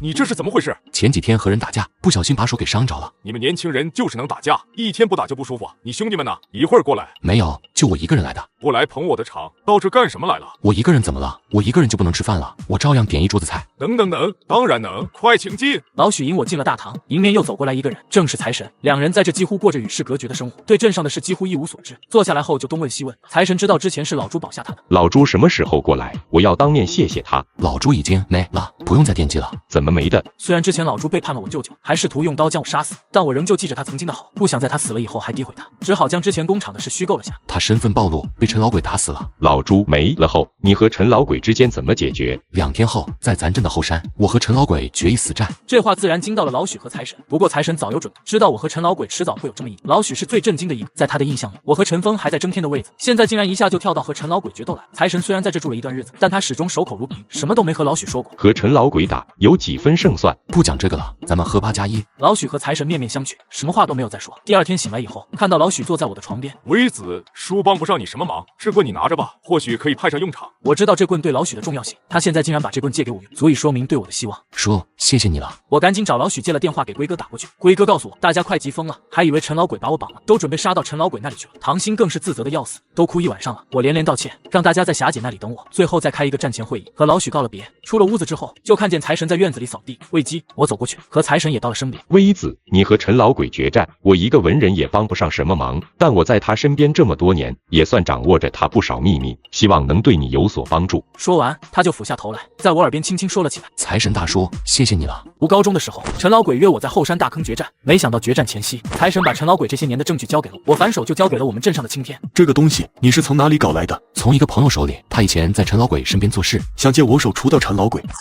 年轻人想的是不是太好了点？站在我面前的这位同志叫做郑朝宗，今年40多岁，在我们整个市里都很有名气，经常看他上电视。不是今天铲除了一帮黑势力团伙，就是明天扫荡了几个涉黄的厂，在民间拥有很高的人气，人称郑青天。你别管我是什么目的，您既然身为人民巡捕，面对这些重要的证据，总不能无动于衷吧？郑朝宗有些意外的看了我一眼，似乎没想到我一个小孩子还能这么镇定。我打听过了，你明天和陈老鬼有一场决战，谁赢了谁就能拿下这个镇的地下统辖权。虽然我不知道你是怎么做到这一步的，但你的势力比起陈老鬼来差得很远，所以这一仗必败无疑。所以你想借我的手，提前帮你铲除陈老鬼，是不是？对，那我又能得到什么？听到郑朝宗这句话，我很惊讶，我以为他和某些腐败的家伙不一样，原来也是一丘之貉吗？你可以得到名声、地位、荣耀，还有金钱。如果你能给我的只有这些，那抱歉了，没得谈，这忙我不会帮。等等，如果我掌控了这个镇，就保证有些东西绝对不会流进来。当真？当真。现在我确定了，和郑朝宗这种人做交易，拿金钱和物质是不足以打动他的。他想要的东西其实很简单，就是一方安宁。那好，我就和你谈一谈。你知不知道宋邦？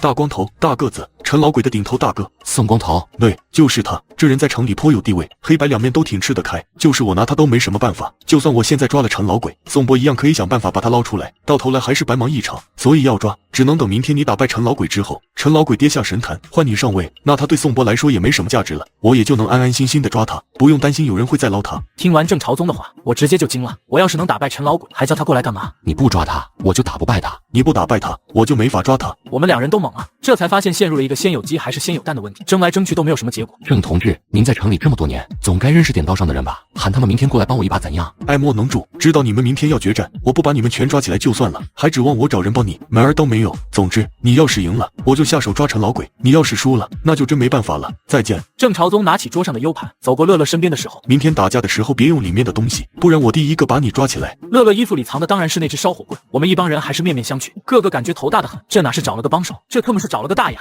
梅子怎么办？谁都指望不上，还是靠咱们自己吧。眼看着天都快黑了，而明天上午就要开始决战，大伙都有点气势萎靡的。把兄弟们都叫过来吧。晚上8点，平民街最大的饭店，说是最大，其实就是个2层楼的农家院。我们所有的兄弟都到了，再加上魏延带来的人，有60-70个，将整个1层都占满了。从我王伟走上这条路开始，一步步到现在，离不开大家不离不弃的支持。我们斗胡风，打老野，灭小刀，终于到了面对陈老鬼的一刻。曾经的我自信满满，年少轻狂，觉得自己一定可以将陈老鬼踩翻在地。可是现在这个情况大家也都知道了，明天就要开始决战，可我们还处在绝对的劣势之中，可以说明天这一战惨败的几率很大。我也不想让大伙白白去送死，所以喝过这一杯酒后，如果有人不愿出征，可以离开这里，我能理解。说完，我便扬起脖子，将杯里的8+1一饮而尽。现场静悄悄的，没人举杯，杯。我疑惑不解地看着众人，不明白他们是什么意思。梅子，我们不会走的。谁说咱们就要败了？威子，你可别说这丧气话。以少胜多的战斗，我又不是没有打过。就是，谁说我们一定输了？说不定陈老鬼明天就拉肚子，我一刀就砍翻他了。对，明天一定要和他干。我们等了这么久，怎么能错过这个机会？威子，你放心吧，哪怕一定会输，我们也没有一个会走的。充满豪气的声音在院子里一个接着一个的响起，所有人都喝了酒，但是没有一个人起身离开。我王威能有这么一帮忠肝义胆的兄弟，夫复何求？好，既然大家都这么有骨气，那我也不说废话了。明天上山去和陈老鬼决斗，不管最终结果是输是赢，都要拿出当年楚霸王破釜沉舟的魄力来，干他一个稀里哗啦，屁滚尿流！干干干！随着一声声的干字冲天而起，无尽的气势也在此间升腾而起。我知道大家是真的做好了和陈老鬼大战的准备，为这一天，他们已经等了太久，怎么可能轻易退缩？抛头颅，洒热血，这就是众人心中唯一的信念。没人再去思考这场战斗的结果究竟会是如何，大家只希望能够对得起我们自己。每一个人都会拼上自己全部的力量，上阵杀敌，绝不后退。于是我最后和众人同举了一杯，这才让大家都散去了。约好明天早晨在平民街见面，大家各回各的地方。我和乐乐他们也回到了学校宿舍。这天晚上，我躺在床上久久无法入睡，可我知道自己必须要休息，明天还有一场大战在等着我，所以强迫自己静下心来睡觉。终于慢慢进入了梦乡。第二天一大早我就醒了，我把钢管握在手里，在空中挥舞了几下，然后便藏在衣服里，带着一身无畏的气势，义无反顾地下楼去了。在宿舍楼门口，却意外地碰到了一个人。唐鑫什么话都没说，只是走过来，张开双臂抱了我下。王威，加油，我等你回来。我重重点头，然后松开他，朝着学校门口走去。学校门口站着10来个学生，正是乐乐、韩江他们。虽然人不多，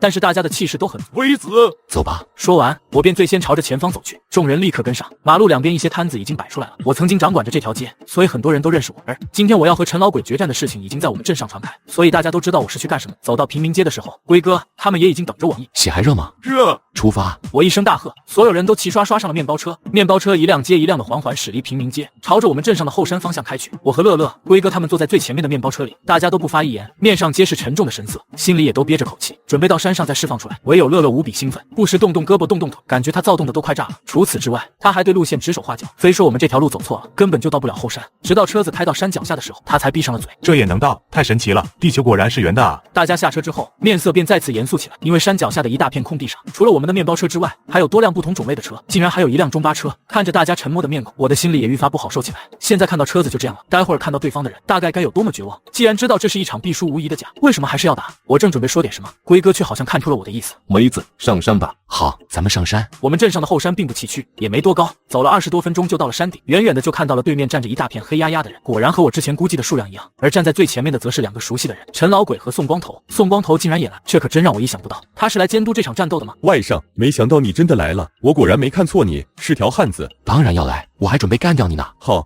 有骨气，不愧是小阎王的外甥。